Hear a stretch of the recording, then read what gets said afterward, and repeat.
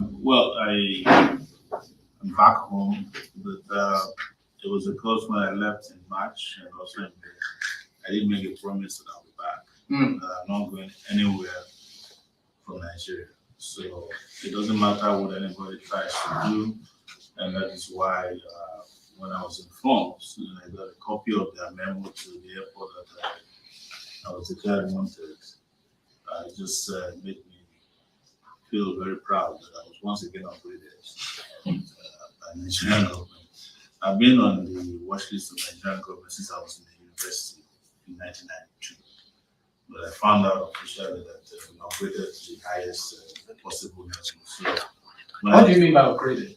Well, so they have different grades. There are people who they watch just generally, they're living in the country, they just try to figure out where you're going.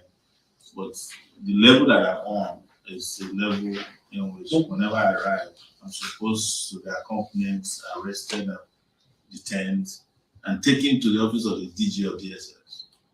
That's the level that I am. I think it's the highest level. It's like the GCON of the GCFR of the National Award for troublemakers. So what happened this morning? Because we saw all of the drama that unfolded at the airport.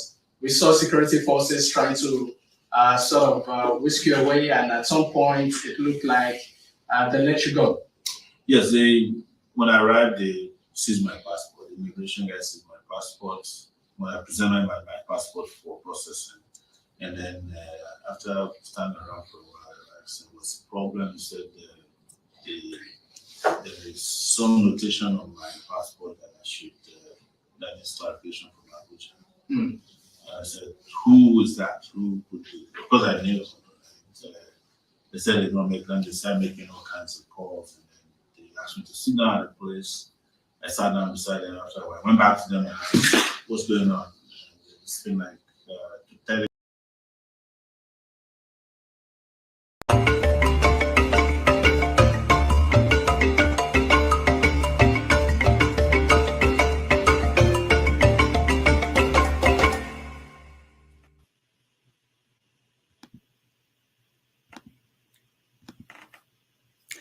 Hello, welcome.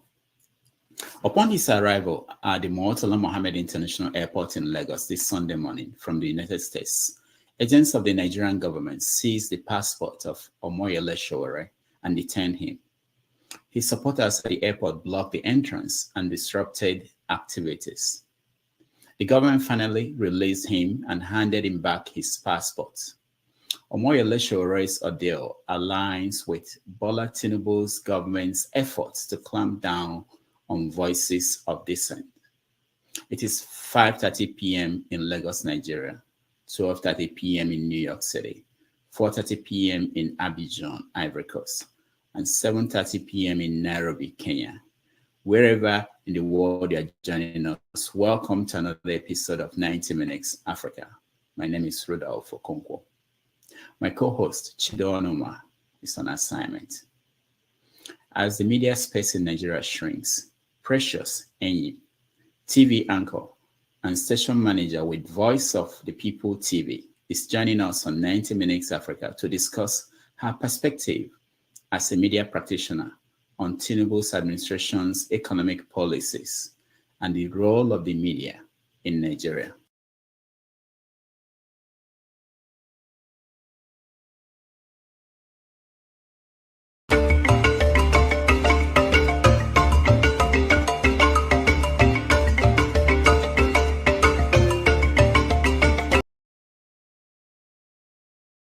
All right.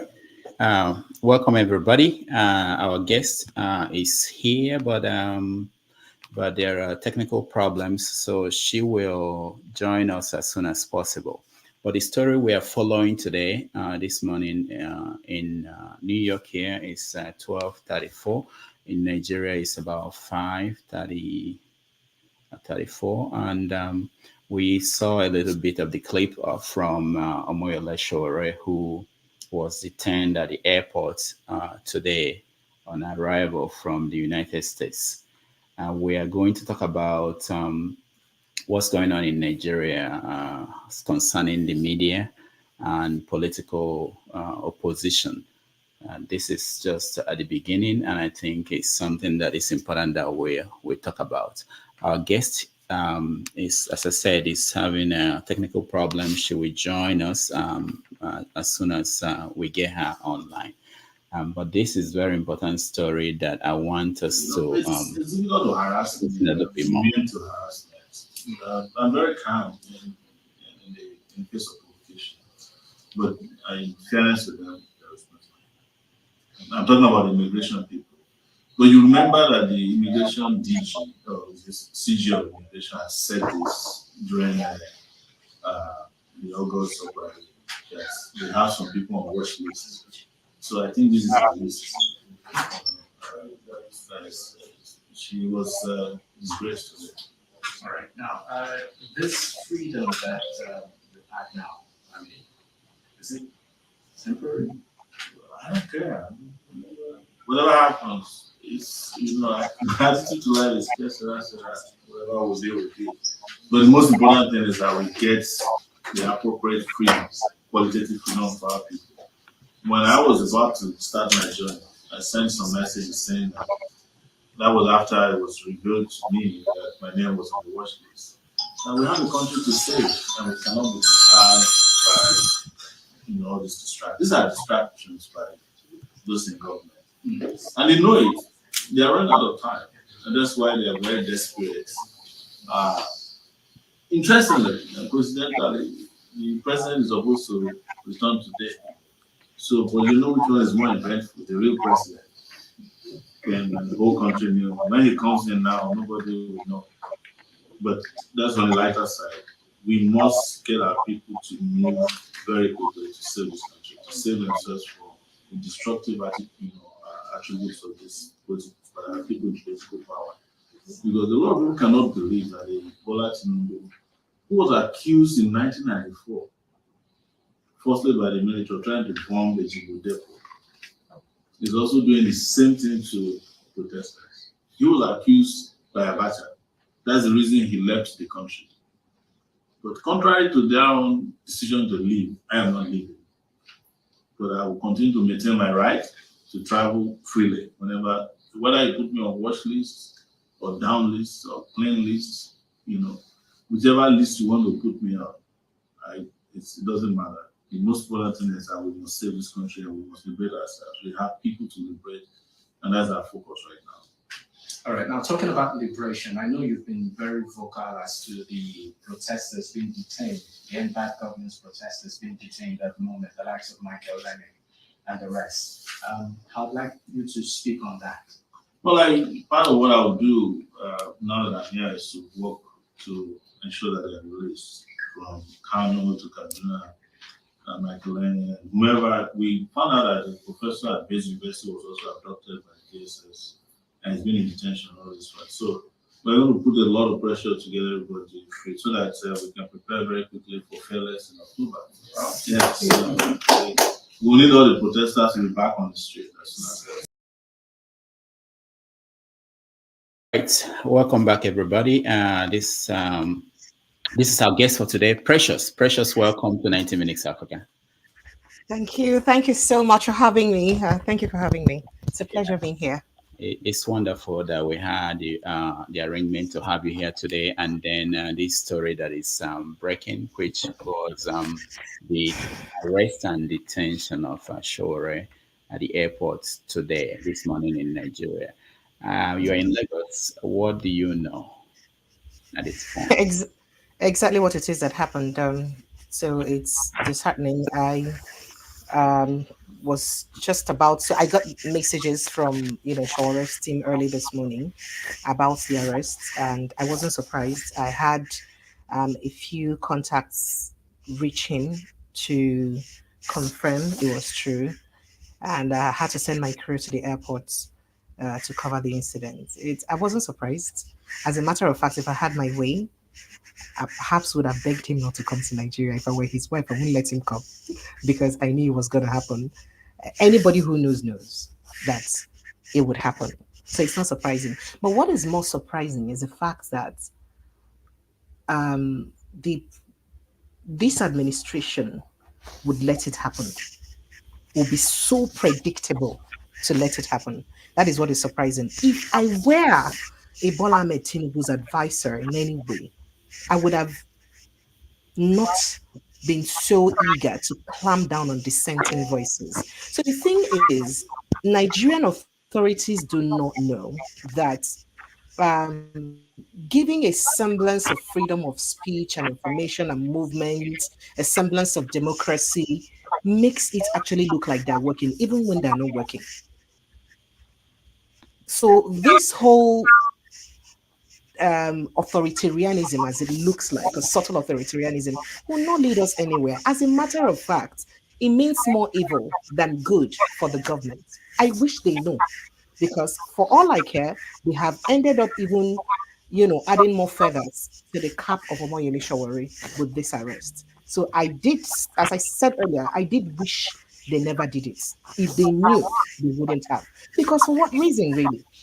So you cannot run a government where everyone must speak in the same voice. You can't run a government where everyone must uh, lick your A, as it were, forgive my language. It's not possible. As a matter of fact, we must disagree to agree. I think that this thing about African leaders leading in such a way that they do not think that they are subject to the people. They rather think that people must be slaves to them. I think that that's the major reason why we are where we are today. And it's very sad. But I dare say this is just the beginning. You guys should brace up. You'll hear more stories like this. Wow. Thank you so much. I know that you've interviewed Shore. Can you give us? You did in the past. I know. Give us any insight on how you understand him, his politics. Okay, so Shawari, I would like to say is I like to call him a pure revolutionalist, as it were. His Anogu is from another level, from the level of school unionism, and he ensured that he maintained that tempo and never backed down. We have very few of them in Nigeria. Not so many would be like that. Not so many will be as brave as he is to maintain that tempo. And some would perhaps have joined politics. After all, we thought Adams Oshimole was a unionist too, but we've all seen how it ended up, right? So a lot of people thought that maybe he would get money tomorrow or give him an appointment tomorrow and, calm down. But Choweri is a unionist. And speaking about my interview with him, I was just on during the 2023 election. And of course, we did speak on what his policies would have been were he elected president of Nigeria. And he made sure he kicked me a lot when I tried to ask him. One of the questions that was on the lips of so many people across social media, that's on his constant peaking on P2B, his counterparts from the Labour Party. And I did ask that a lot of people thought that I would say or are saying that that you wished you had the backing and the you had the youths galvanizing and supporting you like they are for P2B. Are you in any way jealous of him? And he said you're an obedience. And I said, no, I'm just asking a question. Of course, Shawari is a stubborn man. You know that. But I like his doggedness. As a matter of fact, it is a kind of spirit that we need to get it right in this country. And that is why constant sensitization and consciousness building is very necessary. For those who would just have talks about politics 1 or 2 minutes and feel like they're tired because it's not yielding any result, it's a lie. You can't stop. We can't back down. As a matter of fact, the people in power want us to get tired and back down. Did you not hear that secret meeting that we heard happened? I don't know if it was rumor between some powers in the presidency during that end bad governance protest, where a few of them were saying that they were, certain options to give to the people protesting, either to leave them after some days, they'll get tired and they'll go home. Because they know that we don't have, Nigerians have very short attention span. So they feel like we don't have the power, the spirit to sustain an agitation. And that's exactly what it looks like. But he's been one of those who's been able to sustain an agitation over the years. and he rather intensifies effort in it. So I must give him kudos for that. Mhm. As a way of full disclosure, I must mention that I met with Shore in New York here just on Thursday, and one of the things we discussed was possibility of him going back home, what will happen, and Why did you not beg him not to come back now? You would have told him. no, a lot of people actually called me and said, he listens to you. Probably you should tell him not to. I didn't even try, even before I started talking about that. As soon as I mentioned that about his possible going back home, and he said to me that he was the one that released the memo from the DSS saying that he should be picked up as soon as he gets to the airport. So it's quite interesting that you got it right about his personality. He's not the kind of person that will run away. If there is danger, he will run towards that. And I like that. what was surprising to me was basically the our so-called intelligence agency. They were very predictable. That they would do what Disappointingly so. yeah. Disappointingly so. I wish they weren't. Because if I were the head of DSS, I won't. I will ignore him. I will let him do him. Very, very But predictable. So sad. We talk more about this and other issues, but let me get you to tell us about the state of the media as a whole in Nigeria, because it is not the first incident. We've had other reporters picked up at the airport. Some are still being detained. How is it going? How do people who work in the media in Nigeria operate now?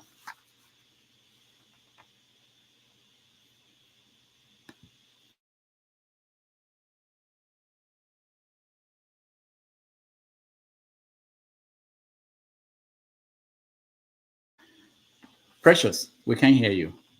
Yeah, I think your internet is probably.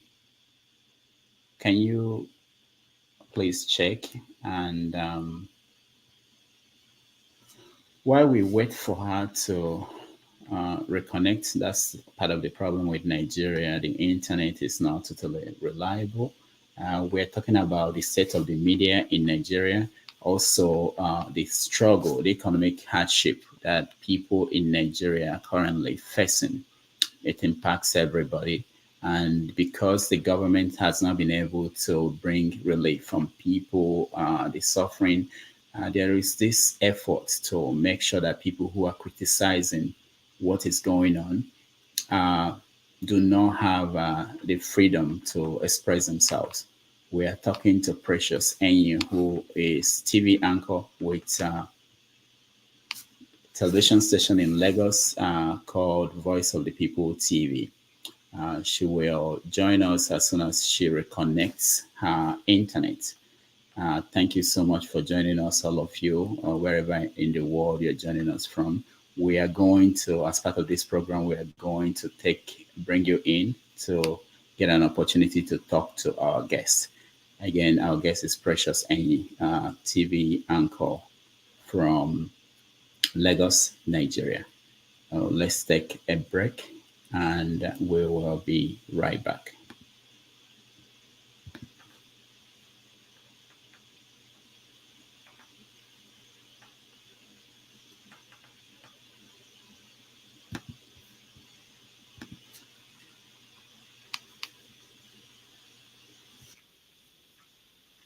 Can see that there is an end to this.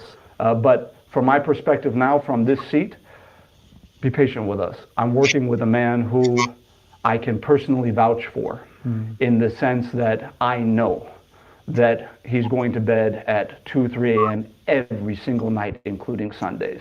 He's waking up at 7, 8 every single morning, including Sundays, opening his files, working into the late night when no one's there to say anything good or bad about him. He's doing the work. He's a workaholic, and he's doing it all to build a country that is reflective of the progressive, advanced, developed, and prosperous society that he's envisioned, the same way he did in Lagos. And I'm asking our people, on the basis of that privileged knowledge that I have, working closely with him every day, to support this man. He means well. This is not me, a spokesman, getting his salary by doing a job. I'm speaking to you from the soul of Ajuri Nglawi. This is me telling you what I see in this man. And I'm hoping that Nigerians will give him the support he needs to do the important work that he's going to do on all of our behalves. Thank you. Like us. We're saying, hey,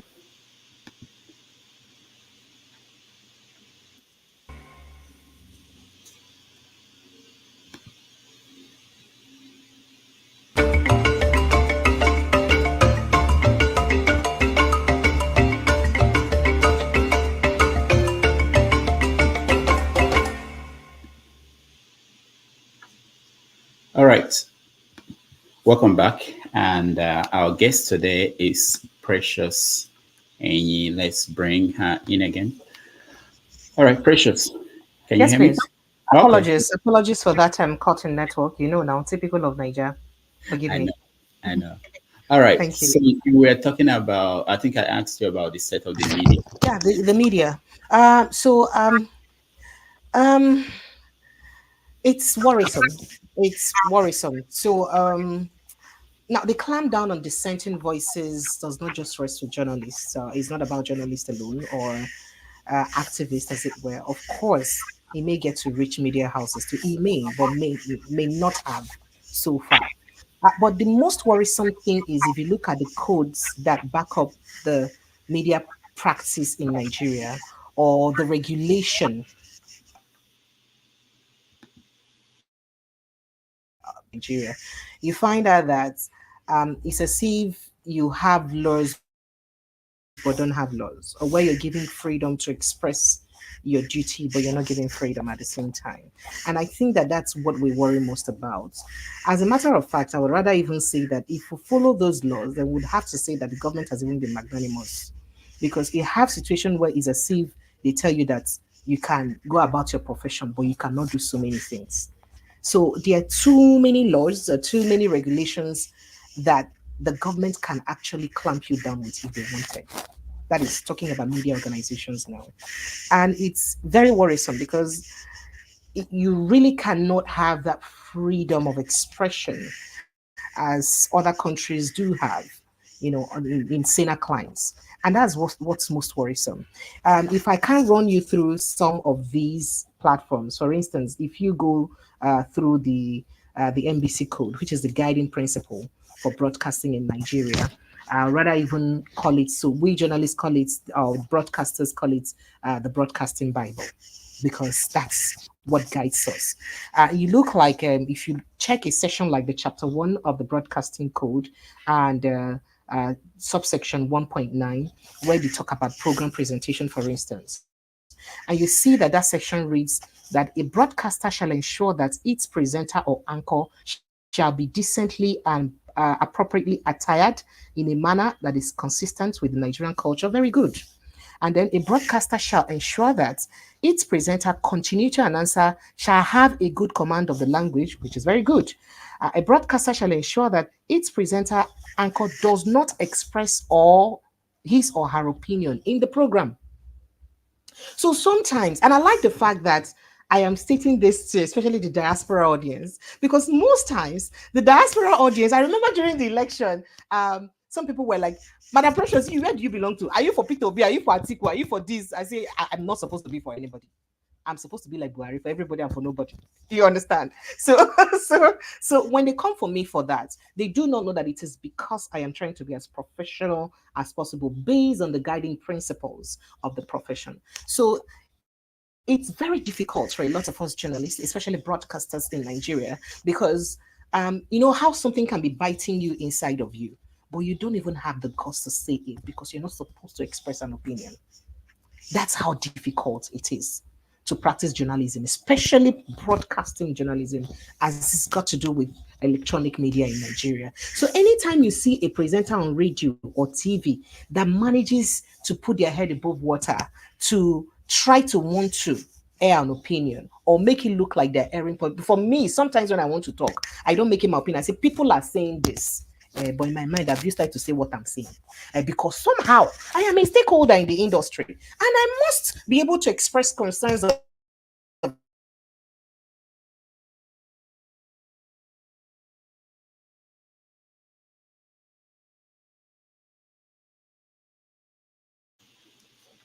We're still having problem with her internet connection, and hopefully she'll be able to reconnect because we can't hear her anymore. It's interesting that she's talking about the codes. One of them is about how to dress. I wasn't, I didn't know that they control how you dress. I thought it's in the TV stations that will decide how they want their people to dress. I understand the issue of opinion, expressing opinion. On the print side, the opinion pages are always different from the news pages. So, but I was concerned that the commission determines what should be. Better now. Can you hear me? Okay, yeah, we can Can you hear hear you. me? Yeah, we can hear you. Go Okay. ahead. All right. Good. So I don't know why you. I don't know why you We hearing me. lost. Yeah. Hello. Hello. All right. We still having difficulties hearing you. I think your internet is frozen again. Um, but as I was saying, it's quite. This is something that we are not familiar with Okay. outside of Nigeria.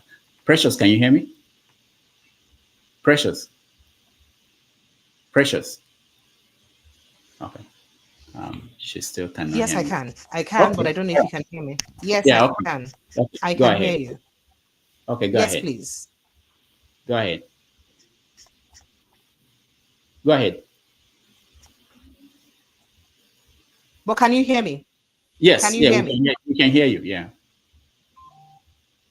Can you hear me? All right. Great. So I would. Oh. All right. We lost her entirely. She will try to reconnect. She's willing to stay here for 2 hours and get a chance to talk to our viewers who are interested in asking her questions. You can see her on, like I said, Voice of Nigeria TV, Voice of the People TV. She's also on Voice of the People Radio in Lagos.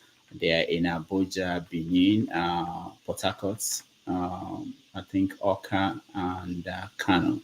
So it's one of the rising TV channels out of Nigeria, and we will be hearing more from her and from their production team. All right. So, for those who are interested in joining the conversation in another probably 10 minutes, I will let you in. Precious, let's try again. Yes. Okay. Oh, All right. Please forgive me. no, Please it's forgive not me. your fault. We are Please used forgive to me. Okay. it. We are used to this. When we call Okay. Nigeria. Yeah, go ahead. So these are a few challenges Nigerian broadcast practitioners are going through or are facing, and it makes the practice of journalism, especially in broadcast or electronic media journalism, very difficult because you have to practically walk on an eggshell. And I'll read another session of that, another session of what we call the NBC code to you. Okay. In fact, another part says a broadcaster shall ensure that its presenter anchor of any program, especially phone in programs, shall handle it with professionalism and sound judgment to ensure that it does not lose focus or lead to unfair treatment of any person or institution. So when people will call in during calling programs and say, APC have ruined Nigeria, government can decide that you have infringed on this part of the constitution of the broadcasting code. Oh, this Bola Ahmed Tinubu government, he has scattered this country. So when we do not let people use words like that, and they now say, "Oh, they started calling me APC woman leader," innocent me, oh, they don't even know. So because I try to ensure that I create balance, because that is what my profession demands, that you must balance your conversation. So it looks like it's a problem when you do not do so. But what they do not know is that whilst Nigerians are very angry and want to voraciously speak about what they are going through. But they do not know that laws like this could could make the authorities pin down on the broadcasting institution or that particular broadcasting house. And if they do, I may be fine because I'll jump into another job immediately. As a matter of fact, I don't just have one profession alone. But the owner of the business will suffer. But then that public edging you on will quickly move to another available media house. And the owner of the business would have lost. So it is very important that we throw light to this. You see, in fact, if you go to the section that even speaks on hate speech, you know that we don't have what is defined as hate speech in Nigeria. So hate speech is practically what you call it or what I call it. So government can decide for you to say that APC administration is not doing well is hate speech. Should be, you know. In fact, government can wake up this morning and not decide that, oh, for you to say that, oh, the administration of Bola Ahmed Tinubu is clamping down on dissenting voices, you're hating the government, is hate speech. They can decide that because hate speech is just basically what you call nation outlined by your constitution as to what most terminologies mean. It's a problem. And I don't want to believe that most of those loopholes are deliberately kept so that they can look for a way to, you know, reroute the law or use the law to their own gain. Because I just wonder why we would have, for instance, an electoral act of 2023 that states that INEC must ensure that they bring out a guideline or set up a guideline for an election. And one of those guidelines may mean that, oh, they may decide to use electronic immediate transmission, electronic real-time transmission of results to their own platform or on their own platform. But that same INEC or that same law now also gives them the liberty not to use it if they don't want to. So how can you make a law in one hand and take it on the other hand? So much so that the law, especially the Supreme Court, can now interpret that section as saying that, wait, INEC guidelines are mere promises. So those promises are not supposed to be kept. We cannot hold an institution that we gave over 305 billion naira to run an election to their words. Then how do we hold them accountable for the credibility of the election? That's the question. So when we have laws like this that make it look like we don't have laws, that is the problem. And I do not want to believe that the Nigerian House of Rep is just a bit lazy or clumsy to ensure that they block loopholes in most of these laws. I think that maybe it's just a deliberate thing so that they would always see a way to use the laws against to their own benefit. That's just what I think. And that's why it's very important that we state this clearly so that people will understand that it's not because most media houses would not like to go all out there to call out the government. But while you do that, you cannot even do that while you're in this country because it's going to be a bit of problem for you. You see, because our governance and government in Nigeria is giving so much power that they can do the undoable. And that is why, remember, there was a time Goodluck Jonathan stated that if he has not used as 5%, 50% of the powers he has, you remember that? Because he has a lot of power. The president does have a lot of power. And that is why I don't think that what we're running, I don't know if I should blame the constitution or I should rather blame people who use the constitution. Because I know that in countries where they don't even have written constitution, for instance, you still have people with good moral standard operating in those countries. All right. Again, the internet is disrupting our conversation, but we will continue. Don't forget. Can you hear me, Precious? Okay, good. I can hear you. Precious. Precious. All right. Apparently, we can hear her. But when she comes back, we are going to talk about how her station plans to cover the election in Edo State. We're also going to look at a larger issue about compensation in the media, the challenges that they face beyond the laws or the guidelines in the code of conduct, which is one of the things creating problems for them, because sometimes we outside the country, we tend to think that the media, they don't want to do the job, but they have a lot of challenges. And those challenges are sometimes difficult for them to overcome. So we will get into that and all the other issues around media in Nigeria. And we'll bring you in as our viewer to be able to ask questions. So let's take a little break. When we come back, we will continue the conversation.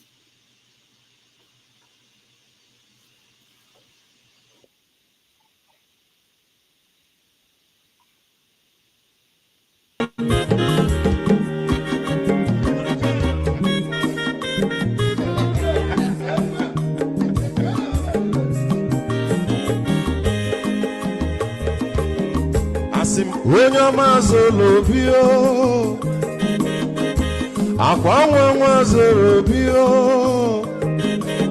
Max ịbịa bunye gokwanụ m n'ofu ube n'azụ ụlaga n'ịbịa zigo mmanwụ ụlaga do n'ịbịa zigo akwa nwa nwa ilochi o, biko rapụ zoro ka ọ nabazi ya. Onye ọma zoro biko abụ mmanwụ zoro dosari ibia wunye nigana mo ulaga doni bia zigo mo ulaga doni bia zigo abamma wilo chino bigora buzoro ona wazi mazi wekoma odogu no kwere zinaka onye money gadele mo mazini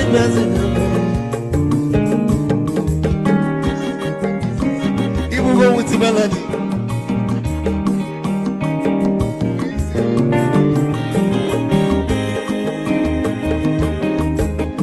ikachu we chofo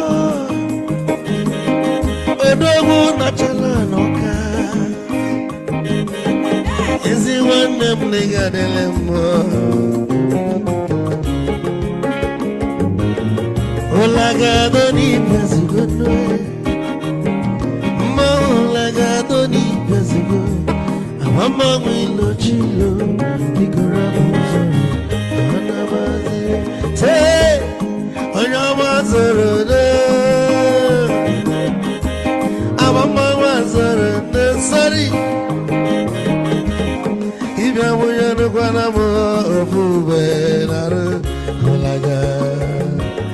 Mulaga doni biazugo Nazaboy Mulaga doni biazugo Awamma wilo chilo Biko rapuzoro Anabazi Aiz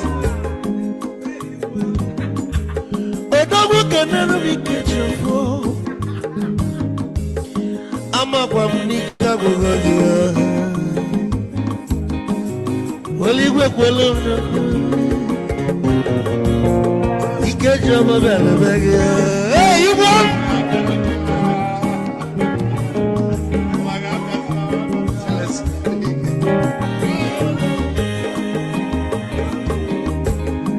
Eku kampu nekene Omogo ndi nso Chukwe mekalumo Ike chukwu negaji Esi nwanne m ekene ịlapụ ife niile na-eme wee bịa ka gosili na anyị na gị bụ nwanne wisdom ga-adị ka nye gị maịkị ka ogobanya bụ egwu isili mmaksi ọ bụ na-etiri egwu a malụkwa malụ n'imego m ife ọjọọ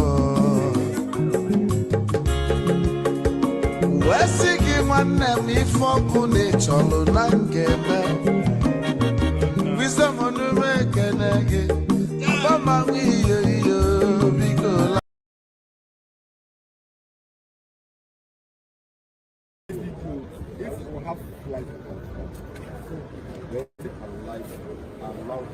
The person is just a pickup. It's not a waiting point. The last time, even as John said, you walk through this place, welcome him as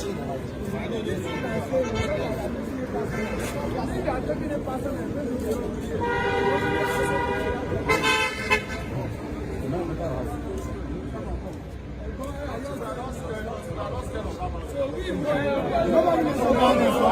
Sorry.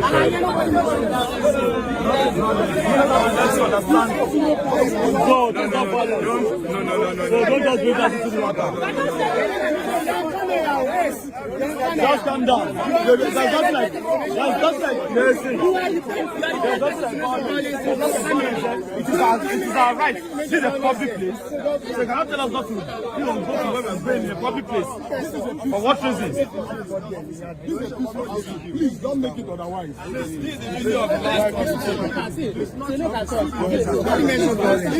Who mentioned violence there? You are taking us up from there. If you see violence, we stand. It is not a rule. This is the video. I've already done the video. I just came out. I drove in. I came out. Nobody's going to stop you. I drove in. Ask the lady there. But the fact remains that this is the video. I didn't get this is the last time that we did. This is the last time.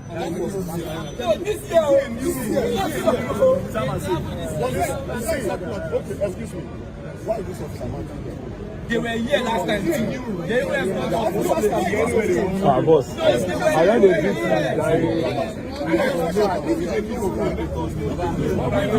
This one, come over here and you don't buy the way your master said no, he said to you.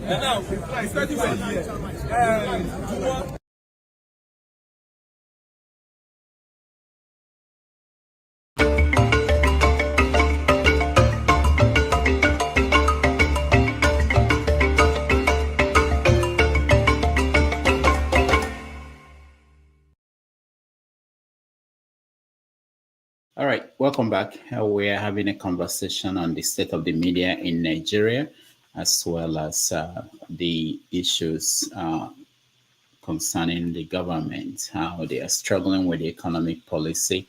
Our guest today is Precious. Precious is anchor with Voice of the People TV in Lagos. Precious, welcome back. Welcome back, Precious. Thank you, Sean. But I'm a show host with the radio station, just to say that clearly. Oh, okay. Thank All you. right. Thank you. So I know we are having disruptions, but that's okay. Apologies. You should. I have gotten like 5 internet options. I just hope that the 5 of them don't fail me at the same time. So let's just do the work. Yeah, I understand. We do understand. But let's talk about Edo election, because that's next week. And how are you planning to cover that election this session? So hopefully, personally, I'm not interested because I just know that it's the same garbage in, garbage out situation. I mean, after all the clamor and all the pain and complaints of the 2023 election, and we saw the way Bayelsa, Imo State, and Kogi State election went, I lost hope in those in elections. I think that it's important for us to begin to have politicians who will match the existing politicians aura for aura, strength for strength. I think that that's just the way out. I don't know, but maybe that's one of the ways out. Because if care is not taken, you see the subtle intimidation that is already playing out in Edo State. That is definitely going to be the case. And it doesn't matter the capacity of whoever it is they will put in power, but they will ensure that the person gets in there. It's just a question of the person who has the might. For instance, a situation where you have a friend of Nyesu Wike, my former governor, as the state rec, and we all know that Wike is a very vindictive person, so he will ensure that he shows Obaseki, say, I senior him for politics. Shebi, I help you before. You can't do like say I not help you, and he refused to go with him. Leave Atiku's camp. So he would ensure that he deals with him. He would ensure. And then, of course, they have the federal minds. So it's for me, I see it's more as it's supposed to be a 3-horse race, but I see it more as a 2-horse race and a 3-horse race.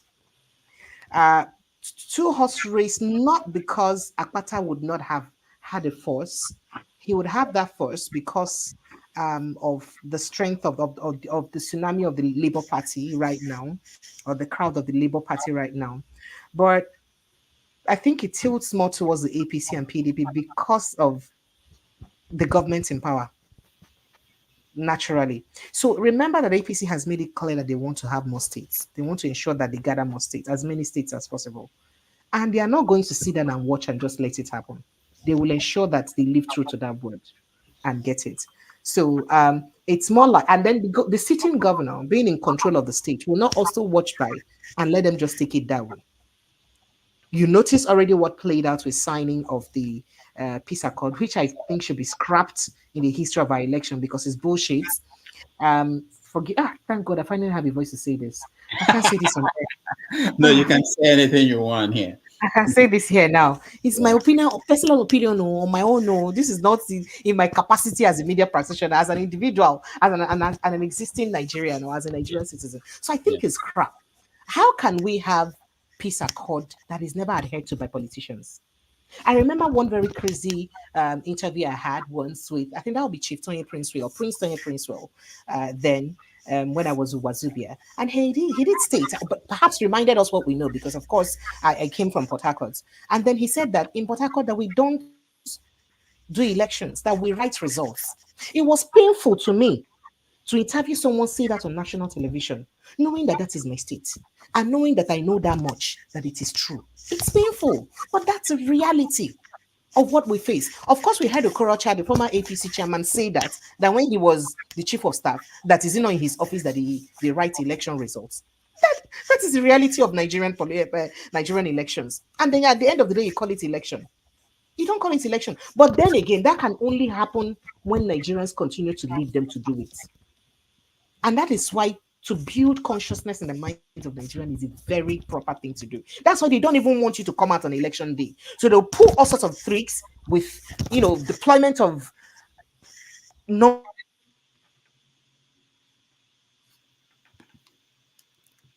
of personnel. You see, they can't deploy to a state election. And you'll be wondering how many thousand policemen rather, are deployed to the northwest where you have issues. No, You see, there's a lot happening in this country that I can't say, but good. but let me ask you: Do you have you been That's threatened? business Do as you usual. And have I you been have. threatened before? Do I you have. have any fear when you do your job as a journalist? Oh, yes, I have been threatened. And I do not think you would have done your job if you're not threatened, even though some people call me a PC woman leader. But then those who threaten me still threaten me. So, yes, I have been threatened.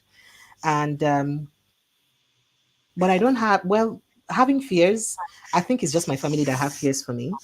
That fear naturally comes with what becomes of you because of your family, generally.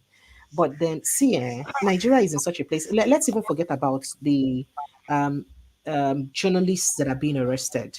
That would have been better. People are disappearing and not coming back. They're disappearing into thin air, and that's the scariest part of it. And nothing is impossible. So yes, and of course, journalists have also disappeared. That the Yatta is a case study. You know that. So knowing that, how do you wake up every And day? it's not like it rests with him alone. So just because some of them may talk is I lost you. I don't know. I can't Yeah, remember what yeah, you I know asked. I lost you it's at a some delay point. between us. I'm saying, knowing that, how do you wake up every day to go to work, and do you take precautions?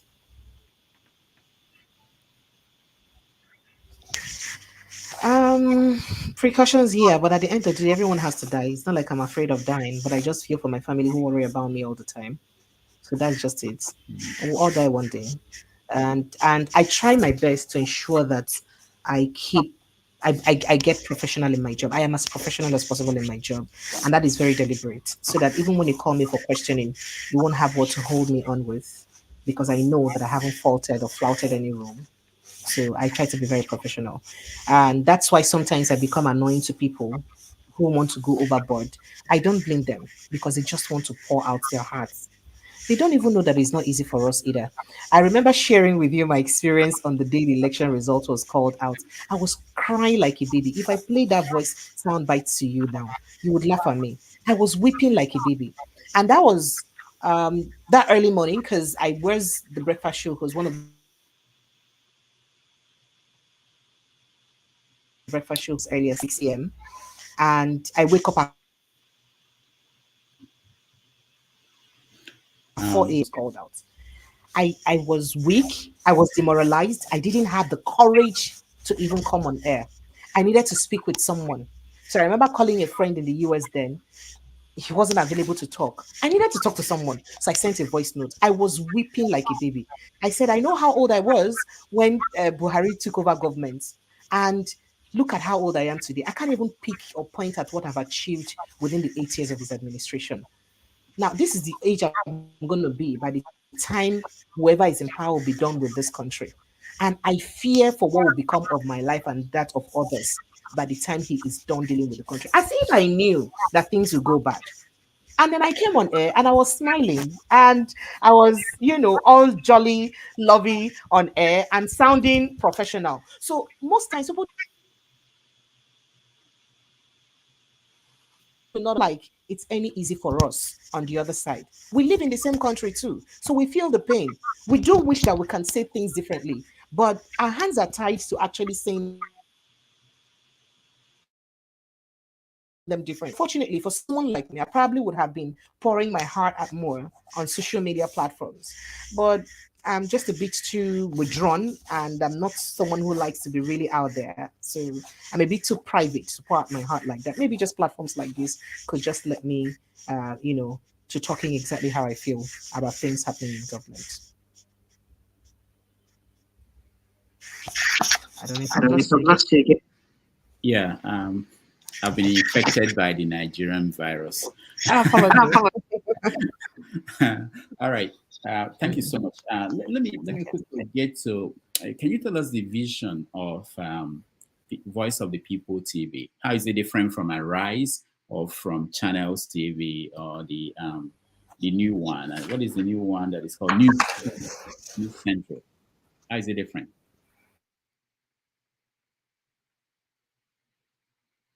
News for television is truly a television station that lives through to its name, the discharge of our programs, in even building our programs. So, whilst other stations may perhaps focus on, um, you know, have their focus, as it were, but our focus is basically the people. And because we know we speak to the Nigerian populace generally, we also have to tilt our programs to be appealing to the generality of the Nigerian populace. And for us to do that, we have to look at key factors, like we have to look at the language of expressing our concerns, we have to look at the style of broadcasting, we have to look at the type of programming. For instance, our news does not just look at news alone. Go out to the street to take opinions of the public on those news stories. For instance, the Dangote and NNPC brouhaha, we cannot just read that news one without analyzing it. We read the news and then go out to the. Oh, yeah, they just fall back. Is it the end? Yes. Hello? That is not from my end. All right. Okay. Is it fair now? Yes, you can go ahead. Yeah.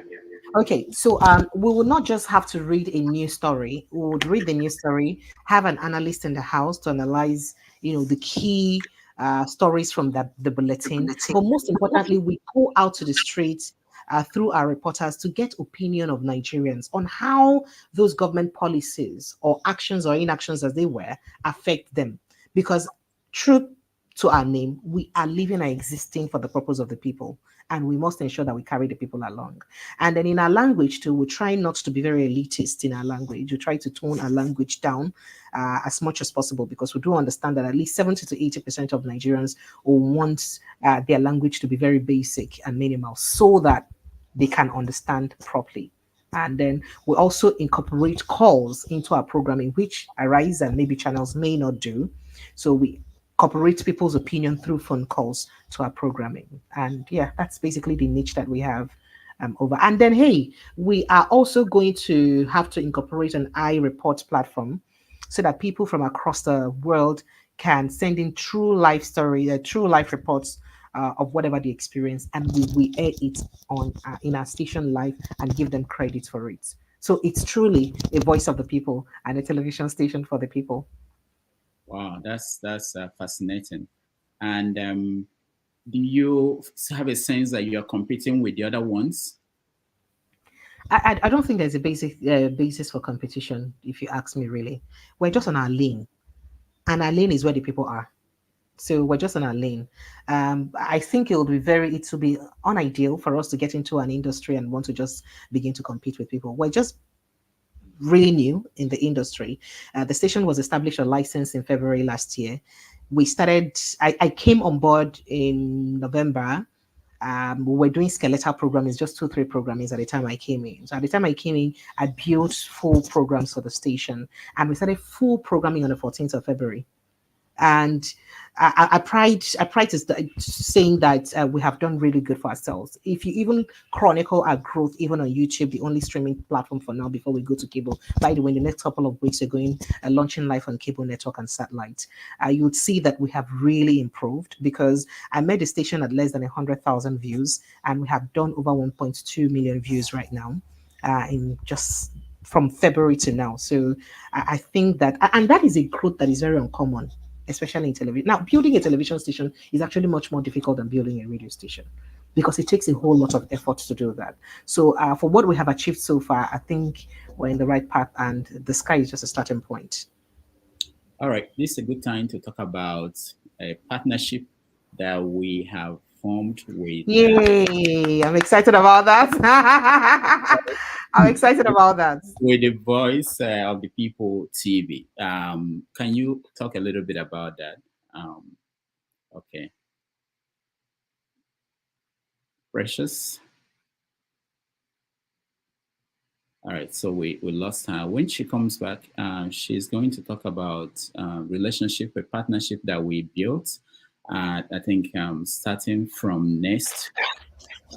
Precious, are you back? Yes, I am. I'm fine. Yeah, I'm here. sure. Thank you. Okay, so yeah, so you can talk about that.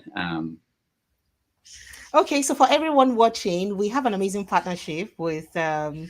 Okonkwo and the rest of you diasporan audience. So, as a matter of fact, my chairman, traveled to the US recently and thought to have shared with me about an idea of having a show that would incorporate the incorporates Nigerians in Nigeria, Nigerians in the diaspora. And I thought to myself, fantastic idea. And of course, it falls on me to have to interpret that idea and bring it to fruition. So there you are. We came up with something together in partnership with Dr. Okonkwo and his team. We came up with this name, the Diaspora Perspective, which is basically like from home and abroad. As it is at home, how is it in the abroad, as we call it over there? So it basically works towards, looking at Africans in diaspora perspective to critical political, government, economic, developmental, leadership issues in Nigeria generally. That's what it looks at. And I think it's a show that people should look out for, because when we look at policies or things like this, for instance, what we're discussing about today about journalism in Nigeria and the fears that we've had, I've not even finished those fears to you, because there are more fears. I did tell you earlier off camera that there are sections of the Constitution that will tell you that you cannot do anything that will make you look like you are inciting hate or making people hate a particular group of people. So when you say this, that's why you cannot say Fulani headsmen. That's why you say headsmen. Do you understand? Because as a journalist, you can't say Fulani headsmen. It's looking like you're deliberately, speaking to the generality of the Fulani populace that they're all the same thing. So things like that, laws like that, it makes it very difficult for you to practice free journalism as it were in Nigeria. And that is why we have shows like that, so that we can, x-ray how it is done elsewhere and how it is here in Nigeria and what we can do to better things. The major brain behind this is so that Nigerians will be aware. Because as I said earlier, there is need for that continuous consciousness building in the mind and heart of Nigerians. We cannot stop talking. And I don't know if I said this here, but I like to say it. The day we stop talking is the day we start dying. Except we just want to surrender our lives to the people. That is why they don't want us educated. That's good. Thank you so much. So this show And that is starts. it of your medical care. Okay, go ahead. I wanted to say this show starts on Saturday next week, and it's for 2 hours every Saturday. At what time? At 2 p.m. Nigerian time, it would be, and that'll be 9 a.m. your time. Yeah, so 2 p.m. Nigerian time, 2 to 4 p.m. Nigerian time. Okay, very good. And any other comment or question before we go to our audience? We talked about, you've worked for many years in the media. Do you think that things are better now than they are getting back to how it was during the military era? Do you know the broadcasting code we're even practicing was, I think, as a result of Decree 38 of the then 1992 military rule? Wow. As it were. So it hasn't been updated. All right. I think our internet is so it was adopted, and that was what. Okay, go ahead. Can you hear me? Hear you.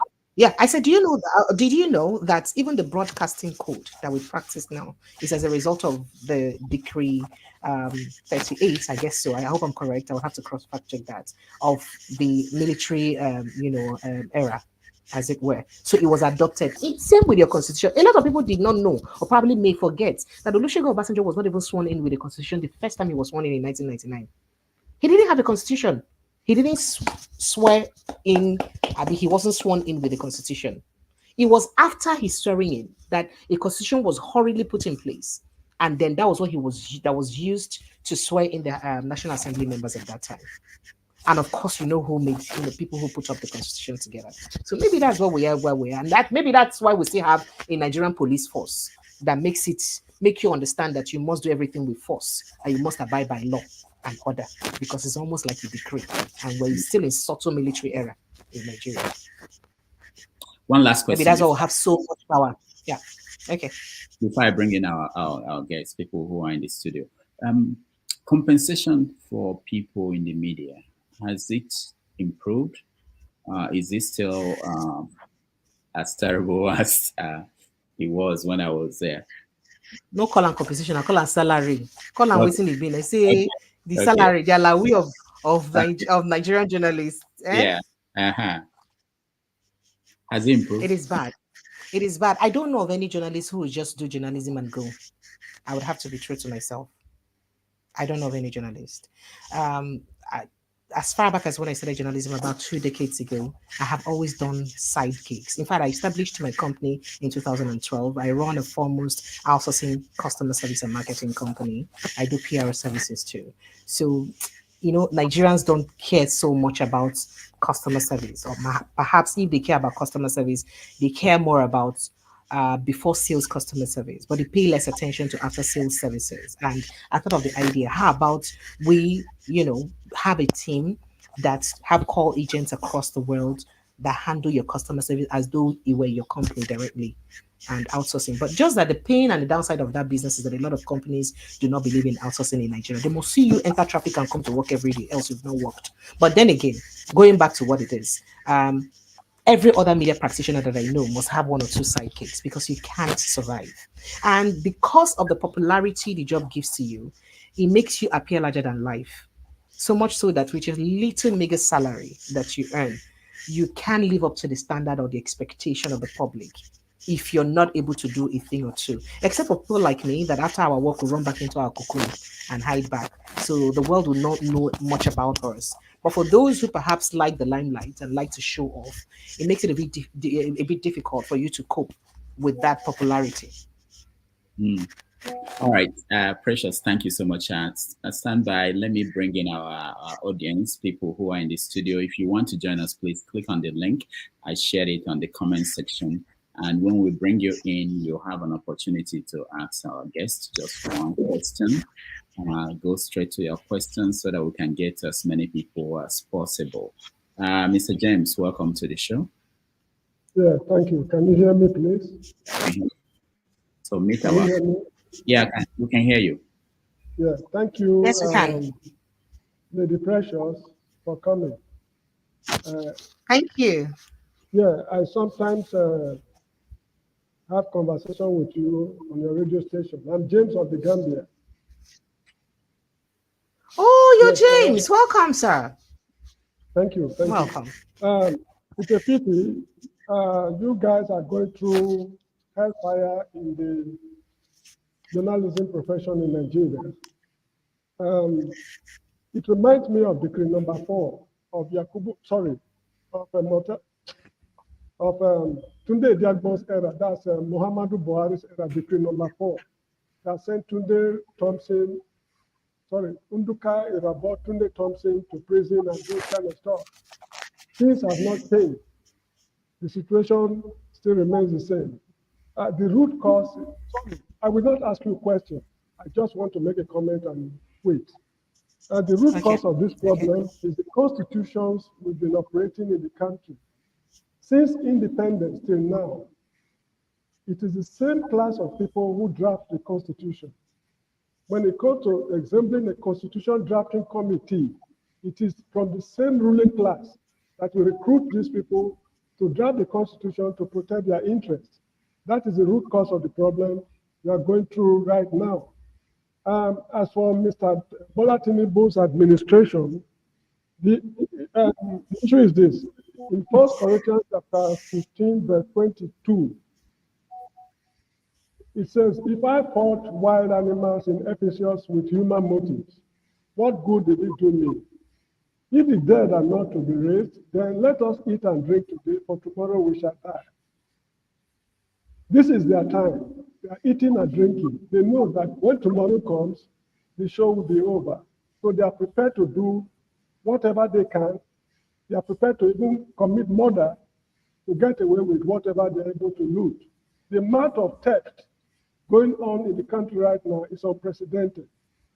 This is why some time ago, I was not very happy with the way Dr. Lawyer Darlington answered one of my questions. I told him the country has collapsed. Nigeria as a country has collapsed. But his response was something else. Anyway, thank you very much. Unfortunately, he had to answer you like that because you can't say Nigeria has collapsed. I was just telling you why you can't say that.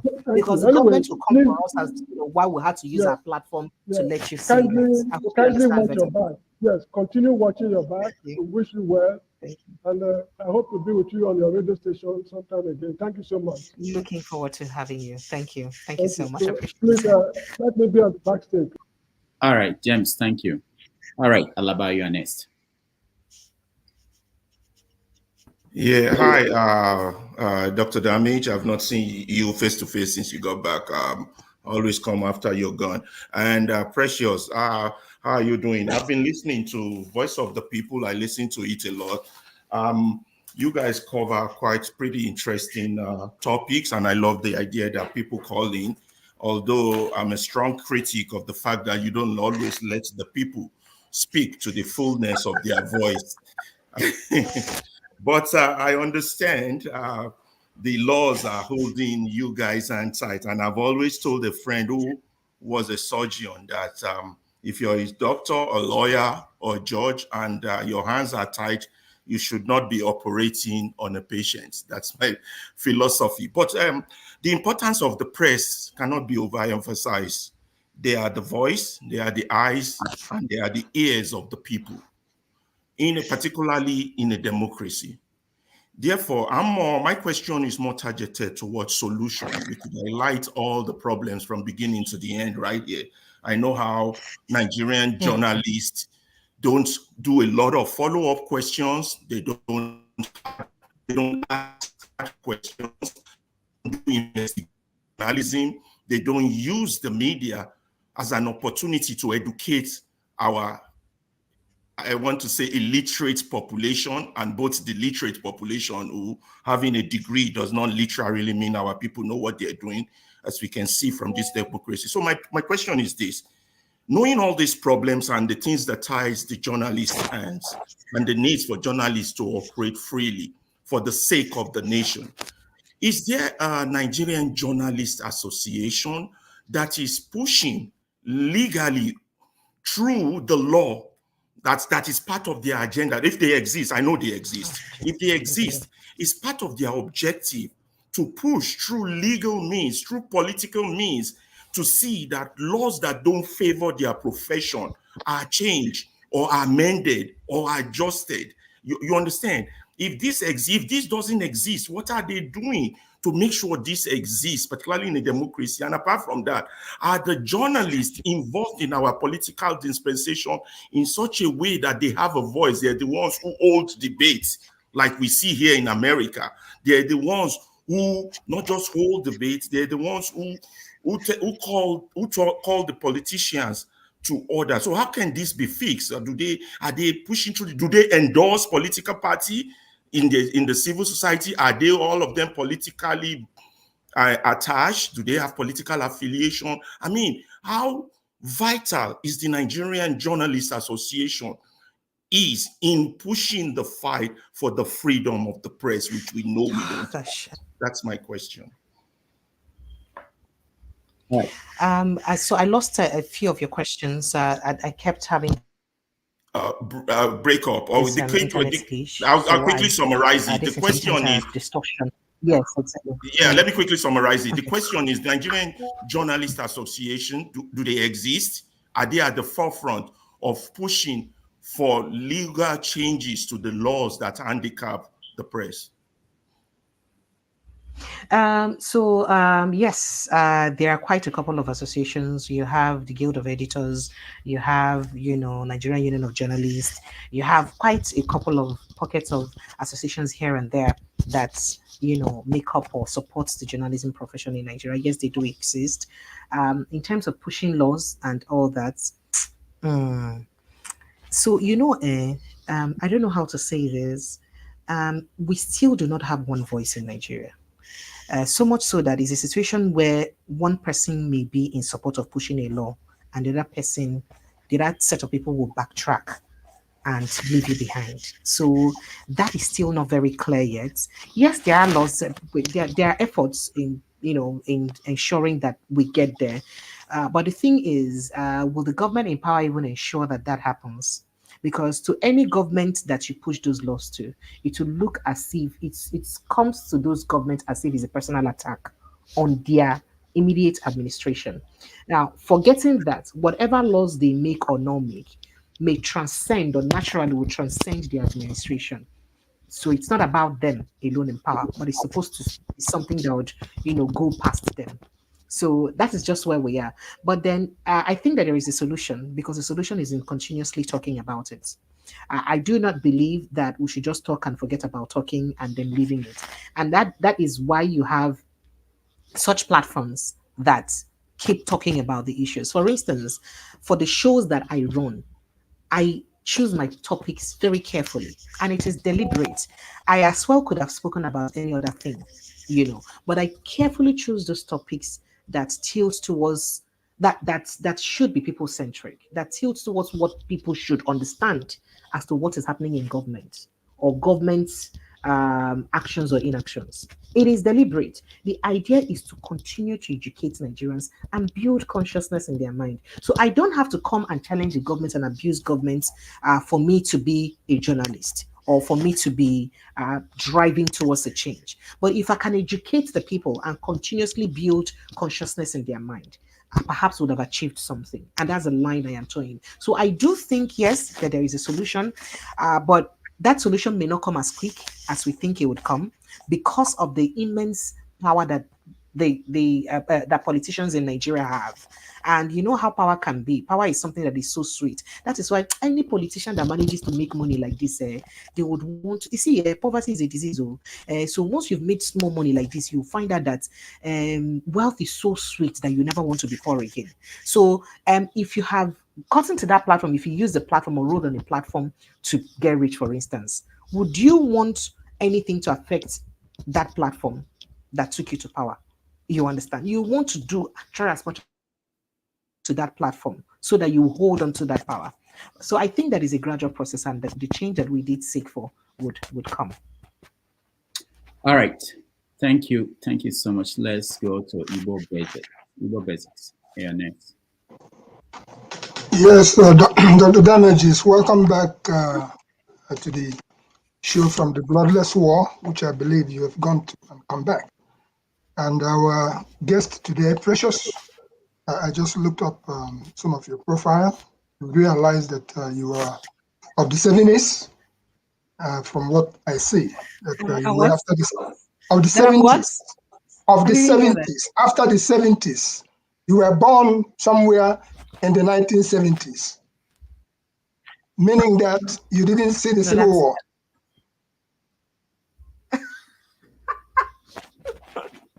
I would keep personal issues private. I don't talk about personal issues. I'll leave it right there. I'll leave it right there. Well, the reason why I was trying to make my comment is that understanding what the conversation is on today, both on Edo politics, the media practitioners in Nigeria, and the rules of engagement. I appreciate the way you have made the presentations here today. Professional, which is what it is. For being in Lagos and Edo State, I'm going to point specifically to those areas. I had a friend of mine, Dr. Seli Okogu, who was working with Young and Rubicon, and he was running Channel Communications in Lagos. But somehow he just died. So that was my go-between Lagos and Edo State. He actually ran for office in Edo State, and his motto was, "Keep me out of evil." He had no business with evil. So with him gone now, there's a vacuum right there. Therefore, I keep away from the Edo politics or the Nigerian politics for now. On the other hand, Nigerian independent anniversary is coming up, being celebrated around the globe. I have been called upon time after time to show up one place or the other. As it stands right now, I am not answering calls. Sorry to say that, because of what I'm seeing as a part of what our Nigeria is turning out to be. So, Precious, if you stay here, I do know that your thing is cycling now, which is a problem. Anybody who can solve the issue of internet connectivity for Nigeria, I think that would be a very, very big boost for our efforts around the globe. So, again. All right, Igbo Basics, thank you. This is why I say we should try to make comments, a question very brief, so that there comes my question as soon as she comes back. Because we're having internet problem, we're glad that she's able to join us today. And please, so when we come to you, make it go straight to the question. We can continue to have the conversation after she's gone. Absolutely. For the sake of getting everybody a chance to get from her. All right. All right.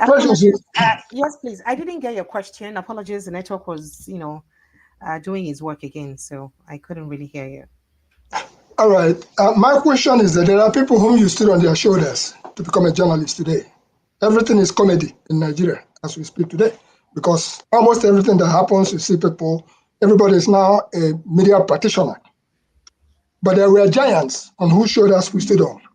And those giants included names like Chief Zebediah Okorigwe Mobe, alias Forta. You've heard that name, I'm quite sure. Have you? Go ahead, sir. Okay. The problem we're having, or I am having, or some of us are looking at, is that when these giants are gone, the high and mighty will gather around and shout, "Oh, they were such great people." What are we doing to see to it that such giants, now that they are still alive, that they can still smell the coffee before they depart to the great beyond? All right, thank you, Bobby. Precious, you want to take that? Yes, please. Yes, of course. I'll take a dive on that. So you see here, I would have to be as sincere as possible. For a start, the case in Nigeria right now is that of the survival of the fittest. Everyone is struggling to keep their heads above the water. So For elder statesmen like Chief Zebediah, Abike Dabir, of course, is one of those people we looked up to too, but she's now in politics and in this government now. Quite a couple of them too, I dare say. So, you see, that's why we have guilds that should cater for all of this. And such guilds, I'm sure, will work towards ensuring that they do things to keep them alive. But on my part, personally, what I do from time to time, I try and I will try look at how I can involve and invite them to join modern shows so that people who did not get a feel of them in the past can see what they're about now and then, get to learn from their wealth of experience. And then from there, who knows what happens. All right. Thank you. Thank you for that. Thank you, Bob. The flagship, you're next. Good afternoon from here. Can you hear me? Yes. Very well. Crystal. Great.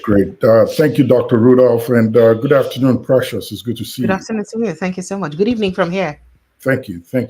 Rudolph did ask one of the questions I was going to ask, so I'm not going to delve into that. And in summary, it's just asking if the profession has regressed or progressed since the military era, and I think you took a good shot at that. Alaba also asked a very formidable question I was going to ask in the first part of his. But here's my other question that I want to really know about.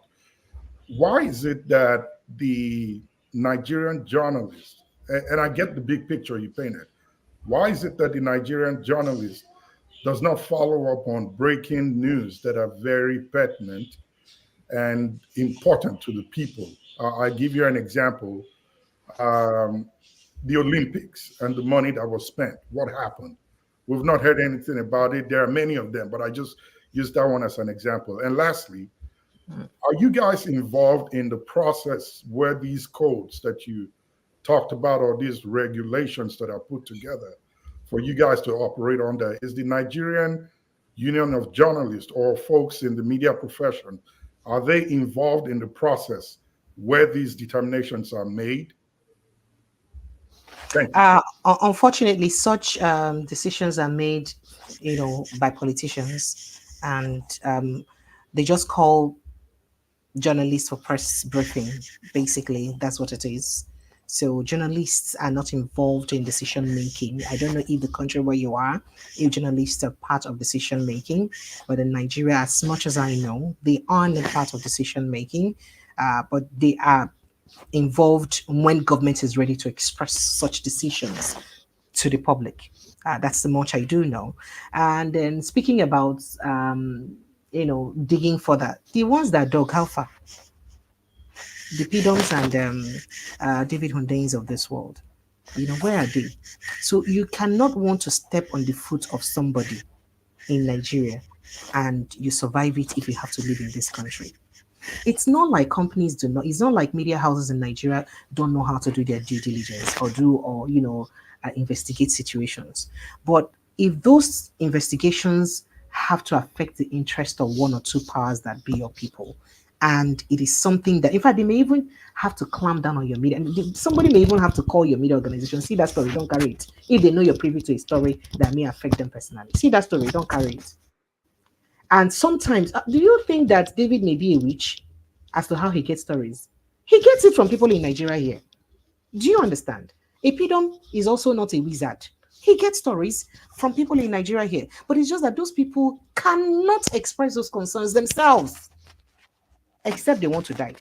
Why did you think they came for the source, Pidom source, when they arrested him? Because they wanted to know those feeding him information. That's why they want to know. So journalists may have done their investigations, had reports, and they try to push it, and the owner of the media house just says, you know what, they say we should kill the story, kill it. So that's why in journalism, we say that a news is what you actually call it. So what you decide that is not news. But what you have decided that is news, the one you put out there, is what the news is. So there are actually so many news in the news that is not news, because it doesn't come to the forefront. So that's why they're not news. But it is sad. That's what we are. And that is a peculiar thing about Nigeria. If you must be alive and live for you and your family. So You have to do what you have to do. And please, I would like to categorically state, most times, this is not about brown envelopes. I feel personally offended if people assume that every journalist is a brown envelope journalist. That's very insulting, because I do not know how much anyone would give me to make me not to say or say things. It's really very insulting that if there is that general conception, that idea that, or misconception, I rather say, that every journalist is a brown, because I won't let you talk about government. So that's why that means I'm a brown envelope journalist. That's not true. As I just explained, there are other factors that may restrict you from using such stories. That does not mean you have collected money. Please, it is very important that I'll put things right as they are. Thank you. In 10 seconds, Rudolph, if you permit me, please. Go ahead, please. Okay, yeah, I was just going to say that. And thank you for your response. I really appreciate that.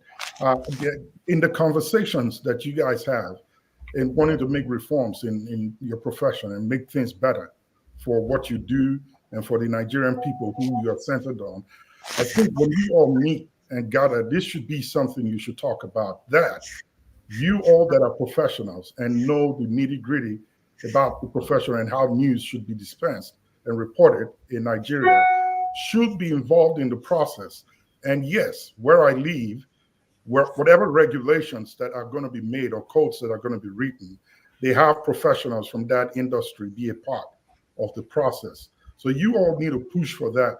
It's not enough to say that the politicians who really don't know nothing about how or what journalism is, you went to school for it, you're trained for it, they cannot make that decisions on how you should carry out your job. I know Nigeria is a peculiar situation, but in your conversations, when you all meet, I think you should push for you guys to be involved in the process of these regulations that are being formed. Thank you.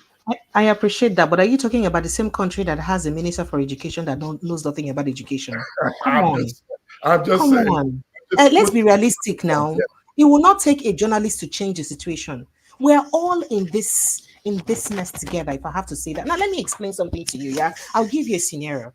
About 2 weeks ago, just after the APC was captured by Turji Bello and his crew, someone called our television station and called anonymously. And he was speaking with fear. You could hear the fear in his voice. He called but didn't want us to put him on air. I can say this now because I'm not on air. But he called and said that he wants to remain anonymous and that he just wants to let us, that he called us because he noticed the way we report things about issues, and he thought to inform us that what is going on with the military is beyond what we know. According to him, I wouldn't tell how true or not his statements are, except there is proper investigation. He did mention that the military personnel who went for that mission, that operation that had the APC captured by Turji Bello and his crew, were mostly Southeasterners. He said so. I am not him. And that's subject to investigation. He said that the military personnel who were involved in that operation were mostly Southeasterners. He said that there was a time they were even stranded and they were calling for help for days before that capture. And they did not get the assistance that they needed. So it was almost looking like it was a deliberate sabotage to put them in the hands of these people. So when we thought let's put you online, let's talk. He said no, that his line may even be monitored. He's living with fear. But I can't use that story, neither on radio or TV. You know why? Because I can't use it. Even if I had recorded him, I still can't use it. It's unfortunate because this is about national security. There's no way I could have used it. So, except I don't want to be alive per se. I mean, what did Pidom say that he was charged for treason? So there are things like this that you cannot do if you must remain alive in your profession. We saw that a couple of my crew and I noticed that. In fact, it was my staff that was at the back end that called my attention to it, my this, my that. But what do? We got his details and tried to see if we can keep the numbers, but we lost track of everything and we let it go. But that is what it is. We even tried to beg him, let's record you. We will mask your voice. We will tweak your voice so it doesn't look like you. He said, no, they will know I'm the one. Because after most of us that are in that operation that's surviving. You see how difficult it is? That's as bad as it is. So there are so many things that many journalists are privy to, but they just cannot say. And so they are no news because we're not saying them. It can only be news if we bring it to the forefront. All right. Thank you, Flagship. Let's go to Fansa. Thank you very much. Hello to our guest, of course, the host, Rudolph, and fellow panelists, and those who are in the comment section. Ma'am, you see that time is a very precious commodity here. More precious than my name? No, because yours is valuable, right? And highly prized. I want to commend you for your elegance, obviously. It's pleasingly stylish in manner and appearance here. So you're very welcome. I would touch on a couple of things because I have a very small window. I'll touch on conformity from the things that you're talking about. Every government, they have all kinds of impediments for journalists and all kinds of things, but you do have rights as a journalist in the country.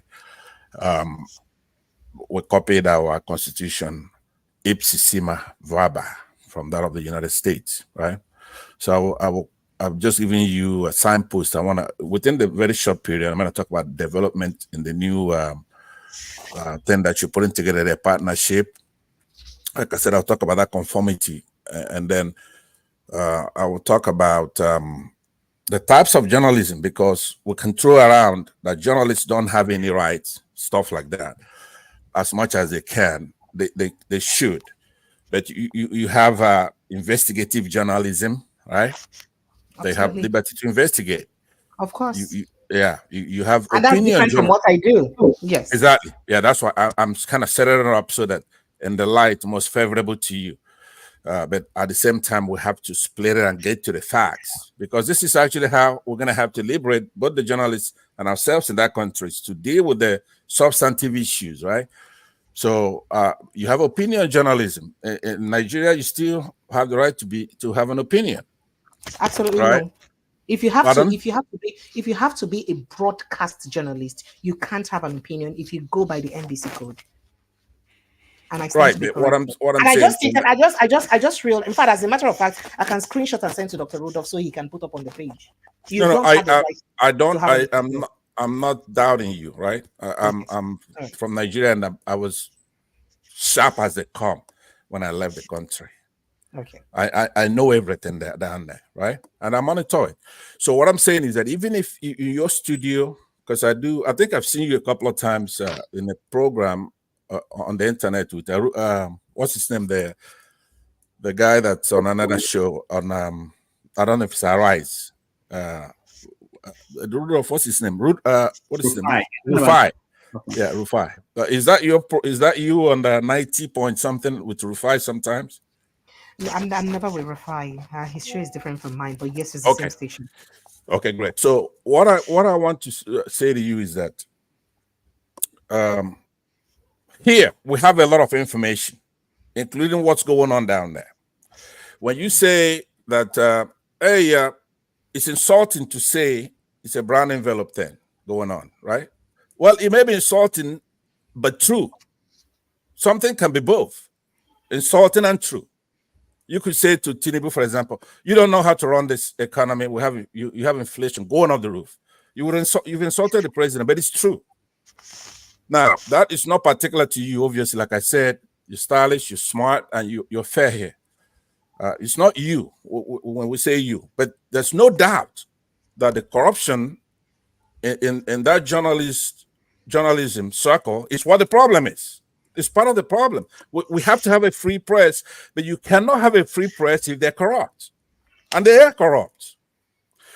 It's not you. It's the country, the state of the country. Corruption is everywhere, in the government, in the private sector, in everything.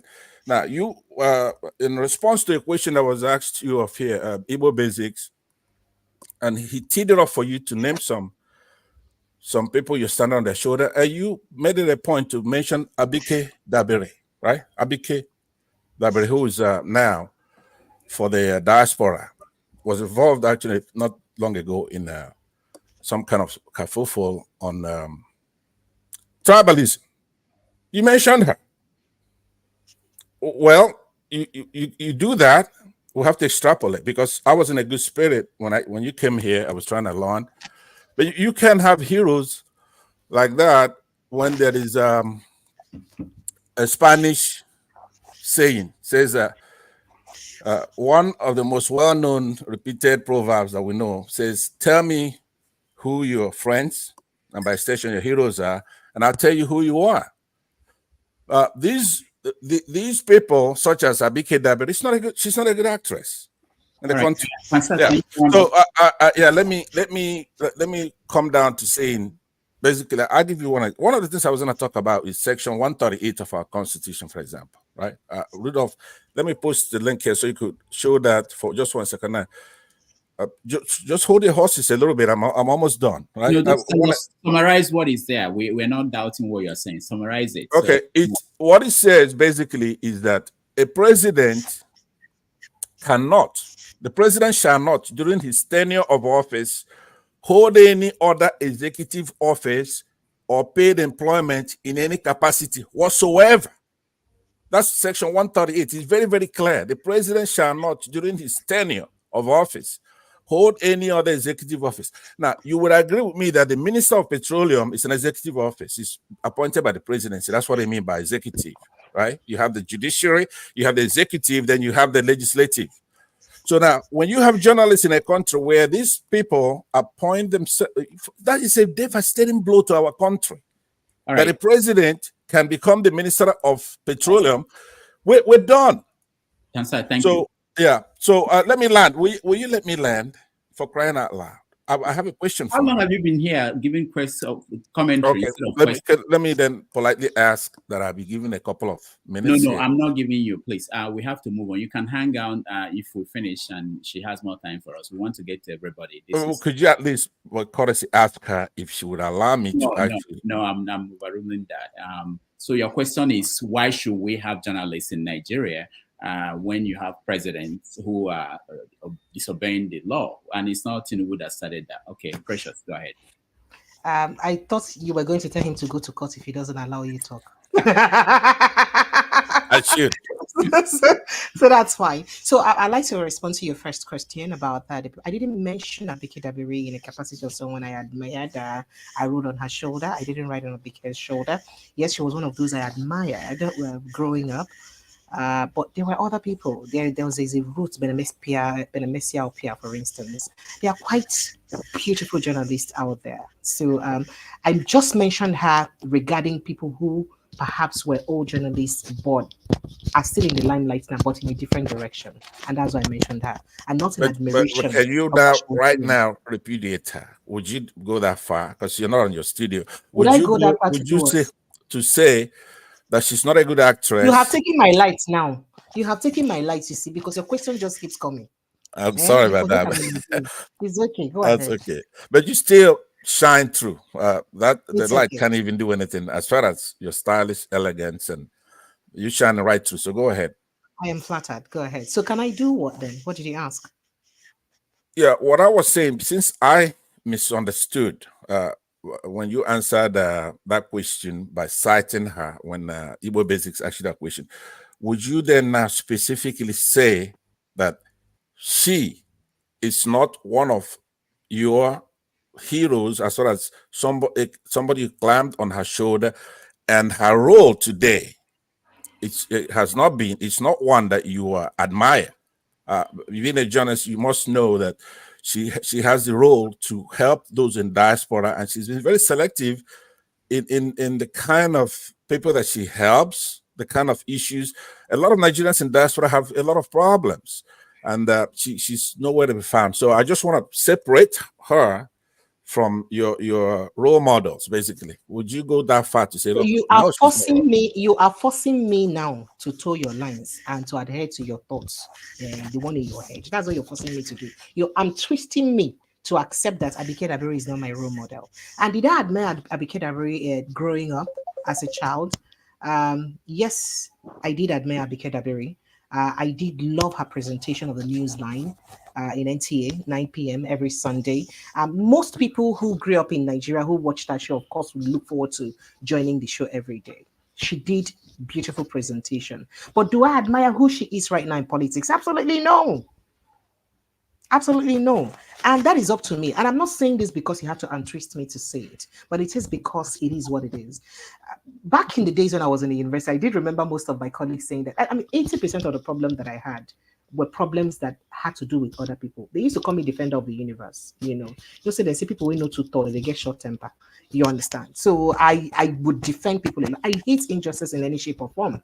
I do not like it. So of course, I do not agree with the things that she does. The way she goes about her selective judgment, the fact that she's deliberately blind to things about some tribe against her tribe. It, of course, is obvious, visible to the blind and audible to the deaf. I dare say. So I do not like that. And I wouldn't do that. As a matter of fact, speaking about ethnicism and all of those, I actually do not care who the president of Nigeria is. And I think that the generality of Nigerians are beginning to be tired of who the president of Nigeria is. We're only looking forward to a Nigeria that works for all of us, irrespective of who the person is. And that is the level I am. So I don't care about tribe. One of the finest friends I have may be Muslims from other tribes apart from mine. It doesn't make them lesser humans than I am.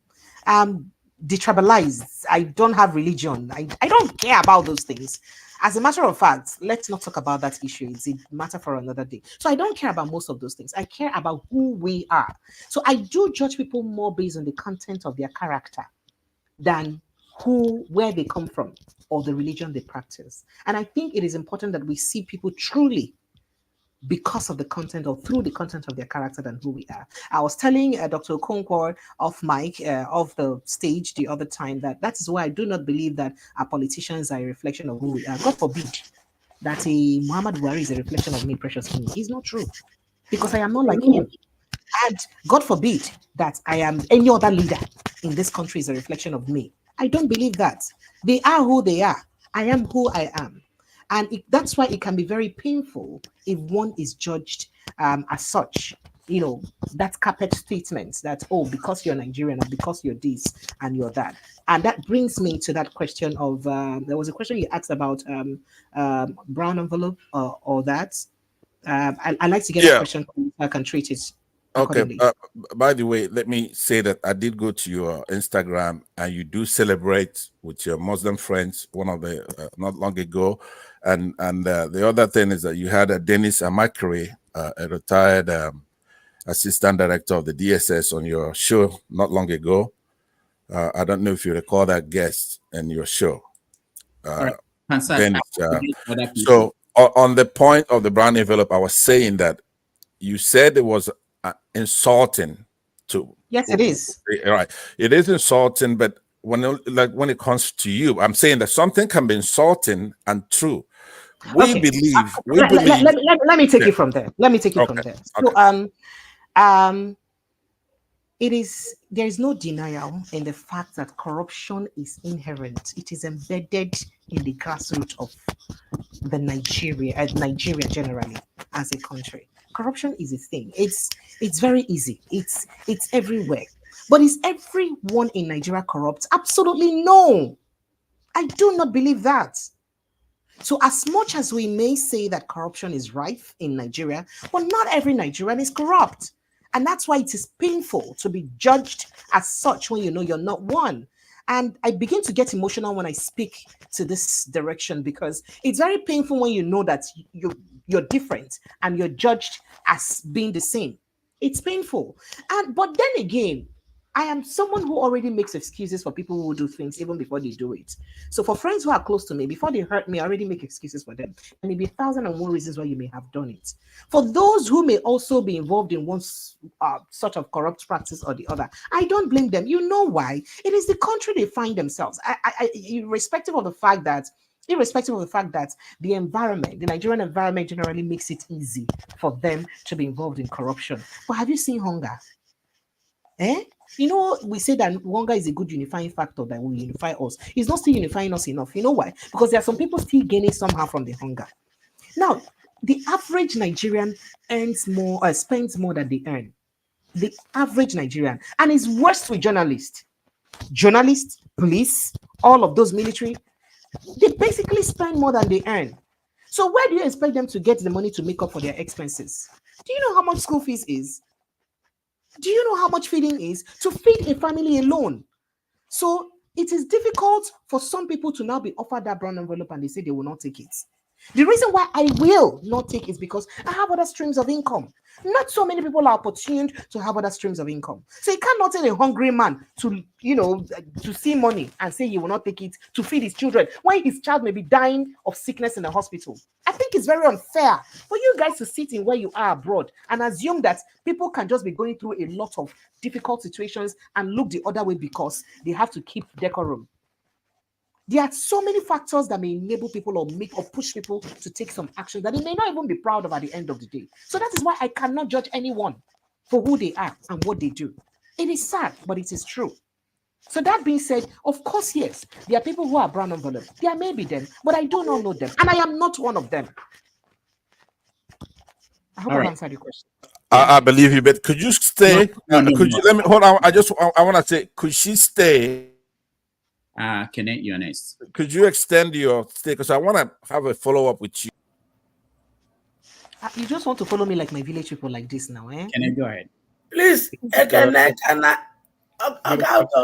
please, Ekene. Okay, Mama H, go ahead. Please, I have a meeting by 1, which is your 8 o'clock. So, and I don't want to go out without talking to my beautiful sister. Sweetie, I love you. I love you too, Mama. Yes, I mean, you don't meet for VOP. We meet. I'll tell no quarrel when we meet. We'll not quarrel, Abby. You there for VOP? Yes, I did there.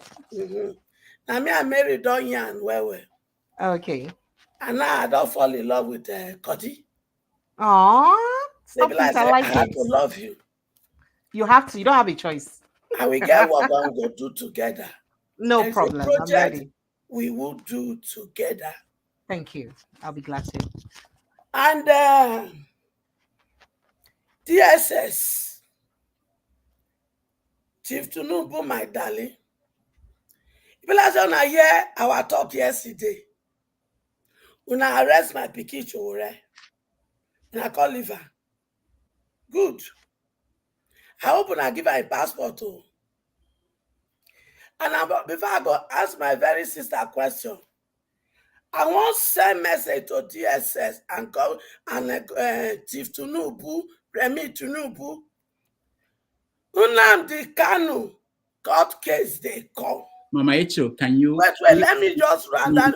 No. I will, please, because Mama Echo, wait now, wait, Donkey, just leave me, please. I am begging you. I am begging you, don't waste my time. I have yet to go. Mama Echo. Become the next election court day. If you make una release her, if una not release her, it is time for us to play what that they call last card. Una know what that they call checkmate. Now we go play. After this court case, if una not release Nnamdi Kanu, now wait till una never see for the history of Nigeria. Now me and my children go play. And all the Abiamo in Nigeria and above. I go talk on that later. Make I come back to my very sister. Sister, I dey hear you for backstage. And you dey tell us, say, things they one are supposed to talk. But these people, not they let una talk. Una, because of una life, una get to zip una mouth. No problem. You see, those days is over now. Did you hear me? The days are over. Because it is time Mama Hecho will come out of her chair. And we'll go fight this fight together. God not give una that mouth for nothing. And he not give you the talent of journalism for nothing. So the people when they just say, Una not fit use una talent to serve humanity. Now listen and listen very good. Mama H.O. is sitting on the throne. Yes. Una might be men, una not very small. The good one, make una not very. But all the bad one, when una vow say, my children not go fulfill destiny. Now lie, now talk. So all of una might be say, una be investigating journalists.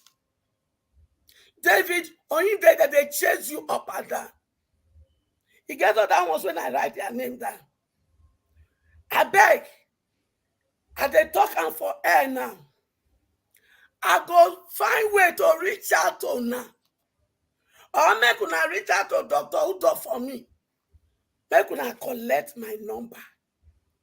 We go open their nyash from every angle. There is no place for the wicked. I agree with you, my beloved sister. My very daughter, I want to correct. You say you know they judge my children. When they do certain things to survive. Now you have the same belief. Because the very truth, the people, when it be Yahoo plus, now these politicians and some elite will not be politicians.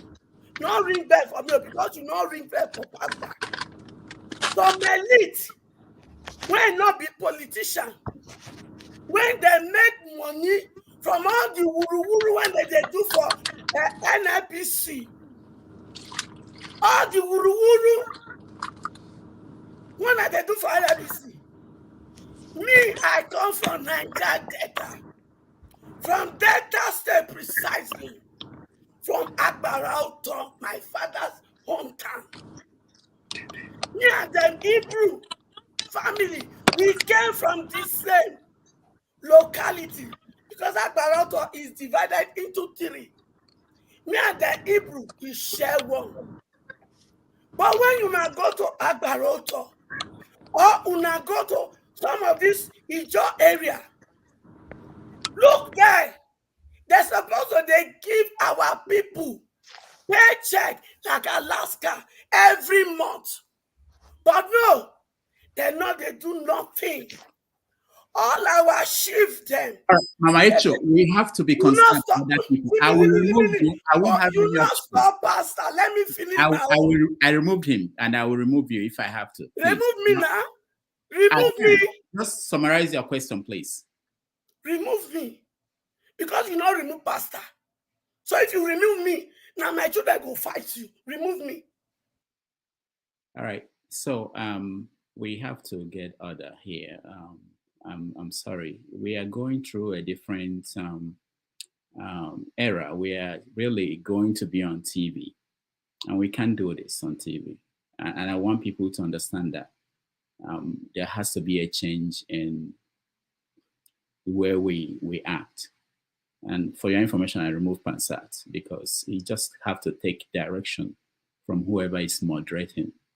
I made it clear that she's having internet problems, which we know happens with Nigeria. And you have to care about other people who are part of this conversation. We have only 2 hours with her. And you can't be talking for a long time and don't take directions. No, we can't do that. This is a new era. I know I probably encourage this and allow people to just talk because I think people deserve to talk, but there has to be kind of a guide.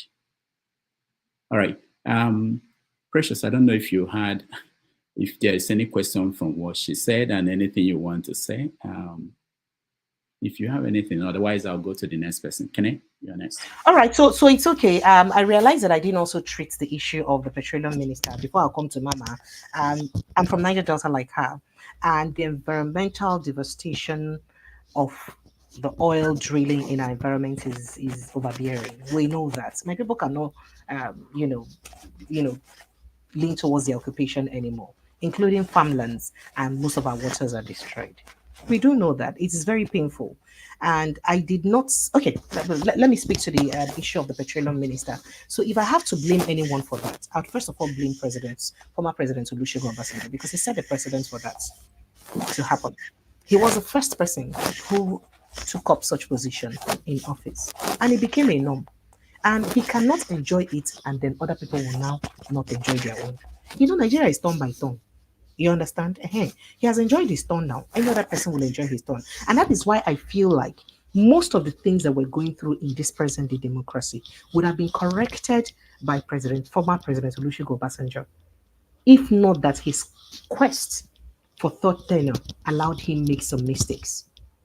For instance, there are lots of changes he would have done to the constitution that he did not allow happen. He had the opportunity as the first democratic president in this present day democracy to ensure he effects a lot of changes. But most of those changes were not effected. And that is why we are where we are today. It's very painful. But then, so if journalists ask, does it solve any problem? The ones that have asked, what came out of it? And do remember, just like one of the callers did ask questions, we have different arm of journalism. Every journalist cannot be an investigative journalist. And I do not think that the witch hunt on investigative journalists in Nigeria is just about Nigeria. In most countries, you cannot want to be digging issues or digging facts about Putin, for instance, and you remain in Russia. So it's almost everywhere in the world like that. That most people who want to really dig out facts about their government has to be wary. They are always on the run if they have to spill the facts. But it's also important to state that there are different arms of journalism. Because I am not an investigative journalist does not make me lesser a journalist than the person who is an investigative journalist. So it's important that we state that clearly, and so that we do not look at all journalists as, come with the opinion that they must all be investigative to make them journalists. No, that's not correct. And I share Mama's sentiments and her pain on what she's going through. I wish I could speak on the Nnamdi Kanu situation, but unfortunately, some of you may eat me raw here now if I speak to that fact. You see, so it is issues like this and this kind of anger that is the reason why government will even want to hold him back. I'm sorry to say, I was practically elated when there was an option for a political resolution of these issues. I liked it. You know why? We run a kind of country that anything will happen, the sky will not fall.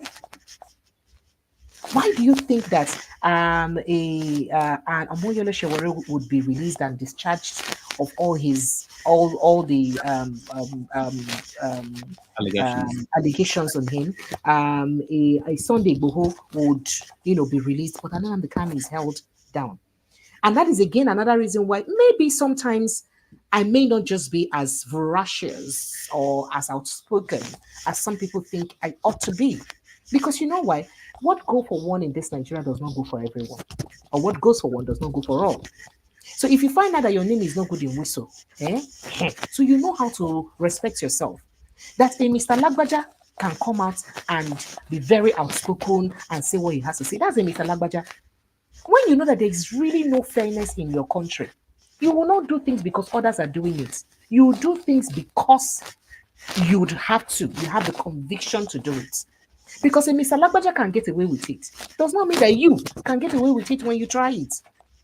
And that's exactly the case of Nnamdi Kanu, as bad as it is. So I think that seeking a political solution or resolution to his issue or to this issue is the best thing to do, because there is clearly very imbalanced judgment in this country. And it's been like that. But it became worse in this administration and the last two administrations, I dare say. But it is sad that it is what it is. And however, I would rather call on the Igbo people to blame their leaders the more. Because if you look at what happened with a Sunday Igboho, you notice how many Yoruba elites galvanized in his favor to clamor for his release. How many prominent, very prominent Igbo leaders are galvanizing in support of Nnamdi Kanu?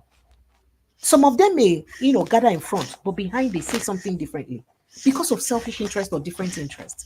It is unfortunate. I do not think that all of us have one voice.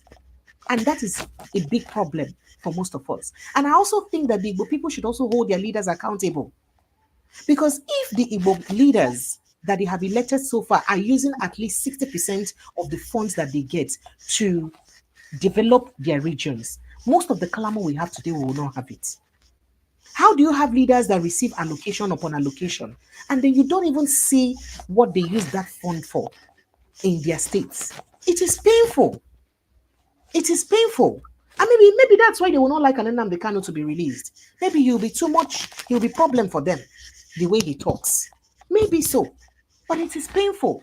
So clearly Nigeria is where you don't have a fair judgment, and that's why you see them treating a case of a renowned and known band for terrorist like a Bello with kids glove, and government to say ignore him. He's a demented fellow.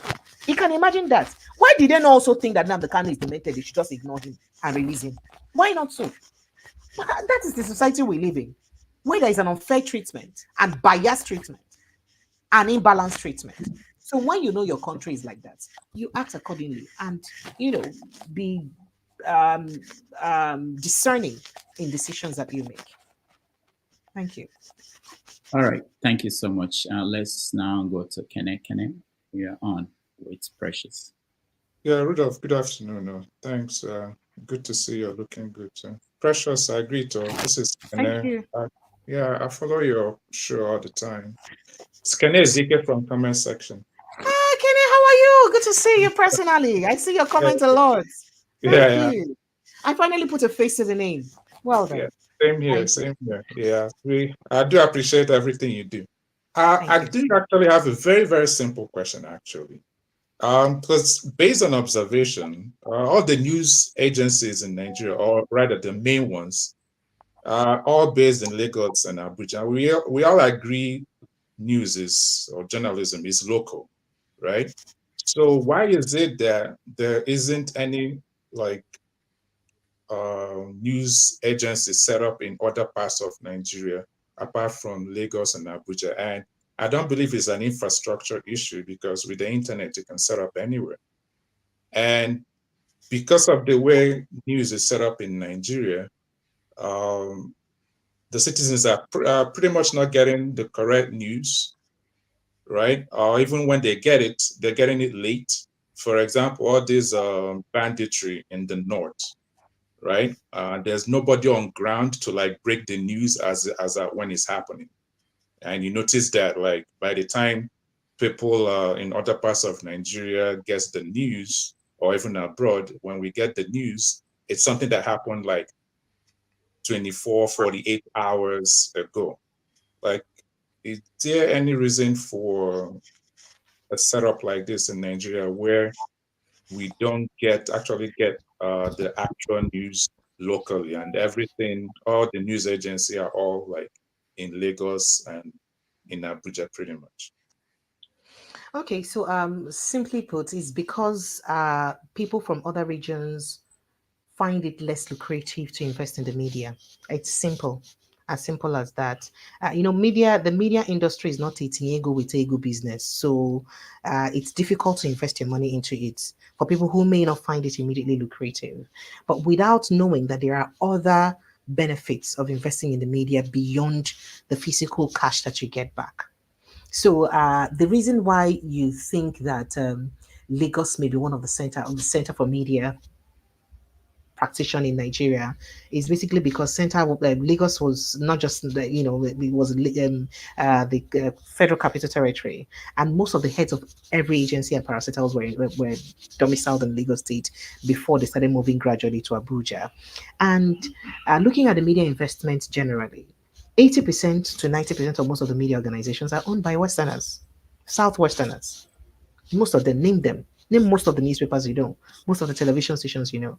Apart from AIT though, that was the foremost media house in Nigeria that, after the deregulation of the media industry in Nigeria, broadcasting industry, I rather say, in 1992, and when you had AIT, which is owned by an Edo man. But of course, he had to center it in Lagos State first of all, because Lagos it's like, the meeting point for every Nigeria at that time. And it still is for so many reasons, because it's the commercial hub and commercial center of the country. So most advertisements that you have to get and all that comes from Lagos State. You know why? Because most companies have their heads and their head office is in Lagos State, first of all.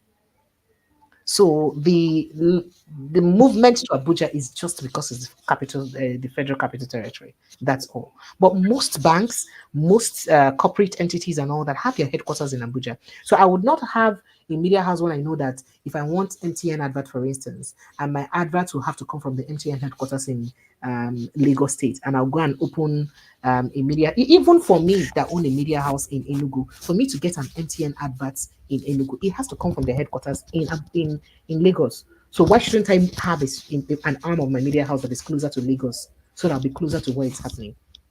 That's one thing. And on the other hand, most people from other parts of the country find it less lucrative to get into the media, and this is where I have a problem. I'm sorry to say, but I have to say it again. With most of our southeast and south brothers, apart from the likes of Ibori now and Dobesi, and some people in the southeast now who have now understood the importance of investing in the media and are now doing so.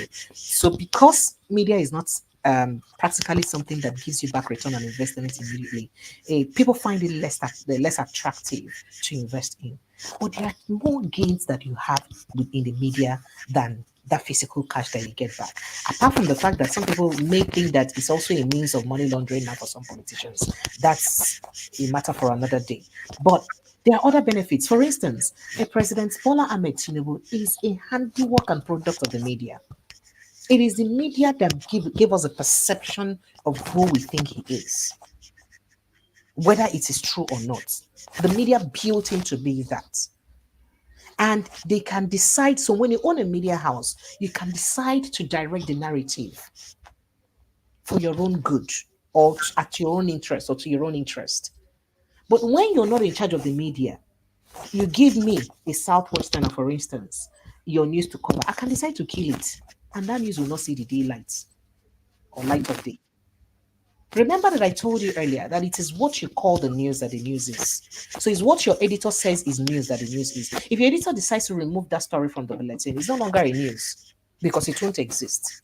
But if the editor sees it's important and adds it to the bulletin, it is a news. And that's what it is. So when we have media houses, so as a matter of fact, every media house is with their own interest. Every media house, name them.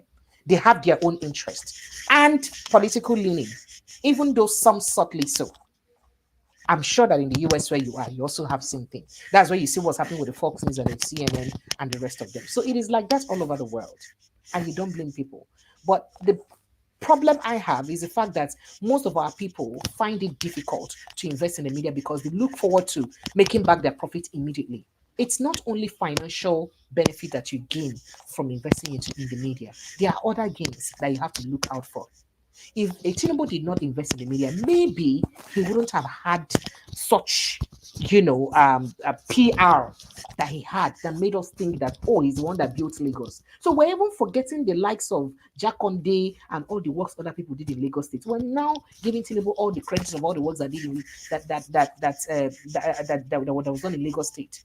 Even though we know that he's not the one personally that did most of those work. What made it that way? The media created that narrative of him. So I think our people must understand that people in the Southeast and South must begin to understand that there is more need and importance in investing in the media than, just financial gains.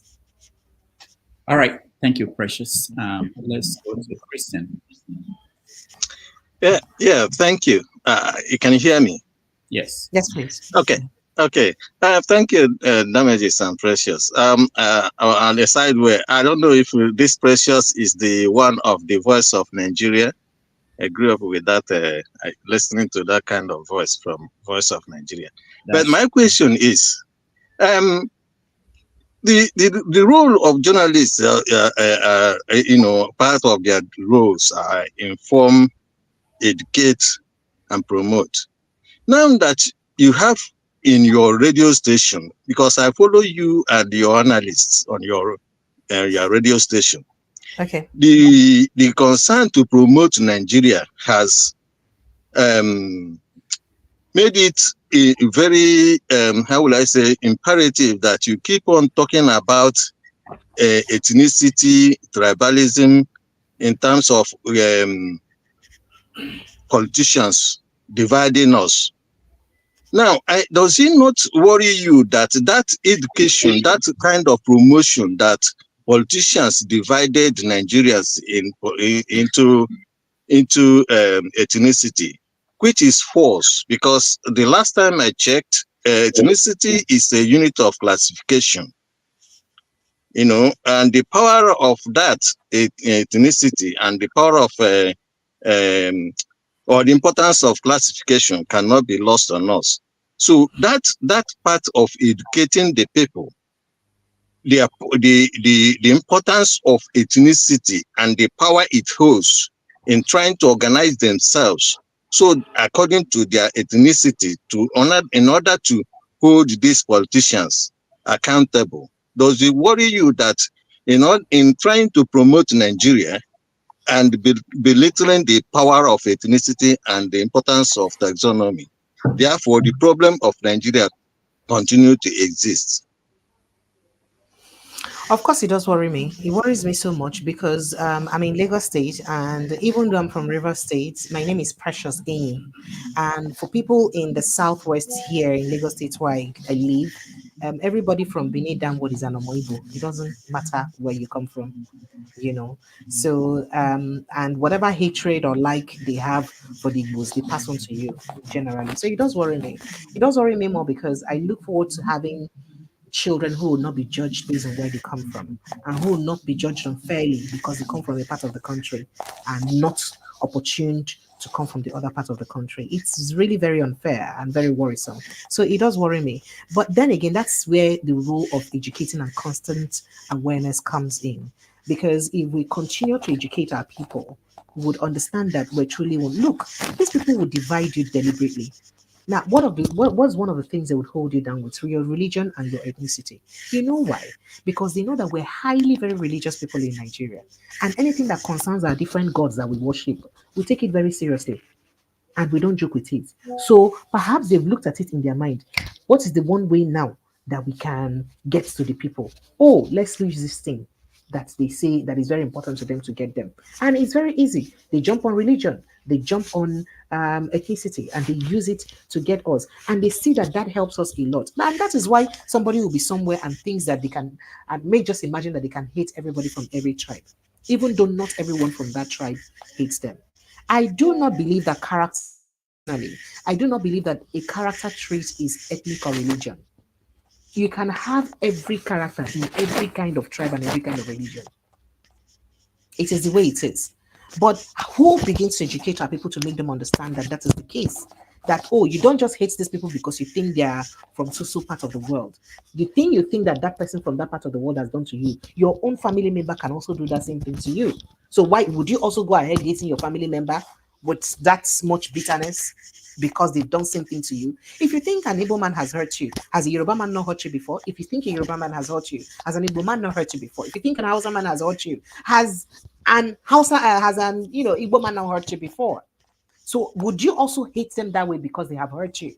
Just because the politicians have deliberately made us hate ourselves. And that is why most times when I talk about it on radio, I try to educate people and enlighten people. For instance, I have a charity thing I've been doing for the past 20 years of my life in journalism. My birthday is on the 1st of January. So every 1st of January for the past 20 years, for every station I've worked with, I ensure that I do a charity work. I've been to different charity homes from when I was in Port Harcourt to here in Lagos. And then recently, I just thought of, for the past 3 years, I thought of not just charity homes. Why not go to see real people living in, very critical areas? So I've been going to the downtrodden generally, and I see people there. None of those people are from my village. None of them. But I give them things. I have sent things to villages in Jos, to villages in Benue State, to villages in Kaduna, to villages.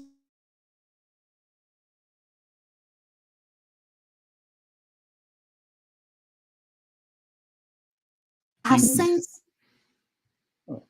And I did not send those things because I wanted to help my people alone. No, because they are first of all human beings before where they come from. So it is with continuous education and reorientation, and that is where the National Orientation Agency ought to be doing its job. And I, for one, have been using my platform to call on the National Orientation Agency to do their work and live to that responsibility. The good thing is that they've come up with a charter now that, to educate people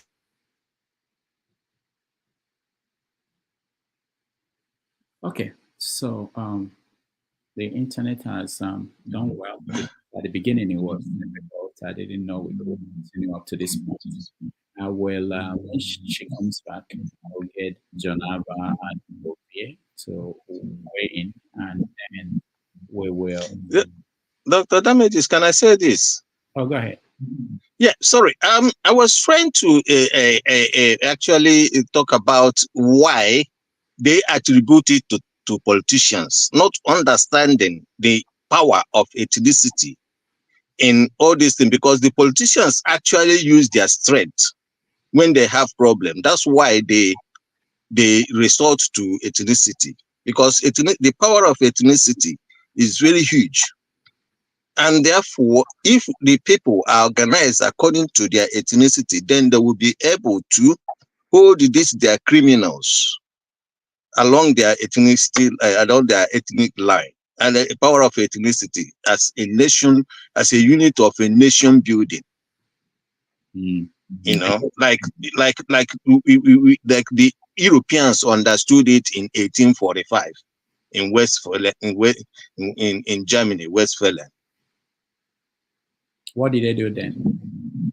They actually understood that the ethnicity. All right. Oh. I hear you. Yeah. Okay. So apologies. Yeah. So I hope I did answer his question, by the way, as much as I tried to. Yes. You did. You did. Thank you. Okay, Janaba, quickly, so that we can so that everybody get a chance to. Precious, welcome to the show. I want to use this opportunity to thank you for all you do for humanity and coming to our platform. And also, as a senior citizens, I want you to live long. So, be a human being in Nigeria is very difficult, especially with the job you do. So, do not worry so much about the question here. So many of us are where we are very safe, so we can say anything we want to say. But overall, thank you for what you do. My question to you may not be in form of question, but just to encourage you for what you do, and I will contact Rudolph, if you will, to get contact how we can be of support to your channel and everything you do. And thank you for what you sent to Benue State. I'm from Benue State. Thank you so very much. Thank you. Thank you so much. This means a lot to me. I appreciate you, sir. Thank you. Right. Thank you, Jonaba. I'll be your next. APC women leader area.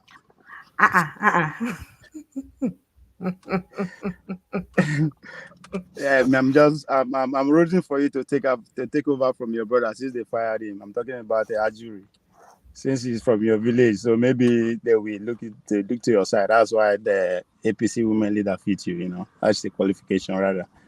They will overlook your body of work and just say APC women leader come and take over after your brother. Anyway, my question is, when you were, at the beginning of this conversation with Rudolph, you highlighted some of the code of MBC, and I can't help to notice where you said that one of the codes says that you can't have your own personal opinion. Absolutely. I don't have any problem with that. But my question is, whose opinion is the media projecting? You're not supposed to have an opinion. You're supposed to present issues based on the different facts. So there's something we call angles to a conversation in the media. Yeah. So if you talk about an issue, you look at it from different angles. You look at it from this angle, that angle, this angle, the angle of people who think is this way. You can even refer to history where such thing had happened before and all that. So you just present it and leave it. And then you let the public choose what they want to choose. If you have an analyst, it's fine. The analyst is now the one who forms an opinion during his analysis. And then that opinion is his, and it doesn't represent yours or that of the station in any way. So you're not supposed to have I think I sent some screenshots to Dr. Okonkwo. He can, post it to you so you see. So you're not supposed to have an opinion. You're supposed to just present the issues from different angle, balanced. There is emphasis on balance. So that is to say that I cannot just have a conversation that is one-way traffic. Because whether you like it or not, no matter how weird an opinion, no matter how weird an angle to a conversation is, it represents someone's opinion out there. So that's why you must have balance. So do you when you think the have balance, conversation? Do you think the conversation is balanced off across our media houses? I mean, from your just a personal opinion. I hope I'm not losing you guys. I think we lost her again. But Ovia, that's a very important question. But when she comes back, we'll get her to answer that. I think Ovia is the last person that is here. We will, as usual, as we do every Sunday, we will when she leaves, we will get a chance to discuss how it went. And yeah, Alaba, go ahead. Follow up on Ovie's question, saying that the Nigerian media currently, as it stands, the opinion of those they portray are the opinions of the rulers. They do not even portray the opinions of the people. And that law, whatever law it is she's quoting that says they cannot have an opinion, it violates their fundamental human right as a Nigerian. Everybody is entitled to an opinion and they are entitled to express it. So if that law in itself, if it were here in the state, an individual or a journalist will sue the government and saying that that guiding laws in itself violates their individual fundamental human right, because you're a journalist doesn't take away your rights to free expression and opinions. You know, it's the pursuit of happiness that matters. But this is, a lot of things are wrong with Nigeria. Ferrari, Ferrari. Yeah? I think you are missing the point of that code, in the sense that they are not telling you as an individual not to have your opinion. They are just, if you want to have the organization, and that's where you quit. The organization just say, if you want to have your opinion, don't come here. Go ahead. Just like she's here now. But newspapers have always have editorial opinions. Editorial opinion is an opinion of the editor. So yeah, you're putting the editor's right above the field journalist right. Look, there's so many dark areas in this issue. Calm down? And that's why I understand the purpose of such laws is to listen. Let me land, Ovie. Hold on. I know it's your question. There's a fundamental gray area that we are not looking at as people who are enlightened in this law. You see, you're right on that. They're trying to create a balanced opinion. Look at where that has led us. He who pays the piper dictates the tone. If I have a media press, I dictate what opinion is expressed in that media press. That violates the right of the people. The journalists exist for the people, and that should be enshrined in the Constitution. If we don't have conversation to this level, Nigeria is not going nowhere, because the journalist doesn't exist for himself. He exists on behalf of the people to checkmate the government, because everything that is public remains in the public domain. And these are type of intellectual conversation we need to have. Go ahead, Ovie. Please, can you just listen? Not for your sake, for the people who are listening. This thing is not, it's ridiculous, okay? There's a reason why. All right, hold on, guys. Hold on. When you were talking, I kept quiet. For God's sake, everything will be argument. I wasn't arguing. I was making a point. All right, we have our guest is back. Precious, I'm not sure if you had Ovie's question, or if not, Ovie, can you just in one sentence or two just summarize it? I'll mute yourself, Ovie. All right, I follow what I asked you up by saying that, do you think that the opinion on the national, whether that television, radio, newspaper, do you think is balanced, right? I mean, of course, your opinion aside, but what do you think? Do you think the conversation that we are having as a people, because there's a good newspaper is a nation having a conversation with itself. So if you can hear me, do you think the conversation that we are having is balanced enough? All right. So we can see that our internet is still not back.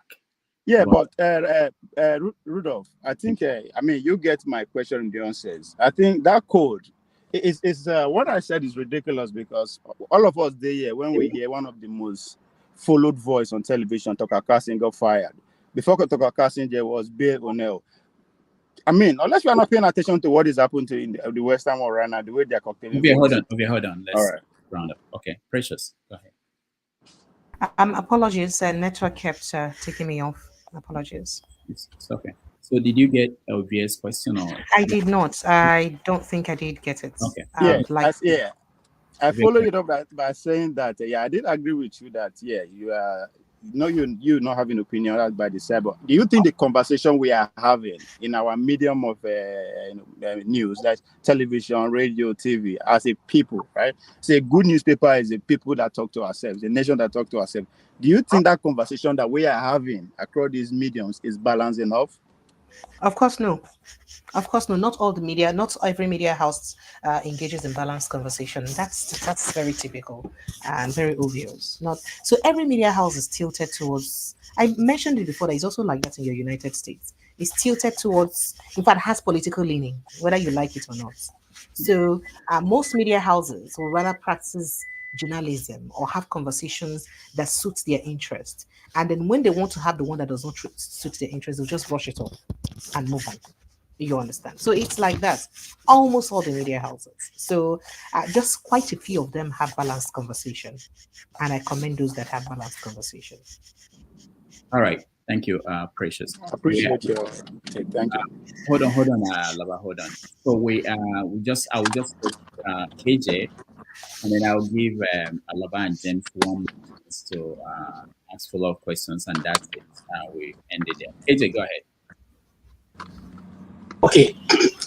Thank you so much. Precious, I've listened to you all the while, and it's been a good conversation. I appreciate your work. I really appreciate your work. Sometimes I fear for you. No, it's okay. We're fine. It's not as bad as you think it is. So we're alive now.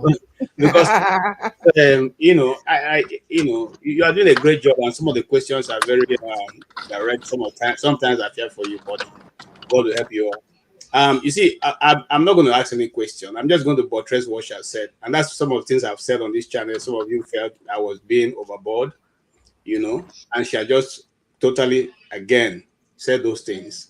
You see, journalism in Nigeria is not as practiced any other place, and nobody watches your back. You got to watch your back. And by the way, the money coming from me wouldn't be enough to even solve your problem when you get into it. So you need to watch your back. You need to, as much as possible, no matter how interesting the story is, you got to forget it and move on, because you don't want to do it, and at the end of the day, you are finding yourself in DSS dungeon. So I appreciate your work. I appreciate especially the guy who analyzes for you. I can't remember his name now. He's very good, and fearless also. And all you guys are doing, what you have just said is totally the truth of the situation. You see, journalism in Nigeria started taking a tilt when they started trying to teach that we have to be developmental journalism. In other words, talk about the things happening. Don't talk about any other thing. Don't write about people's their private life. So you don't talk about their private life. Don't talk about except the one government gives you. Take it and just regurgitate whatever they've told you. And that's why it became difficult for them to handle the Nigerian populace when NTA no longer became the mouthpiece of what's happening in Nigeria. And it's like some people have asked you here. You don't want to go. There are certain places you don't want to go to because there are certain things you say and you not come back to the job the next day. So, and even the people who own the house, the media houses you work for, have their own organs they are taking directives from. Absolutely. And so they break down on you to make sure that whatever you are saying is in line with whoever is feeding them or giving them contracts to make their station keep running. And again, every journalist, I have a friend, AIT, who told me that when they give you your ID card, they tell you this is your passport for your meals or your meal ticket. So use it and make money for yourself. Nobody's going to come and pay you, as at when due. So you go out, you look for your own advertisement, you look for other things. So, but those who didn't practice may not know what's going on. Those who practice know these things, and it's still going on even till tomorrow. Thank you so much. It was good to listen to you, and I'm sure that many people have been educated by what you've given us today. God bless you. Thank you. Thank you. Thank you so much. And to buttress what you said, it is correct. There are many, in fact, most of the media houses are not paying salaries. quite a majority of them don't pay salaries. So you self imagine it. If you're a media practitioner, how do you cope? How would you feed? So Nigeria is a case of the survival of the fittest. You have media houses who will tell you that I've given you a platform, use it to make money. And you're telling the person not to collect envelope. And that's why I said I cannot judge anybody who does. Because they have to keep their heads afloat. And just so you also know, some of the media houses, great percentage of them are owned by politicians, either by politicians or backed up by politicians. So now you see why it will be very difficult for them to actually be as expressive as you want them to be. It's not that easy because it's the person who owns the piper that dictates the tune or the tone, as it were. So I hope you guys understand this. That's why it's not going to be very easy to be as expressive and as independent as you, from where you are, expect them to be. Because, of course, they have to also earn a living. They need a platform to earn a living too, some of them. Thank you, Mr. KJ. All right. Hold on, Alba. Hold on, James. Let me get Mazi Prince. Mazi Prince, I know you tried several times. You wanted to get opportunity to talk to Precious. Go ahead. Yes, Dr. Rudolph and the Hawks. Eh? Prepre, good afternoon from California. You know. Yes, Prince Akwachi. Good to hear from you.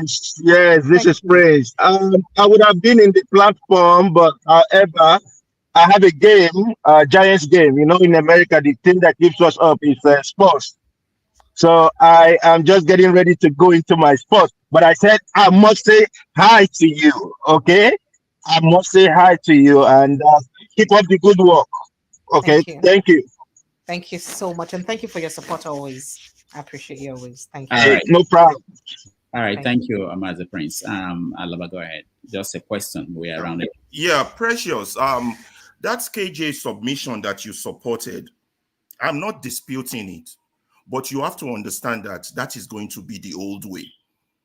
The age we are now, we are in the age of technology, whereby no matter how strong the government wants to try, they're not going to be able to control communication and information.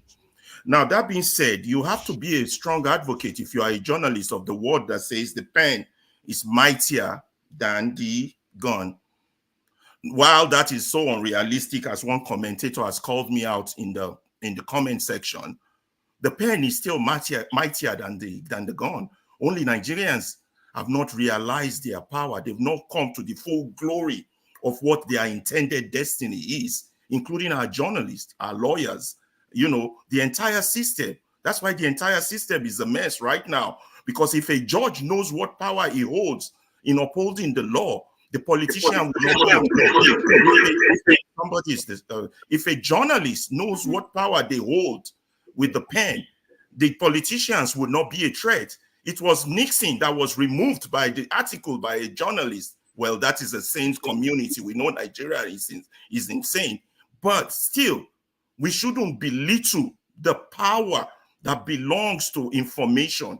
And therefore, we need to encourage it.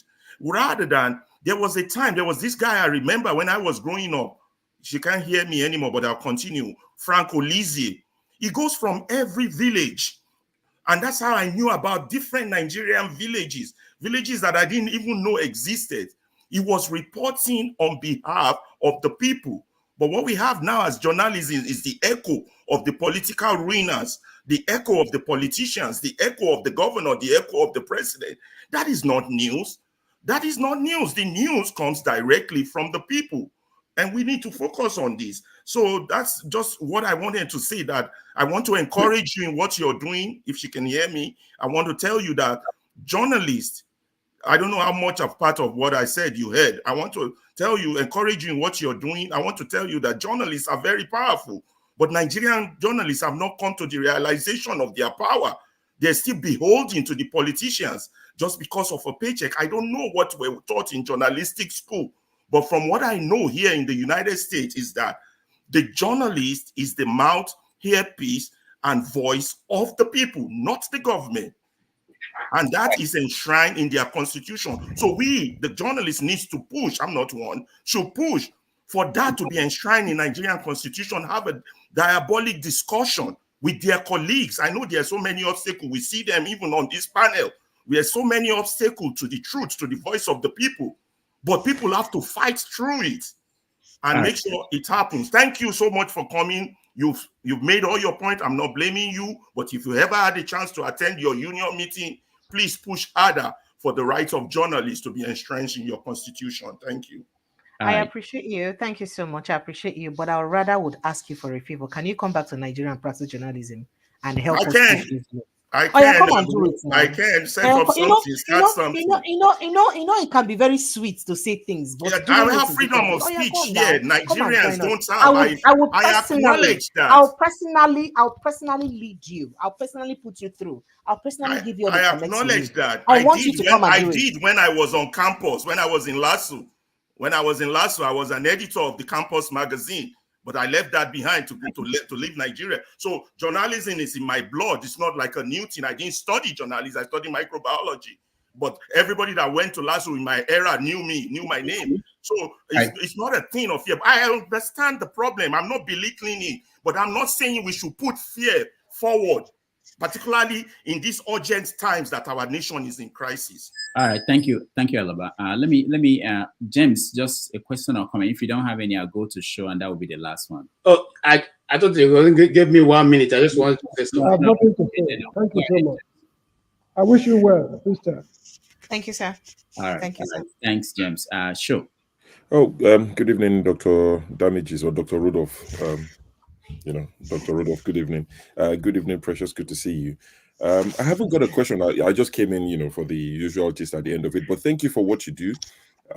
I've become familiar with your work in the last couple of weeks. It's news to me.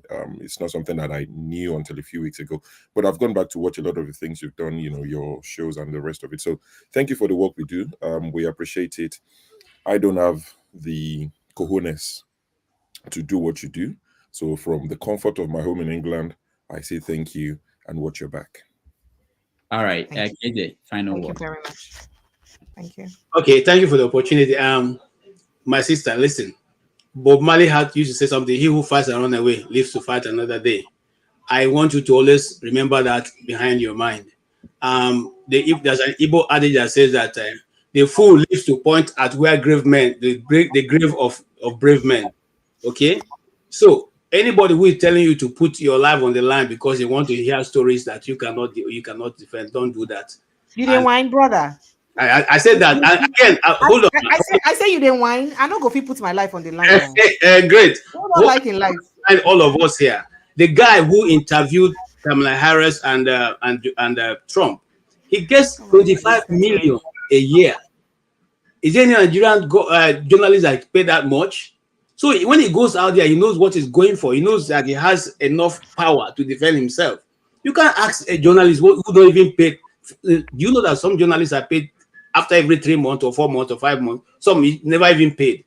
So, my dear, God bless you for what you're doing. Keep asking the questions you can ask, and any other person who wants to do that can go and they can become investigative journalists and do their own. God bless you. Thank you so much. All right. Precious, final words to us before we take a break and come back to review. Okay, I think internet is once again frozen. It's frozen. Yeah. All right, so let's take a break. When we come back, we will continue the conversation. But just in case she doesn't join us again, but I think if she can, she will join us. I can hear you. I'm here. Oh, okay. All right, go ahead. So want to give you the chance to say the final words, and then also you can use the opportunity. Okay. So as a parting shot, I'd like to go ahead.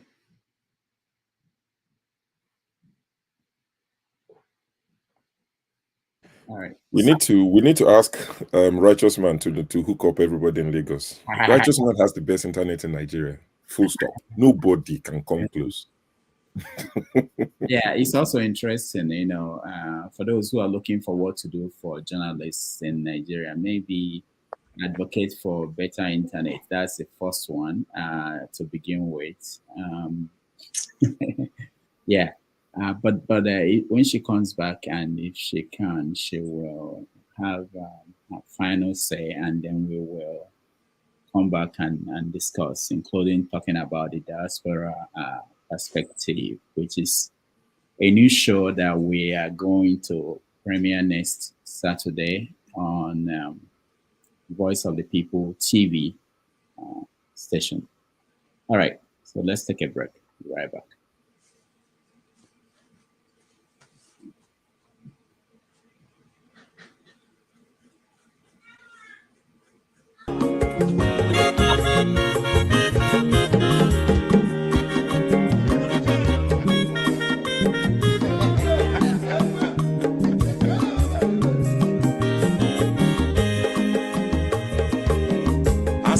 Onye ọma zoro obi o, akwa nwa zoro obi o, Max ịbịa bunyegokwanụ m n'ofu ube n'azụ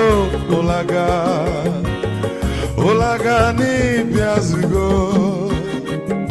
mmanwụ ụlaga do n'ịbịazigo, akwa nwa ilochi o, biko rapụ zoro ka ọ nabazi ya. Onye ọma zoro biko, abọmma nwatara ndosari, ịbịa onye nịgwana m ụlagado n'ịbịazigo, mma ụlagado n'ịbịazigo, abọmma nwa ilochila, biko rapụ zoro ọ nabazi ya. Mazi wekoma odogu na kwere zineke, onye ọma nigadele mo, mazi ni bazi ibu go with melody.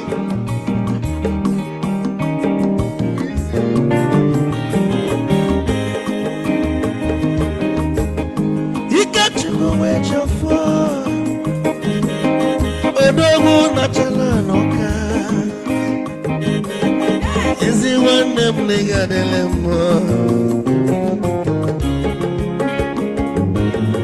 ụlagado n'ịbịazigo n'oye, mma ụlagado n'ịbịazigo, amama nwa ilochilo, biko rapụ zoro ọ nabazi ya. Tee onye ọma zoro n'oye, mama wazara nesari, ibya muya nukwana mo ofube naru, ulaga doni biazugo, nazaboy, ulaga doni biazugo, mama wilo chilo, biko rapu zoro, anabazi, odogu kenelu bikechofo,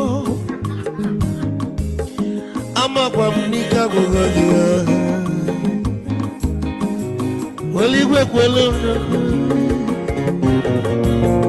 ikejo mabele bege. Hey, you want?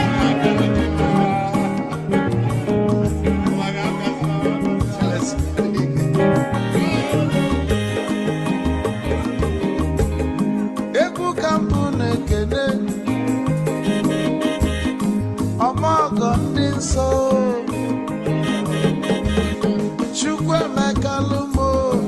Chukwu negaji, esi nwanne m ekene dị, ịlapụlụ ife niile na-eme wee bịa, ka gosili na anyị na gị bụ nwanne Wisdom gaji. Ka nye gị maịkị ka ogobanya bụ egwu, isili mmaksi ọ bụ na-etiri egwu a, malụkwa malụ n'imego m ife ọjọọ. Wesi gị nwanne m ife ọkụ na-echọlụ na ngeme, Wisdom onume ekene gị, agbamanwụ iyo biko lapụ na-abasị ya. Zoro, zoro, zoro, zoro.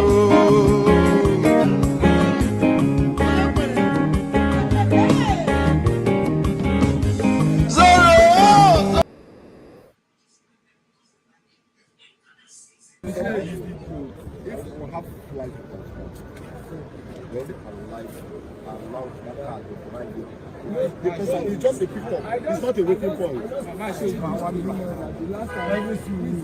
Nonsense.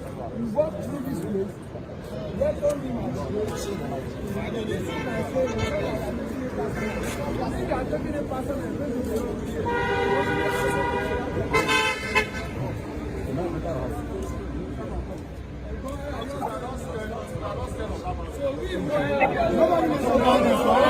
Sorry.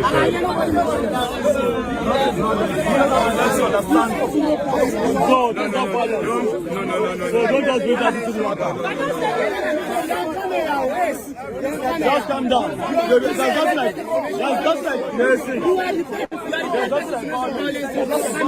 It is our right. This is a public place. So you cannot tell us not to go to where we're going in a public place. For what reason? Please don't make it otherwise.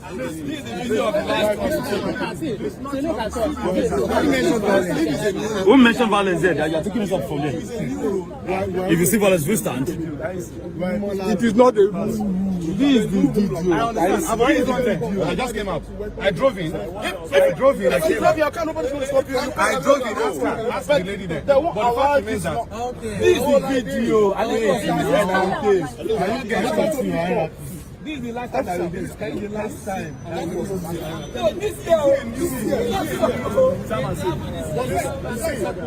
Excuse me. They were here last time too. They were boss. I don't know this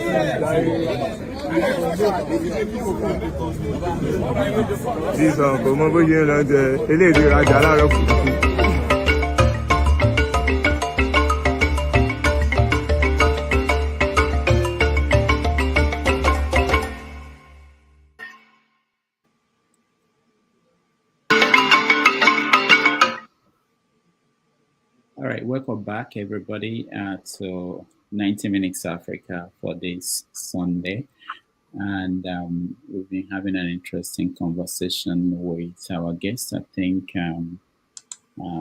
she's gone by now. So let's do a review of what we discussed. We started by talking about Omoyole Sowore, who was detained at the airport today when he arrived in Nigeria. Later on, he was freed, and he has been speaking in Lagos. We played a little bit of that video along the way. I think I'll play more of that. And our guest talked about the state of the media and the challenges that the media in Nigeria is facing. So let me go to someone here who didn't get a chance. I think, Sho, I don't think you had it. Oh, yeah, Sho spoke, yeah. Olumide, are you okay? Olumide is...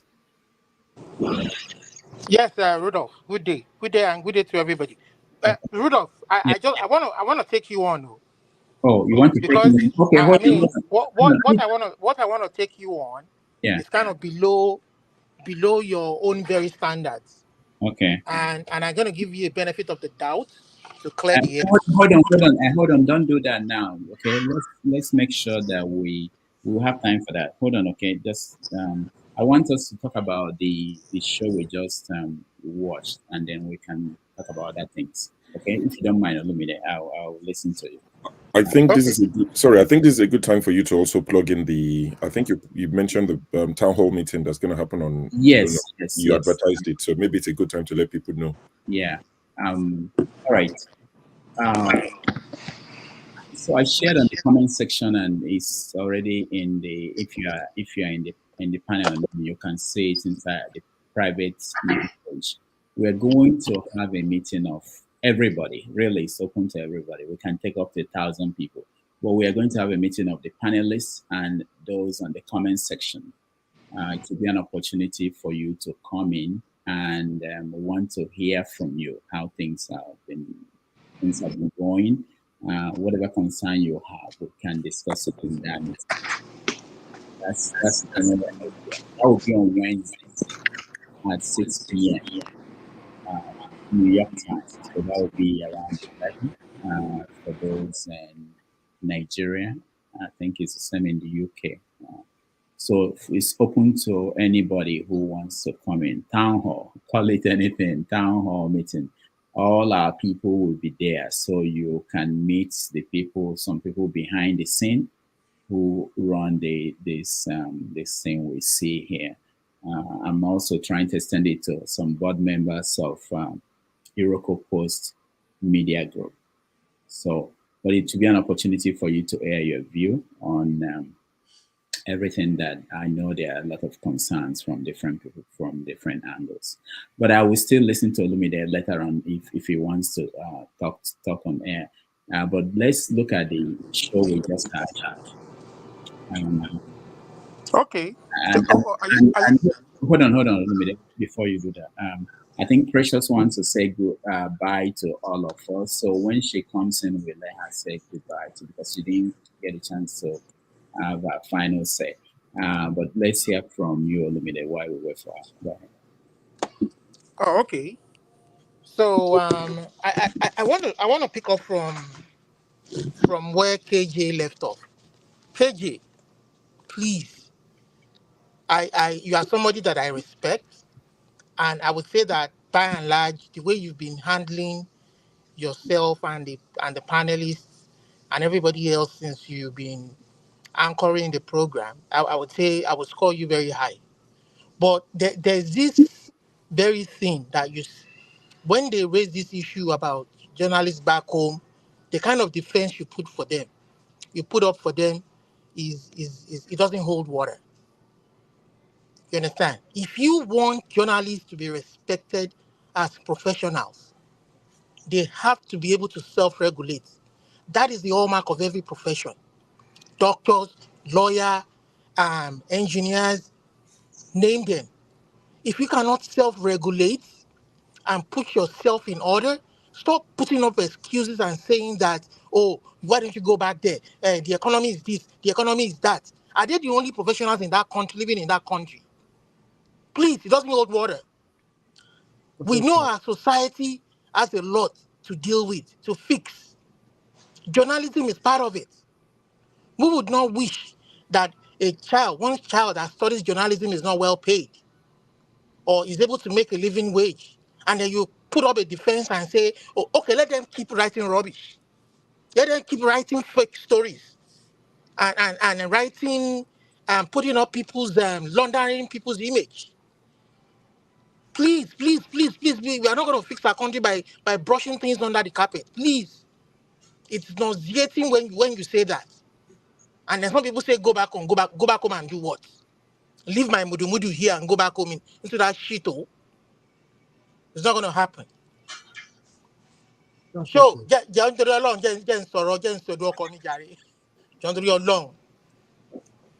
the shithole and go back. I mean, leave my mudu here and go back to the shithole. It's not going to happen. You understand? We want every profession to function on behalf. Every profession has to function on behalf of the people and bring the best out of us in our society. Whether you are a journalist, whether you are a lawyer, whether you are a fireman, it's not just journalists that are having problems in that country. Almost every profession is run down. You have people who say they are firemen. I don't know how many fires they've put out in the last couple of days or months or years. They've been over 20 years of fireman. I don't know how many fires they've put out. I mean, that was what I heard, and that ticked me. Please, KJ, I respectfully don't put up a defense for bad behavior. Please, don't. We all have to speak out. Thank you.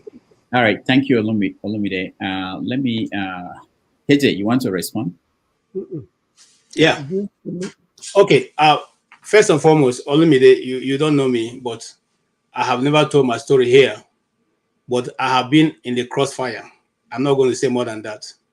And when I got into that crossfire, nobody, not those in Nigeria, not those of you abroad, that helped me out. Nobody comes to the United States to work after the age of 50. I'm one of them. I didn't make it by choice because of what the practice I was having. So when you get up and you make this blanket statement, you speak as if there's a social security left for the journalist back home where if you get into trouble, or if you get sacked, or if you Are they the only professionals back there? allow Are you they to the talk. only I allowed ones? you to talk. I allowed you to talk. So let other people talk. So when you come and make those statements, Nigeria is not operating like the United States, where you have the right. The police will even if you call the police, they will be able to give you some form of fair hearing. Nobody will ask after you when you are taken to DSS dungeon in Abuja, Asokoro. Nobody will come after you. Nobody. I repeat myself. Only your family members who will start scrambling or scampering to find out where you are. Nobody is going to come after you. Sometimes your media organization may decide to help you out. Let me tell you. You see, sometimes we Let's just keep lying to ourselves and let's expect that change will come. Let's keep lying to ourselves now. if you want us to talk, we'll talk. But I won't get into this ruffle you are doing here now. All right, KJ, before we continue, KJ, before we continue, let's give our guests Precious opportunity to say final words, and then we can go back to our usual. Precious, unmute yourself, Precious. Apologies. No, Thank you so much. So it's interesting listening to people earlier thoughts. I wish that we had the opportunity to do this, but let's also remember something that allowing people to speak exactly how they feel and really have that outburst is perhaps one of the reasons why Rwanda told the line that it did at the time that they had that ethnic genocide, because somebody felt that they could come on radio and really spit fire. So that is also one of the limitations of the journalism industry. However, let me begin with thanking all of you, first of all, for giving me the opportunity to come to your platform. I appreciate you guys. And I must say that I appreciate the interest, the immense interest you guys have in what's happening in Nigeria. You didn't just jackpot and run away, but you jackpot and still interested in what's happening in the home front. And that means a lot to a lot of us. While you may clamor for journalists to be the best that you want them to be, also understand that first of all, human beings before people who have a profession. Some journalists, as at today, earn as little as 200,000 naira. As little as that. Some even earn less. Some even earn as little as 100,000 naira. What can that afford them for people who have families? So I do not think you'll be fair to people whom you do not know how they manage and how they cope and how they manage to survive, how they even buy medication and treat themselves. We don't have life insurance. At the time, I sent my team to go and cover the End Bad Governance protest. My team were harassed by thugs at Ojota. We could not provide life jackets for them. Bulletproof jackets for them. We could not provide a lot of things for them because all of those comes with a lot of investment. But they still put out their life out there to give you guys a report you saw during that End Bad Governance protest. And one way to appreciate them is not to think that they're doing too little. I don't believe in that because these are people whose salaries range from 100,000 naira to 3, 4, 5, 600,000. What can that money do for an average Nigerian, for the Nigeria of today in this economy? So whilst you want them to be the best that you want them to be, understand that they have a lot of limitations. No journalist, I don't think there is any journalist with life insurance. You know the leverage and the liberty and what your journalists have, the backings that they have abroad. We don't have any of those. So nobody will truly put their life in the line for something that they do not have. And understanding that, look, anything can happen to anybody. Journalists have disappeared. It's not about Dadiyati alone. A lot of people have disappeared and nothing happened. Nothing happened. And nothing will happen. And all of you two talking now will move on to other conversations. And it ends. But the family would have lost someone. So why you expect them to do so much? Also understand that they have huge limitations that may stop them from doing that so much. And then it is a gradual process. In all, I like to say that the cost of nation building, it's not a one-day affair. It's not something that happens automatically. I do believe that it's a gradual process. And I do believe that a huge statement was made with the last election. It is not easy for for the election that had the greatest. I for one was disappointed at the outcome of the election in terms of the numbers of people who voted. Where you had this election, according to, from statistics and from facts known to me or facts that I'm privy to, the election that has the most awareness but then with the least number of voters. I don't know how it became that way. But then I do believe that for us to even have somebody who tried to contest for the first time gather up to 6 million votes, according to the corrupt system, then that means a statement has been made. And it's only going to be continuous progression if we allow it to be so. So giving up on our country and giving up on the cause of continuous conscious building, our consciousness building, it's not an option. It is only going to be giving playing to the gallery and playing to the hands of the politicians. So what we must do is to continue to build that awareness, continue to seek for information, continue to engage in conversations that concern the cause of Nigeria. And one day, we will get there. And it surely would come. Because they don't want you to be informed, and that's why they don't like this kind of conversations. But you can prove them wrong by continuously engaging in such conversations so that you continue to improve and engage the minds of others who know little more than you do. I appreciate you. Thank you so much for having me, partner. All right.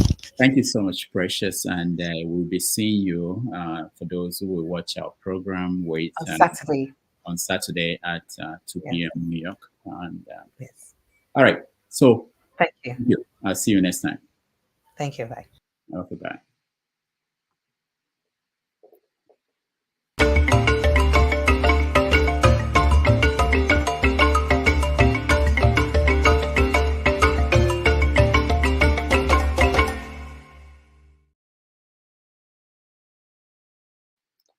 All right, so let's go back to our analysis of what happened.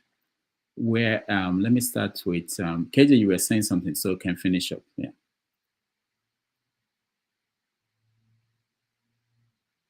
You are muted, KJ. Yes, I was saying that it's not as easy, just like she has buttressed. It's not as easy as we put it. If you can seek redress, and like I've made this point many times, you can seek redress even when a policeman is trying to arrest you. You can still say what your right is. In Nigeria, you will receive slap. You will receive plenty beating for even trying to argue a point or even point out to the Constitution that this is what the Constitution says. Like Alba was making a comment the other time. You don't even have the opportunity to say, this section of Constitution, this is you look. The Constitution of Nigeria recognizes that the journalist is the fourth realm of the governance, but no other government official understands that with you. And that's why they can walk you out of their meeting. And that's why the police, when you say, look, esprit de corps, say, which corps? Which corps do you belong to? I have been asked many times, what's the corps? Which corps? And you say you're a journalist, say, I beg, move aside, So what we're saying here is this. The system does not have law. You should operate with your head, understand what you can do and what you cannot do. And when you see, even though the story may be powerful, maybe something that people want to hear, when you check it vis-a-vis what's going to happen to you or your family, not necessarily you, but your family, you will now step back a little bit. And that's why I have respect for people like Omar Chevrolet. Whether you like it or not, the man is a brave guy. Okay, and that's why I have people respect for people like David. David. Okay, whether you like him or not, whether you think he's reporting accurately or not, there are very few people who put their lives on that. I, for one, will not do that.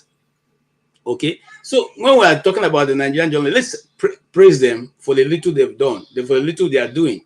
Nobody knows the pressure that somebody like Chamberlain is going through in channels. Or Seun Kimberley, you think it's all the questions he wants to ask that he's been allowed to ask?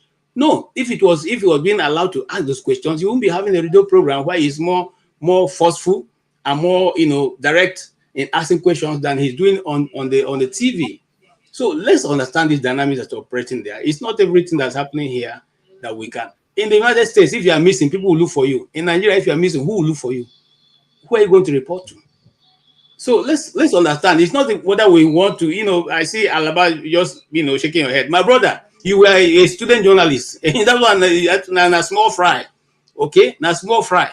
So let's not compare that to what is happening in the real world. It's just like I had the opportunity of interviewing a friend who became a policeman. And he told me that the last training they have, and I'm serious here, the last training they have in the police forces, they'll teach you the accurate thing. Then when you get to the point of graduating from the academy, they will now bring, there's a special guy who comes to teach them what is actually happening in the outside of the normals, and they tell that is the one you should follow. Am I making my point? So what you learn in other places, you are giving when you go to the look in if those of us who did some form of electricity, you are told that egg doesn't shock, right? They tell that egg don't shock. Okay, come out and go and handle egg. You find out whether it shocks or not. Okay, because egg can kill you. All right, so this is the thing. It's not as easy as ABC as you are looking at it and saying these people, they are doing their best. I'm telling you the truth. They are doing their best. I'm not praising them, but they're doing their best. Thank you, sir. All right, thank you, KJ. Sure. All right, thank you once again, Rudolph. I'm not even sure how to address this because there's no way I'm going to address this and not sound controversial. It's quite interesting to see people living comfortably, and I'm quite happy with the way Olumide said it. At least he's not hiding. He said, I wouldn't leave the mudumudum, the juiciness, the comfort of my place in Canada and go to the whatever I called Nigeria and go practice anything. At least he's honest. If I ask people that, do you know who Daddy Yatta is? His actual name is Idris Abubakar, a journalist. He was picked up by armed men. August this year made it 5 years. Nobody has seen him because he went up against the principal of his state at the time. He's disappeared for 5 years. He had a wife. He had children. If I ask you today, do you know him? Or did you hear his story? Did you follow up his story? Did you do anything to support his family? Answer is no. Rudolph, I've had this conversation with you before when we talk about journalism and things like that. I have a nephew in Nigeria. He's one of the brightest 24-year-olds in Nigeria, full stop, period. But when I speak to him and I say, do you know who Delegiwa is? He said, I think I've heard the name before. Even the people who come here to speak about journalism, I've never in my life had one of them mention Delegiwa and remember him and use him as reference point. He was killed in 1986. His family will still remember him every day. What have you done to support it? There's a saying, put your money where your mouth is. The people who opened Kudirat Radio, they were in their 40s and 50s. Do the same and speak your piece. Yorubas will say, you can send someone else's child and say, don't come back until you fulfill the mission, even if you mean to come back at midnight. You won't send your child that. For someone else's child, you send them to go and do it. The lady made it clear, we're not saying all Nigerian journalists are good. Corrupt ones, of course, maybe more. But where there's poverty, there are chances that there'll be corruption. They're easy to bribe. Even if you see this nonsense Brian envelope we talk about, you'll be disappointed in how much they give them because of the level of poverty. They buy the vote in Nigeria because there's poverty. Can somebody come to you where you live and say, vote for me, I'll give you $10? I'm not making excuses for them, but these are lives that are involved. And Olumide, to address what you said, that are journalists the only professionals in Nigeria. You have to compare apples and apples. The journalists are going head to head, or at least you're trying to pit them against the government. The engineer is to build structures. They are not going against the government. So there's lesser risk. If you talk about the doctors, they are not going against the government. The risk is less. But you're talking about journalists whose job is to hold the government officials' feet to fire, and you want them to go and die. If they die, who cares? Mario Bauku, do your face as you like. It doesn't bother me. You pack your bags tomorrow, go to Nigeria, buy a ring light on your way, and start a YouTube channel. Nnamdi Kanu has been picked up. God forbid he dies in DSS jail. Nothing will happen. Nothing. We'll move on to the next one. People will move on to the next story. Abiola died. Only his family will know the pain they bear, they feel every day today. He's dead. He's gone. And I'm not saying let's not do anything. We talk as much as we can. People are making sacrifices. Mayegun is somebody I listen to from time to time, but Mayegun has made it known. Maybe some of you don't listen enough to him. Mayegun said he has no business going to Nigeria. You think he's stupid? That's the sacrifice he's made. He speaks the way he speaks because he has decided nothing will take me to the shores of Nigeria. You think he's stupid?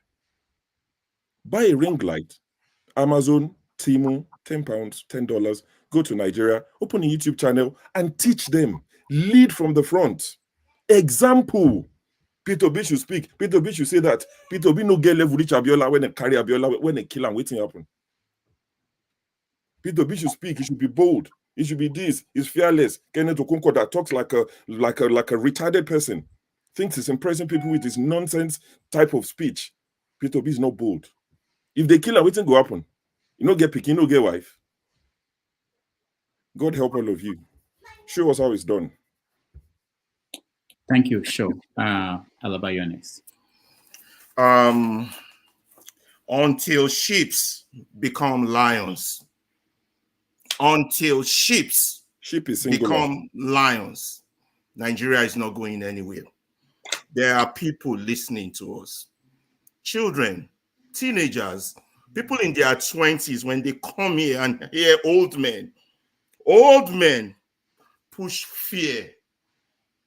Old men who should inspire hope, lift the young ones from the ground up, speak truth in terms of hope, raise hope. Until sheep become lions, we're going nowhere. When old men, when we come here, and all we say over and over is, you're going to die. You know hell is coming. You know they're going to catch you. You know, what hope have you given anybody that has listened to you? I became, in Nigeria, when we were student activists, it was because of people like Gani. We saw them acting. People like Fela, people older than us. I didn't even know who Stephen Biko was. Your condition in Nigeria is not as bad as what Stephen Biko went through. He couldn't even stand beside his wife. And here we have people telling us all we have is cowardice. Nigerians are cowards. Go home if you want to fight. Go. It's not us versus them. We are all in this shalanga together. And the moment we start to speak to hope, to inspire, to energize, then our country will change. All this, then go keep my people safe. They fear too much. They always get reason to fear. I know one die. I know one quench. Mama dey for house. Papa, so policeman go. Somebody, you are abroad. You are abroad. They can't do nothing to me. I'm here. And when I go home, when I go with my US passport, the US government will stand for me. Who are you to be afraid of these fools? Speak the truth to power. All this cowardice is not going to lead our country nowhere. What we are asking is for educated people to act educated, professionals to act professionals, journalists to do their goddamn jobs, lawyers and judges to do their goddamn jobs. How hard is that? If they are not paying you enough, why not go on a labor strike? They can't even go on a labor strike. And you want a good country. Tell yourselves the truth, Enyi. Tell yourselves the truth. We will all die. All deaths are certain. We live. All we need to do is to speak so that generations yet unborn would have a place called home. But we still can't do that. We have to throw fear. They killed Delegiwa. They killed this one. They killed that one. Until sheep become lions. I saw that in a movie. Nigeria is going nowhere. Let us keep parabolating and do this lamentation for Sodom. Babangida is bad. Buhari is bad. What's the name of the one here now? Tinubu is bad. Every day. Just do your job. Nigerian journalists don't even have pushback questions. Like you yesterday, KJ, you didn't have a pushback question when that guy was loading us with a bunch of lies. They didn't remove subsidy. Nigerian youth are lazy, and you are the moderator. Are they going to come here and arrest you? Even if they would arrest Precious at home, nobody's asking Precious to go die. We're just saying, to the best of your ability, to the limit that you have, do more, just a little bit more. Do that follow-up question. Don't let them spread propaganda. This is how we're going to be for the next 100 years with a mentality like this. You don't have, you will never have, and unless you ask, you're not going to have. I rest my submission. Thank you all for giving me a chance. All right. Thank you, Alaba. Let's go to Mr. James. Rudolph, do you mind putting me in backstage? I've got a quick meeting for an hour. I'll join back again if you're still on.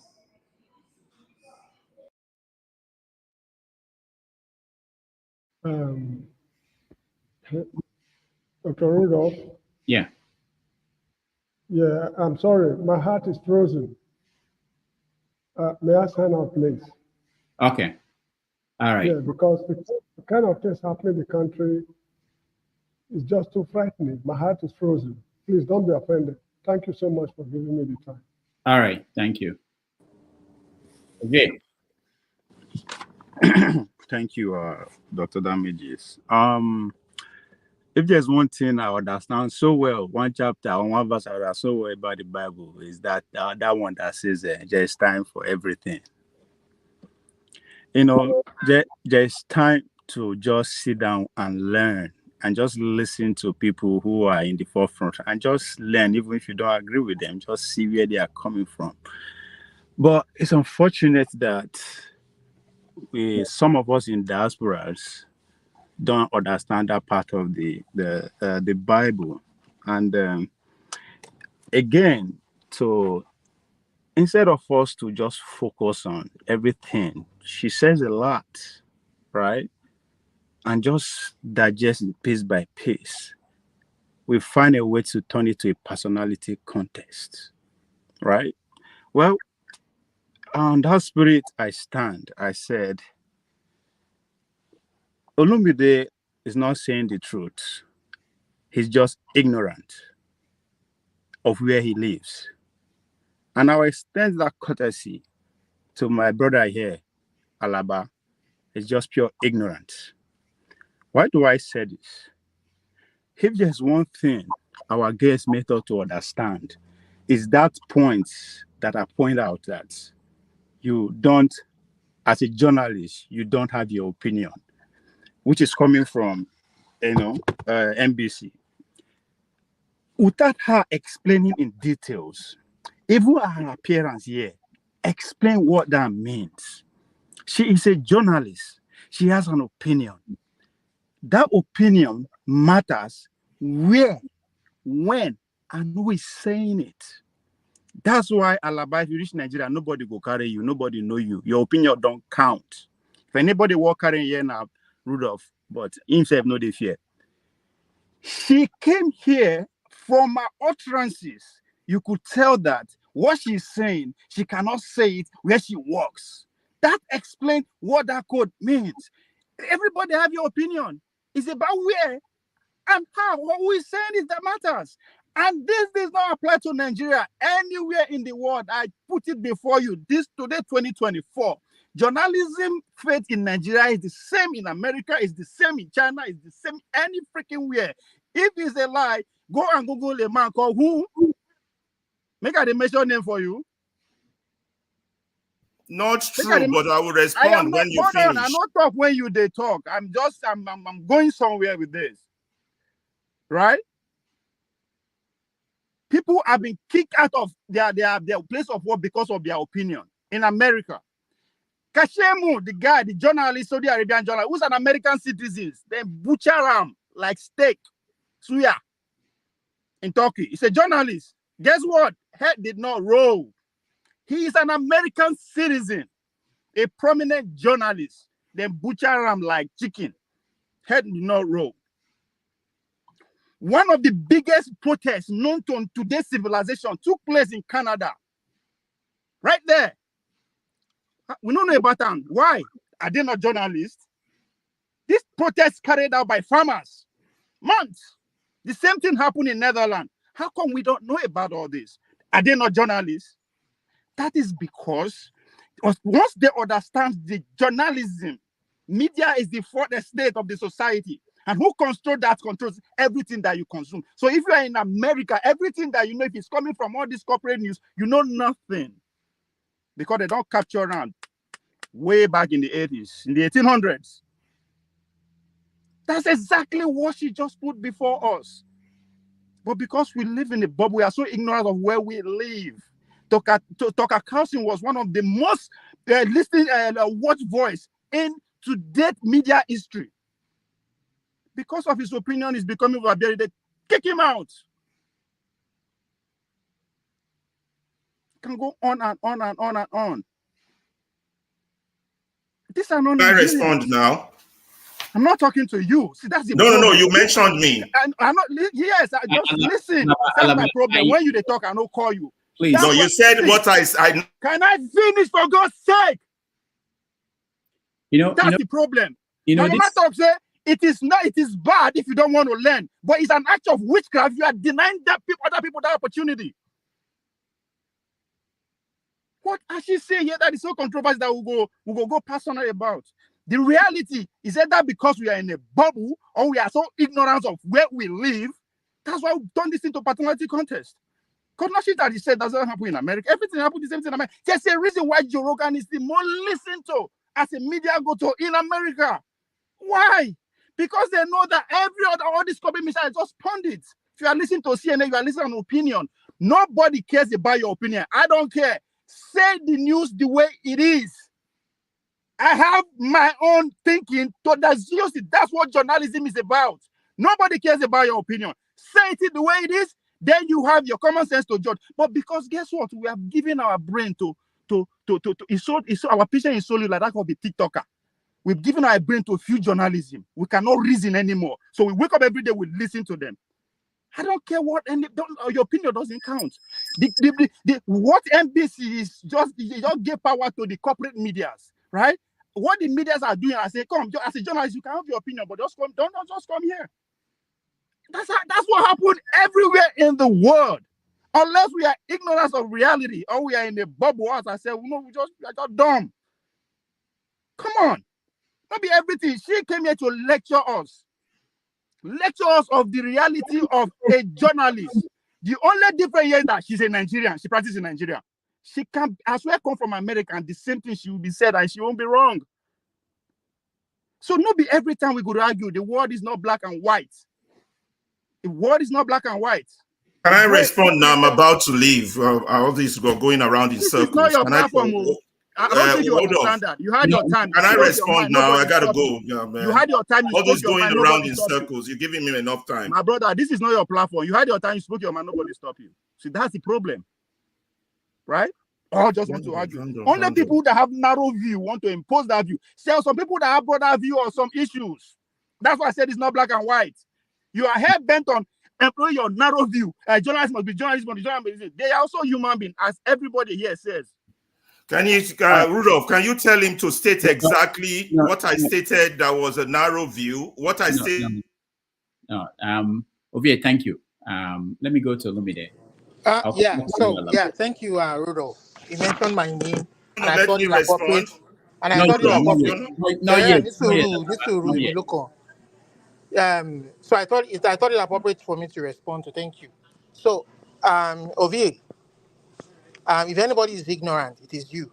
You are very, very ignorant. You live in the US and then you espouse the kind of life that does not befit any human being for those who are in Nigeria. That is the kind of human being you are. And anybody who will take after your advice, that person will be very stupid and very silly. So what we are saying, listen very well. And you too, KJ, listen very well. We are not saying that the journalist practicing in Nigeria is not endangered. They are not the only endangered profession. There are so many endangered professions. Even there are good people working in the police service. There are good people working in the army. There are good people working in the judiciary, trying to do good daily. We are not saying there are no good people. There are people like Rufai Hosseini, we see him on TV every day. We see they are trying their best to speak out the truth in the best possible way.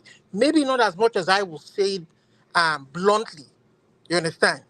So we should have common sense. I am able to be blunt because of where I am.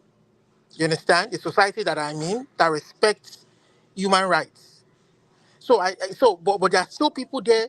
So does it mean that because you are living in a shido That means you should collect bribe to launder somebody's image, to write wrong stories, to paint white black. I'm sorry, I'm not going to be a part of that society. I won't be a part of that nonsense. And you can't speak the truth just because you want to be able to go back home and take care of your investments, take care of your family, and you're afraid of speaking truth to power. That's your business. If you want to go back home, go back home. For me, this is home. Canada is home. I'm Canadian. You understand? You want to go back home, go laugh. You understand? I'm not going to go back to an environment that treats people like shit. And you are laughing. Don't worry, 2027 is coming. You will vote him out now. You will vote him out. I want to see how you will change that environment. You are laughing. You are a kid. Ignorant. máa bá pèpè lábúrò ẹ̀ mọ́ wọn bí wálé kan náà nà àbúrò ẹ̀ Ẹ má báwo jẹ́ abúra wa, ẹ jẹ́ tó stay tó ń lórí ṣeré ọ̀rọ̀. ni. Ẹ má jẹ́ abúra wa. There are important things láti sọ. No. Ọ̀rẹ́ ẹ̀ wá ignorant. No. All right, thank you, So Olumide, who no. says that the journalist is the only endangered Olumide, profession back no. home in Nigeria? Huh? Who Ludov, says let that? him And then you come here because of that you want to come and paint white black, and then you want to change the society, and you are telling me to go back home and start my own YouTube. Why would I go back home and start my own YouTube and get locked up for look at the lady in Canada that they were saying said threatening their life. She's been granted bail. She's been released. She goes to work every day. She got on by No, you are the one exposing. You're the one saying that if you go home, you'll be locked up. You are the one saying you'll be locked up if you go home. You are the one exposing. All right. Thank you, Olumide. I think you made your point. Let me. Olumide, I think you made your point. Thank you. Let me go to who is I forgot who is next. Let me respond. I'm going. Please let me read. I have it written down. Please let me just clear that. I'll come back. It's not about personality. I'm not going to do that personality nonsense with them. I'll come down. I'll come to you.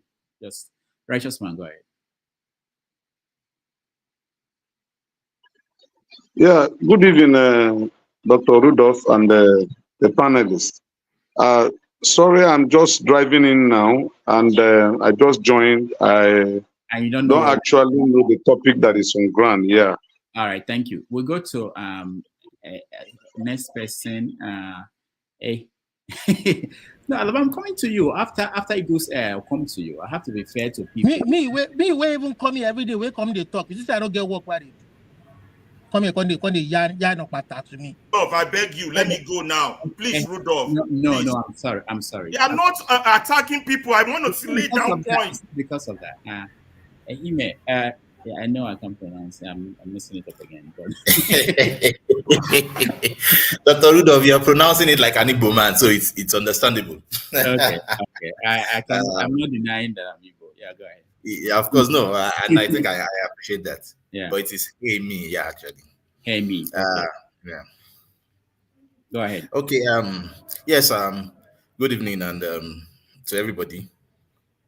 I was just spawned to come up to also give my own 2 cents to this discussion. I think from what I've heard so far, I think we are not really doing justice to the topic of the issue of this journalism, especially from our homeland. And I understand that we want to fight. Yes, we have the right to. We want a nation that we can really call home, where rule of law, logic, morality is what we can see all around. And we don't have that yet, at least. But please, I want us to really understand what is happening, especially with the issue of journalism in Nigeria. The best we can offer these people is support and not too much criticism. They are not finding it easy, because they can easily disappear. And trust me, Nigerians, we can forget in the next second that person has disappeared. Look at the issue of a pedo, for example. It took 2 to 3 weeks before the news even came out that he has disappeared. And nobody knew. And if not for the fact that he had 1 or 2 connections that perhaps they check on themselves, maybe every 2 days, that if you don't hear from me, just don't say something don't happen. Or let me say 2 weeks. Otherwise, it would have just gone like that. We have the issue of the daddy yata person. Look, you see, if this thing is not happening to you, you won't understand, except you just try and put yourself in that shoe. You understand what kind of pain those people will be going through. And you think that, well, they are sacrificing for the nation. It's fine if they can sacrifice for the nation. You know, everybody wants at least we need this kind of sacrifices. But the truth is that the nation you're trying to sacrifice for, the people are not even aware. They are not even appreciative of that sacrifice. Not that maybe you are expecting them to pay you or anything, no. But at least so that they can know that, okay, this person has died in this point, and that person mustn't die there again.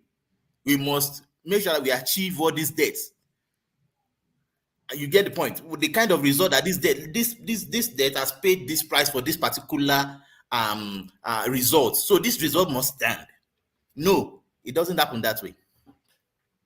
So we need to just give these journalists, especially the ones that are trying to speak out, moral support.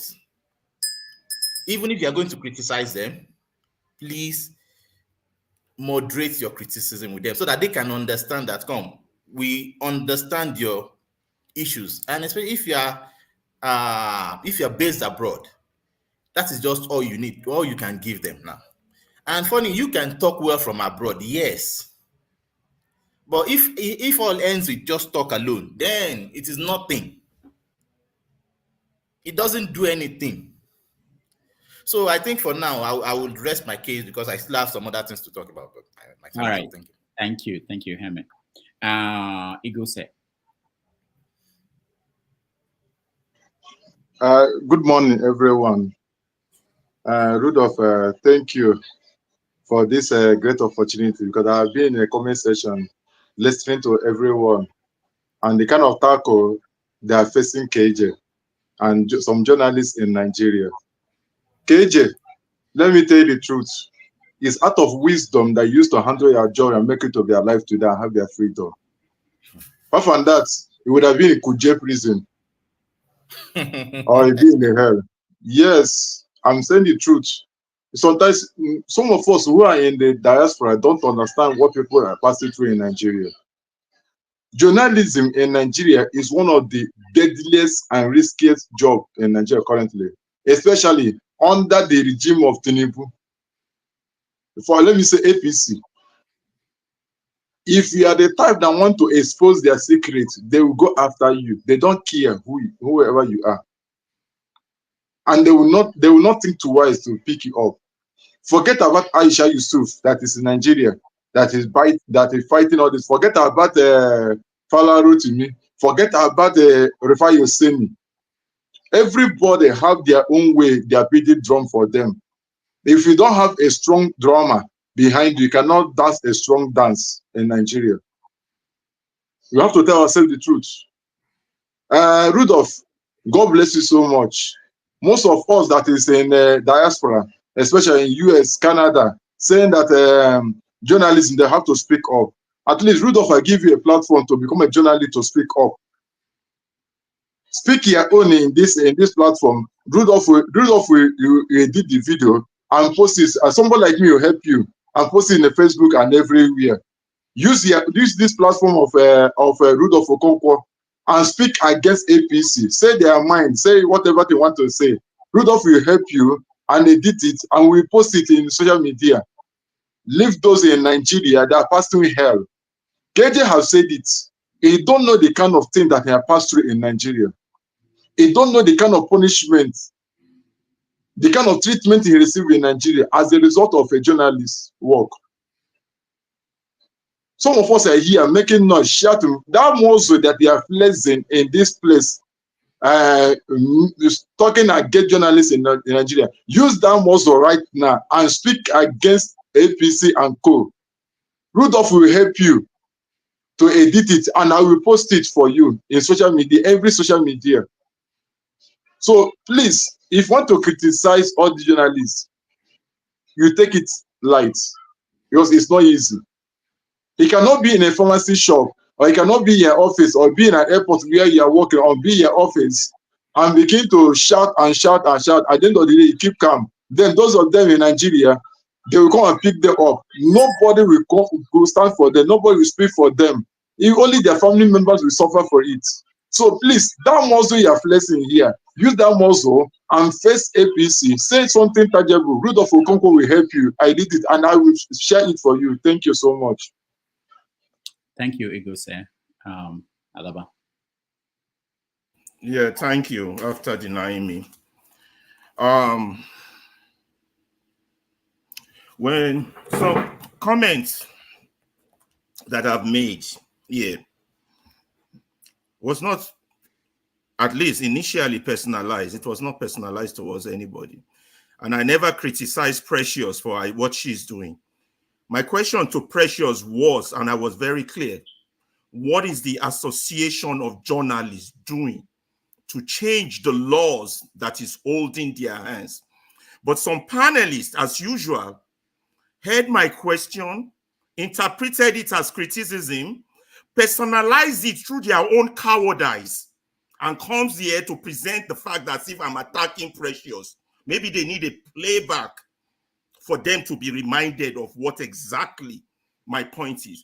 My points were very valid and should have been what panelists should be discussing, not everybody throwing in the towel and carrying the coward placard.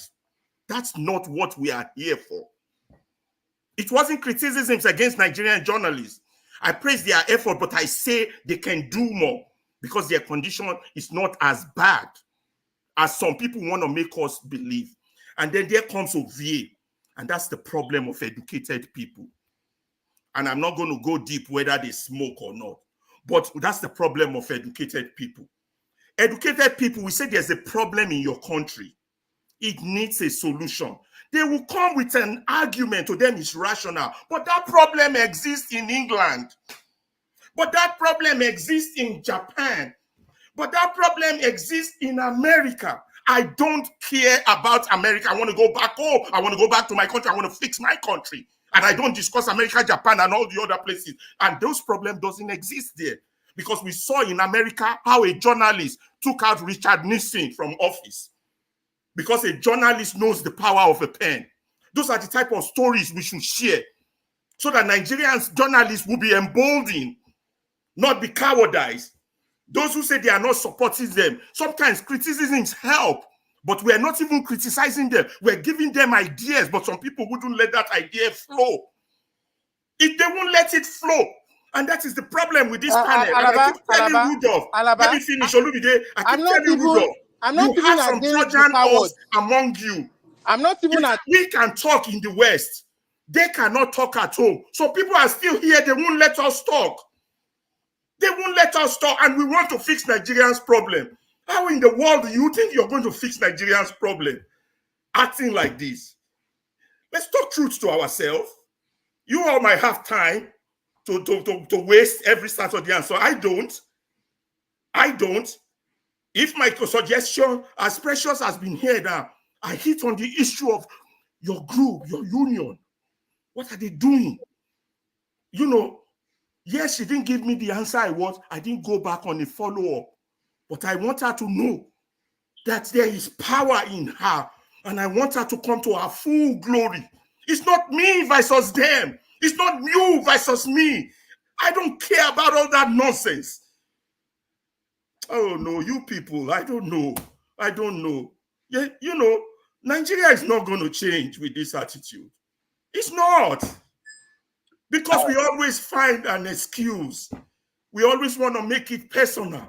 And that's the thing the educated people do, people on this panel. Yeah, but there's corruption in America too. But the people in America have lights. Not be lights be this. They have internet. Yeah, but the petrol gases, what is wrong with us? Who do this to us? I didn't personalize any of you, KJ. I was mad with you yesterday that you let that man spread propaganda, but I didn't personalize you. But I felt sad hearing you talk for 5 minutes and all you push out was you're taking away hope. I can't stand and listen to that. The same thing, show came, pounce on that hope. Eagles here came, pounce on that hope. How are we going to change the nation if you don't give hope? The people are already down. And here we are, all we share is misery. Check 10 Nigeria headline, it's all misery. Don't you all want things to change?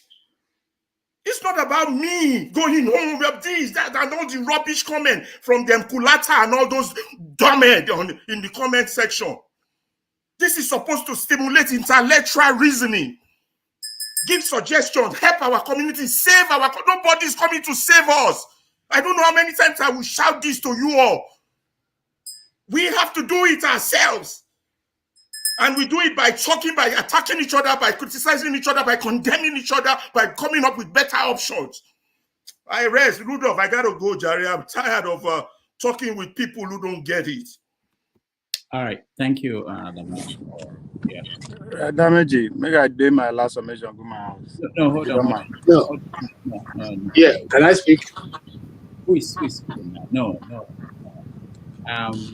So we have to move away from this topic. I want to restate. I think I've spent more than 3 hours target time. That on Wednesday, if you want to join our conversation, we are giving an opportunity to all our panelists, people in the comment section, people who are watching at home. If you care enough about what goes on here and you have issues you want us to discuss, you want to talk to the management or people who run affairs here, let's come there and have that conversation. We also have a message that we want to pass across to you too. We are trying to reform what we've been doing for maybe 3 years now. I think it's old enough to kind of be more mature and to do more than what it's doing for us at this point. So we invite everybody to join us. It's going to be like something like a webinar, but it's open to anybody. I will share again the link so that you can take note of it. But those who are on my WhatsApp group, I will also share it there. The other thing I want to mention at this point is that from next Saturday, we have one of those ideas that we've been talking about here. We have a show on Voice of the People TV. It's called The Diaspora Perspective, TDP, from home and abroad. So we're going to be sharing ideas with people at home about issues at home from the perspective of us abroad. So we have the flagship show, myself and KJ as panelists who will lead that conversation with people at home. And when you come to the meeting on Wednesday, we'll talk about how you can be involved and the whole idea of what we plan to do. All right, Righteous Man, I will let you speak, and then maybe KJ. Go ahead, Righteous Man, and show. Yeah. Good evening. The bitter truth is this. Journalism has been watered down in Nigeria. It has been watered down in Nigeria. It's a bitter truth. There is no industry that doesn't have its own negative impact. Are you talking of being a soldier or an engineer or Air Force man? Sometimes the plane crash and the body scattered. So it's not only peculiar to journalism in Nigeria that you say that they are being harassed or whatever. Innocent Nigerians who went on protest too were harassed. So journalism has been watered down in Nigeria to the level of receiving of brand envelopes. So our journalists in Nigeria today, they have failed. We are the people on ground here. We can tell you, tune to TV, tune to radio stations. They engage in, they have succumbed to the pressure of the federal might. What they do now is to talk about female and male issues, play music, then do one-man play for you to win a lottery and whatever. That's what is going on. Hardly do you see meaningful conversations. And even when I feature in 2 radio programs in Lagos on Mondays and Wednesdays. You know, when you want to bring a meaningful, educative topic, you will see the anchorman will water it down and tell you, no, they shouldn't go to that towards that direction. You know, because of the fear of losing her job and possibly a fan from the NBC against the media outlet. So everything is watered down here. Our journalist is no longer the journalist of those days that dared the military, you know, and wrote excessively that, you know, that opened the eyes of the people. We don't have good, not that they are not good journalists, but the practice of journalism in Nigeria has been watered down. They are good individuals, but they are no longer effective as they ought to be. Like in the days of Delegiwa, you know, in this platform, I have accused Dr. Rudolph, I think it should be last year. I said, you guys use Sahara reporters to finish Jonathan regime. And there were a lot of things that were reported against Jonathan via Sahara reporters. That Sahara reporters, where is it today? Why are they not reporting against Tinubu? They are no longer as efficient as they were during Jonathan regime. So that is the kind of thing we are facing here. Our journalists are not working at all. They are ready, they're after their stomach and the well-being of their family. That risk that every industry takes, that risk that involves every profession, is not exclusive for journalists. It involves every industry. So let it not be reduced or limited to the journalists, maybe when they die. Many builders are dying. Many engineers collapse from, the house will break from up and they drop dead down.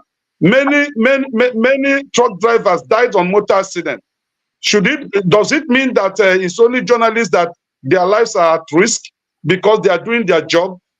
It's not true. So Nigerian journalism have been watered down. They are no longer efficient and effective as they used to be. And that is a bitter truth. Take it or you leave it. I am in the state. I'm a contributor in radio program in Lagos State. I can give you the TV station, the radio stations. I'm a popular contributor there on Mondays and Wednesdays. So I know what is on here. So that is just my contribution today. All right. Thank you, Righteous Man. You know, who did I say I was going to? You call me now. Yeah, sure. Yes, thank you. It's not of you, it's me now. It's me. Come on, you not journalists. Allow us quack to talk. I need to respond to what some of the, especially allow the quack to talk first. Let the professional take back seat, okay? Our people say if you give somebody rope long enough, that person go hang himself. Abi? So I don't know, but maybe not English, Some people go say Nigerian journalists. I don't know, show now they breathe una fit correct me. When you use Nigerian journalists, you are implying that they are in competition with another people, another country, Ghanaian journalists, UK journalists. That's what you are implying. Abi, I don't know English is that one. But in the same vein, you go say, every sport team will compare Jamaica to America. But you go, only you in the same sentence, you go say, where I dey, I can speak freely. But where you dey, cannot. Where you dey? Na Ibadan you dey? I'm not be America you dey? Not be Canada you dey? So when I talk say some people are ignorant, I meant every sense of it. You are ignorant of where you live. But you quick to use that as an example. And when somebody pointed it out, you think it's an insult. No, it's not insult. Because it's obvious. Julian Assange, no be Yoruba name, no be Igbo name, no be Hausa name. Eh? Snowden. All these are journalists, so they are not Nigerian name. Google them, then you understand what our guess, where she is coming from. That's why I said, if you don't want to learn, that's good. But stopping other people want to learn is an act of witchcraft. Right? Google today, put it on Google, 1.8 billion nice Americans don't come out for propaganda campaign against China around the world. Google them. Google is a law in Canada today that says as a podcaster, when you get to some kind of subscriber, you have to register with the government. They want to know what you think and what you say. That is not in Nigeria, it's in Canada. Right? When I say you are ignorant, I meant it. Today, every media organization in America is infiltrated by CIA. Google them. That's why I say you are ignorant of where you live. Of course, if you stay in your bedroom, talk anything for Chicago, for Soso, for Enugu, for Japan, you can do all that. But what you should factor in is that who are you, what are you saying, and where are you saying it from? I said it here. Anybody worth picking up by any agency here in Nigeria is Dr. Rudolph. Nobody knows. We don't count. Whatever we say, don't count. And again, explain what our guest pointed out. That she can say whatever she said on this platform, but on her own platform, she cannot say that. That's where that rules apply. Again, ignorance. Not because you live for America, England, and BDT. No, you live in a bubble. Now, the same people that control the way they control Nigerian media, that is why they control America on. That's the point that she's trying to make. I mean, why is it? Chris Cuomo, a Democrat, came out and said only 7% journalists in America are registered Republican. That should tell you everything. He is a Democrat. What are you guys saying? One of the most quoted intellectual in known to human history is Professor Noam Chomsky. How come we don't hear him on any of the national television? Why? Because his view no correspond with what the owners of the media want to also hear. Again, our guest pointed it out. But because English now go destroy us, we quick to use Nigerian journalists. We think everybody will go with that narrative. No, some of us understand what you are implying. If you don't know, when you are a product of a mainstream media, that's how you will speak. And when you hear a different narrative that you've never heard from any of your journalists before, we become a conspiracy theorist or we are stupid. You live in your country, you have no clue how the system works, and you come on national TV, you say Nigeria, and you think everybody is dumb like you. No. This work there's a reality out there before everybody. Now, who control the media? Control what you know and what you hear. She clearly pointed out, and that's why I asked her question. Do you think the conversation we have in the country is fair? She said no. Do I have to go ahead and argue with her? But again, before they say ignorance is a bliss, today not lie. Ignorance is a choice. It's a word of information. Everything is out there. If you don't know, say you know. No, they come public, they shout like Mumu. Say na journalist come out Richard Nixon. That is the most bizarre thing I've ever heard in recent time. That's wow. All right, but thank again, you. you're a product of CNN. Thank you, Obie. KJ. Sorry. Elon Musk put 44 billion for Twitter. Why? So that he can have a say to some extent, though. He's the richest motherfuckers in the world. So that he can have a say to some extent. It's just something he can still not say. That's why I put 44 billion. That's how much and how dangerous that profession you guys think it is in Nigeria. If you think it's dangerous in Nigeria, venture out of Nigeria and you see, they go butcher you like a shoki. All right. Thank you so much. Ovie has said almost everything I would say. I would just want to add, even with Elon Musk's money, now 9 countries right now. Ovie said nothing. No, he said jargon. For this man, didn't even understand what he was ranting about. I spoke to intelligent people, no be dumb. I don't talk to dumb, so you know go understand. Okay, so now, thank you, Ovie. I appreciate your contributions. If I went out to give us multiples of examples. Now, even with Elon Musk's money, 9 countries have already banned X right now from operating. Okay, because they don't feel that they'll be able to control the narrative coming out of it. And as for me, my personal opinion is this: when you hear this what they call it now, when you hear fake news, when you hear hate speech is simply when the government don't have the ability to control what the publics are hearing, and so when that information they're trying to guard against is released by an independent journalist, they will now call it hate speech, and they will now fast check it. They'll do all that stuff just to keep that information from going around, because you see, the role of the journalism or media is to carry out, is to publicize the culture, what is going on in a society. The culture, let's leave it at that. Okay, I don't want to break it down, but it simply means that we keep the wheels of information running around, and sometimes those are the top of the affairs want you to keep only their own information running around the people. Now, if you step out of that organized government information, you become an enemy of state.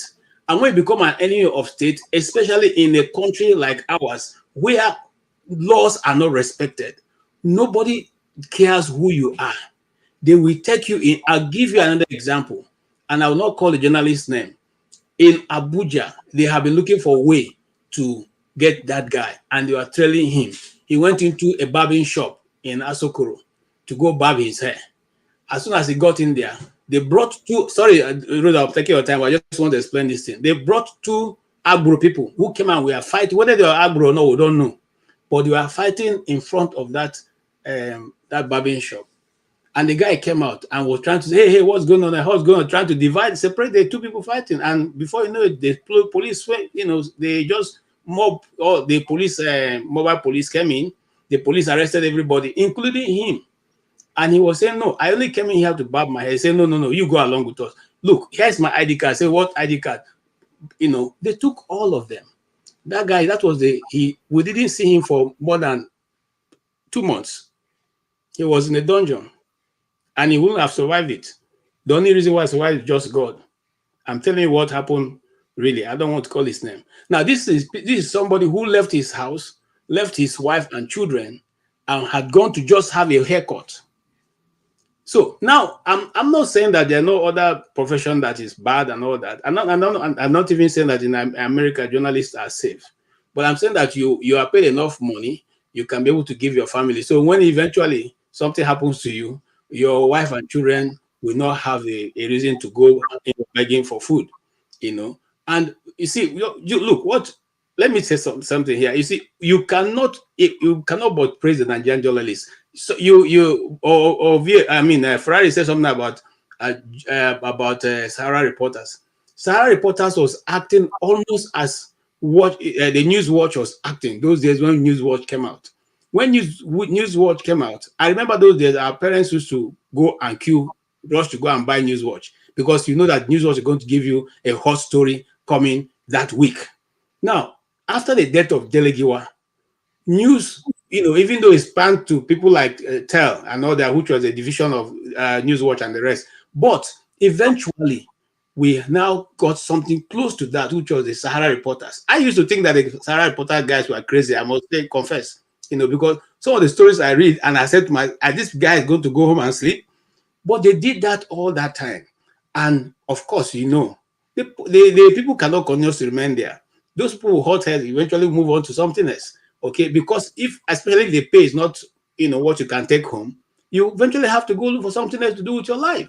So if we want to help the Nigerian journalists, just like Precious now, let us form a post where we can give her and tell her, you know what, when you get those stories that you cannot publish, get independent publishers, pay them this amount, they get it for you, write it, then they can send it somewhere else and be published. That's what some of us used to do those days. Some people used to do that.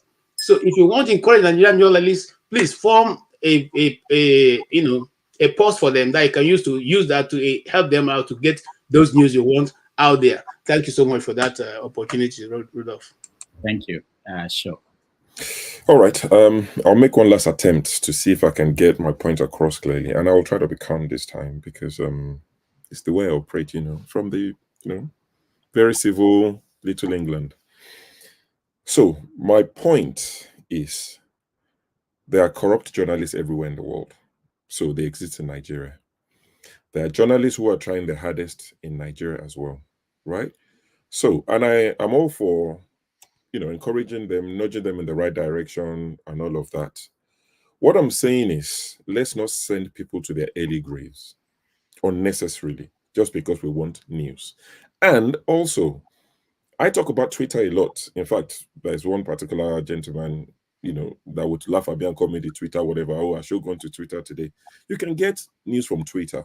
Not everything will be on Arise or NT or whatever. There are so many independent journalists. One of them, Pidom, the 99% whatever guy, has been locked up. Allegedly, for the first 6 days, his hands were cuffed and he wasn't fed for the first 6 days. No food. When they eventually, arrested him, I think he went to Nigeria for that August protest. And that's why we're telling some people who don't get it to say, go and try it as well. But I like Olumide. He keeps saying things that make me think, are you listening to what you're saying? He said, I'm afraid because I want to go to Nigeria. I'm afraid that's why I don't want to criticize the government. What do I do when I come here every weekend? Sorry, please remind me, what do I do when I come every weekend? But I don't criticize them the way you want me to. So as far as you're concerned, I don't criticize them. Now, you said I'm afraid, but in the same breath, you said you would never go to that country so that they don't arrest you. Who is afraid? I go to Nigeria regularly. I'm going very soon. And I criticize them. So you are the one who's saying you can never go to that place. You have no business there. And I respect that. I have no issues with it. But I'm saying, let's not just tell journalists who are trying the hardest in one of the most hostile environments to keep digging. No. Sure. You are the one mixing apples and oranges. Let me I am finish. saying what I am saying. Let him finish, please. Don't worry. I've calmed down my tone. It's fine. Let's discuss and maybe Stop twisting what I said. What I'm saying is that the ones doing wrong, don't put up a defense for them. That's what no I'm one saying. is. I've said it many times. I said the bad ones. They stand alone. Those are the ones I'm referring. But what Yes, KJ I'm is with saying, you on that. KJ is giving a cop out Blank. No, to the it's not ones a blank defense. that those are the ones I'm referring to. Don't twist my words. Okay? It's not a If blank. you want We're to not giving go them a and blank tender to your defense. business, go home and tender to it. No. I don't have any Olumide, okay. business in Nigeria. So, okay. That's what I'm saying. Let me try and explain it. At least my position. It's not a blank defense. That's why I started with there are corrupt politicians, journalists, even in the US, even in the UK where there's freedom, they're still corrupt. And in Nigeria, there are many corrupt. And it's easy to corrupt them because of the level of poverty and the rest of it. But I'm saying the ones that are trying.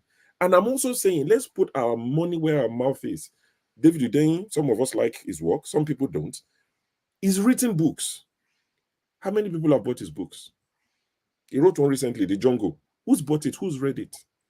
Pidom was asking for money after a while. Who donated to him? When people talk about Righteous Man, I don't know. Maybe it's me missing something. Righteous Man said, journalists are not the only ones who die in Nigeria. Engineer falls down from a skyscraper and he dies. Did the government do that? Did they go after him? We are talking about people who will get their door broken down in the middle of night. Comparing that to somebody who died while driving on a bad road. If you are the insurance company and both men came to you for insurance, would you charge them the same premium every month based on the risk they face? It's different. We are talking about the people that will be going to bed. They probably don't live in the same house as their families, trying to protect their children, giving them a different name so that they don't link them. You are comparing that to an engineer who dies at work. No, those are not the ones I am referring to. Those are not the ones I am referring to. I'm not talking. Need to move on, my brother. Okay, Egbomi, move on. I'm just saying, Righteous Man compared. Somebody driving Dangote lorry died on a poor road. It is bad, but I'm saying you can't compare that to somebody. What? No. See, you are belittling what even Righteous Man is doing. Righteous Man is an engineer. The fact that he comes on here to talk shows his brevity. You see what you're doing. You think you're talking smart. You don't think that what Righteous Man is doing is brave enough. Are the government looking for engineers? Continue to play safe. You don't have to say anything blunt. I'm asking we a very on the simple DSS list, we know ourselves. We on the DSS list, we know ourselves. Play safe. You will change Nigeria. Don't worry, you will change Nigeria now. Olumide, congratulations. I'm asking you a simple question that the most stupid person can answer. What question? What question are you asking? Are the government actively going after engineers in Nigeria? We are not talking about government going after engineers. Listen. You don't say he's a brave man for coming to speak as an engineer. They are going after people speaking out. You don't have to be a professional journalist anymore at this point. Let me You don't have to be with those of us on the DSS list. We know ourselves. I'm not entertaining you You are a anymore. politician. I know you. Yes, I'm a politician. You are a politician. Join. You have to have something to offer for them to even pay me. I am not a politician. I don't play politics. I'm going to speak the truth to power. Continue to play your politics. Speak sense to power. Don't just the medication you are selling. Are you the one using them? If you have a problem with what I do and how I speak, you go and up transformer. All right. Please let me address this boy. Please let me address him in a very calm way. The medication is meant for your customers. It's like you are the one taking go it and at this transformer. point. If you don't like how I address the no, people back bro. home, the powers that be, go and hub transformer. You said, listen for a second. I know I can't help you with comprehension, but think about it. You said righteous man is brave. Wait now. Èmi ọmọ kékeré. Ṣáwọn tó ní ẹ fẹ́ jèrè ẹ ṣá èmi lọmọ kékeré. Wọ́n dẹ̀ ní jèrè ẹ, wọ́n ní jèrè ẹ nílé ẹ. Èmi lọmọ kékeré. Ìwọ tó lè sòótọ́ ọ̀rọ̀ yìí. Wọ́n ní jèrè ẹ. All right. Thank you very much. You've managed to bring some of the most crazy people around. So the question, maybe righteous man, you can answer this question. As engineers, are the government actively after you people? Keep quiet there. That's not what we are saying. Don't divert question. Okay. That's not what we are saying. Sure. What I was saying is that every profession has its own risk. I agree. Every profession. So journalists are trained and they should know what they are supposed to encounter. Just like an army man that has been trained, he knows that when he goes to the battlefield, these are the possibilities. He can lose his life or he can retain his life while at the battlefield. So any well-trained journalist should be brave enough to do his duties, not minding what is going to come after him, because every profession has its own risk. That's what I'm trying to say. Okay, I hear you, but you are the one that drew the false equivalence when you said engineers are dying while at work. That is different from people actively looking for you. You can see where I don't agree to say it's different risk. There are risks, but what presents the risk is different. One is accident happens at work. One is the government might actually look for you based on what you say. And this is why I'm saying, it's two different types of risk. Just to put the false equivalence, it's not fair. That's all I'm saying. Okay. And I'm not saying government do look for us. If I handle a project now and within the time period it collapses, my license will be withdrawn and I will be declared wanted. All right. So it is part of the risk of my profession. All right, thank you. I have to go, but let me hear Okija, and then I'll leave. Okija, go ahead. Unmute yourself. We can hear you. Okija, we can hear you. All right. So when you figure it out, we'll bring you in. I speak the truth. Welcome to the show. It appears as if everybody here, they've been speaking lies. So let's hear speak the truth. Maybe he has something to tell us. Go ahead. Oh, you want me to go ahead? Yeah. Oh, hold on a second. I was listening on the other side. Okay, so Show's laughing because he knows I'm about to grab. Oh, sorry. Just one last thing, because now you came on, you reminded me of our chat. Let me just remind our people, I'm spreading more fair. Please, if you have dual nationality and you say things you cannot prove or defend, the day you go to Nigeria and they carry you, America won't fight Nigeria because of you. Let me just tell you that they've borrowed you their passport. The United States is not going to fight Nigeria because of you, or the United Kingdom won't come and fight Nigeria because they've locked you up somewhere. And I'm not spreading fear, but that illusion of they borrowed you a passport, you were not born there, you obtained it whenever, and you think the United States would. You're not a neurosurgeon. Even the US has about 4,000 neurosurgeons. If one is gone, they'll be fine. So all I'm saying is don't get that false sense of importance. I have an American passport. America, and I'm the kind who get British passports. Correct me if I'm wrong. All right, I speak the truth. Yes, sir. Okay, so I've been listening to everybody, and it's been funny, having fun. You know, I think for the entertainment factor, it's been good. But I think one of the things people are missing, if you are instigating people, you're telling people to go back home.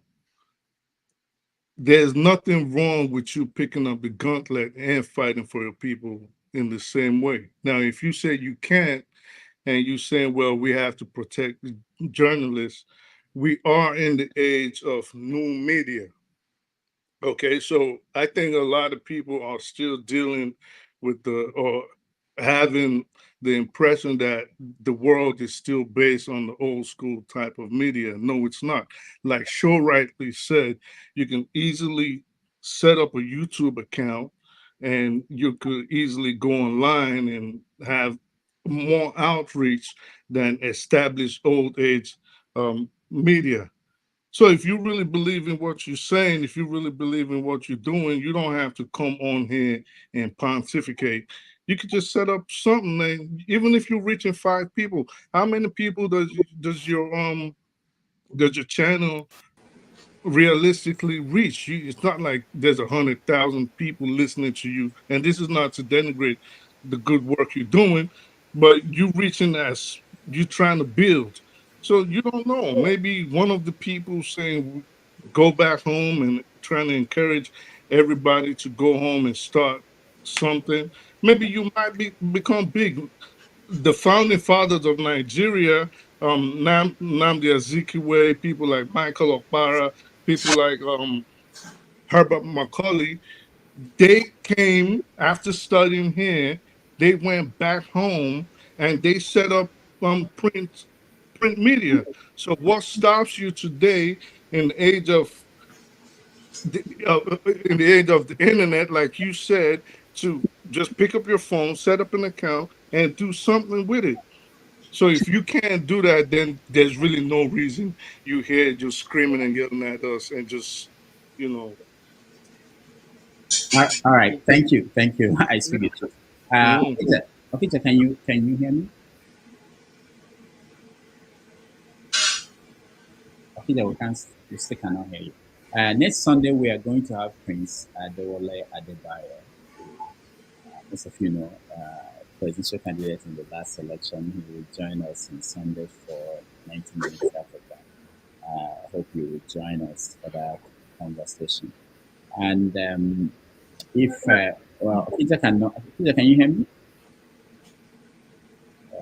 Just so you know, Peter works in tech. I don't know why people like that have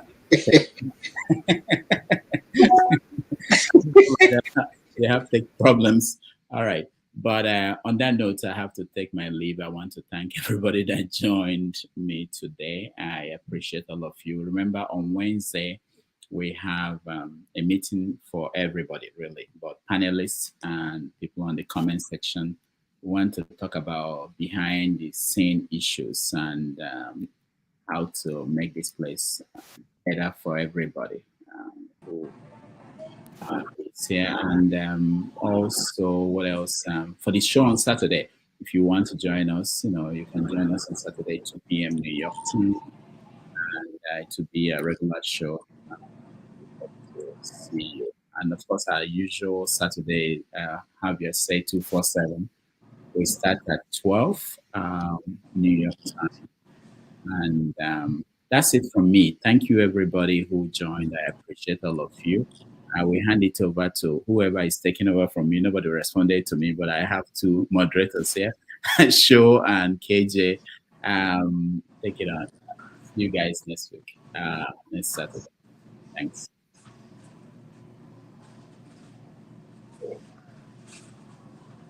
Oh, okay. Thank you, Rudolph.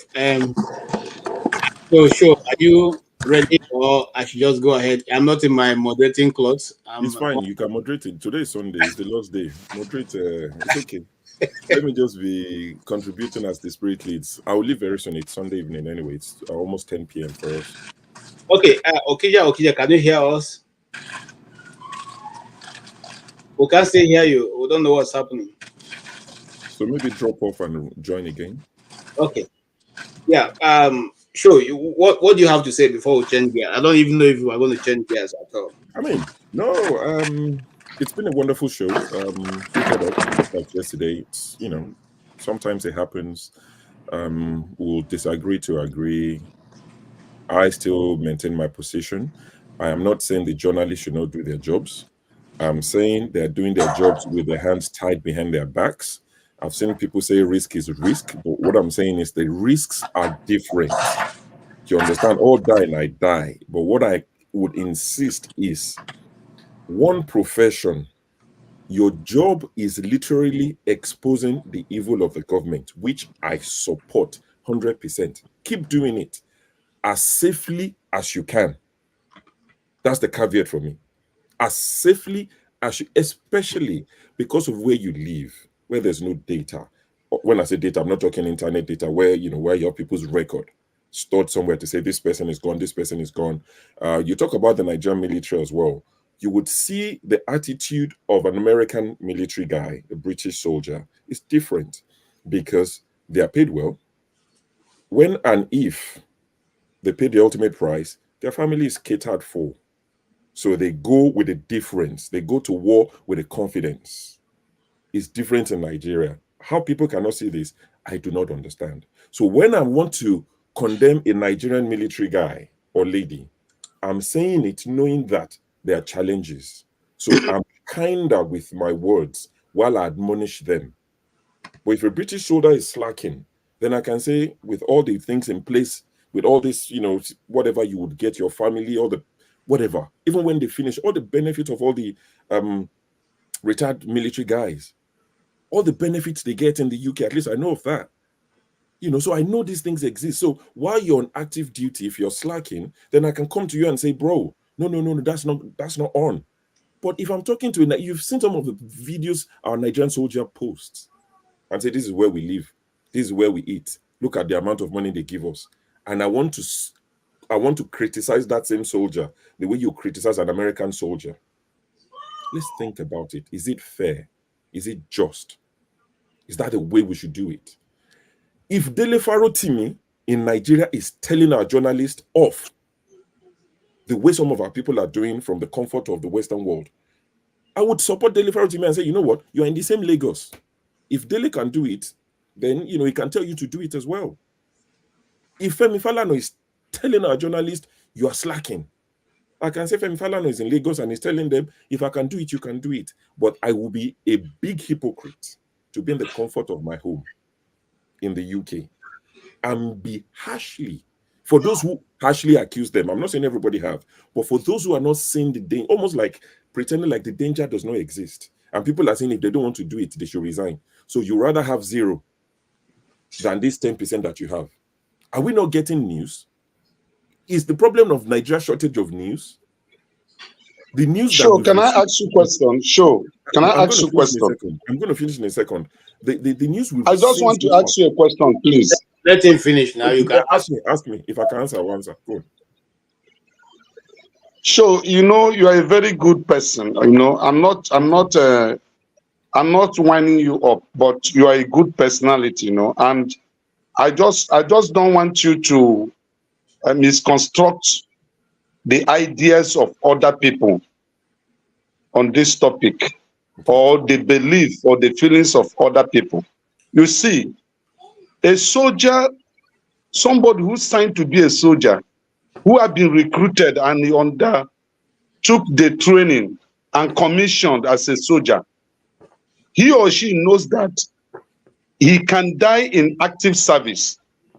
A journalist that have been trained to be a journalist should not tell me that because of government will go after him or her, then he will not do that job, execute the assignment given to him. What's the question? Because of fear of being harassed.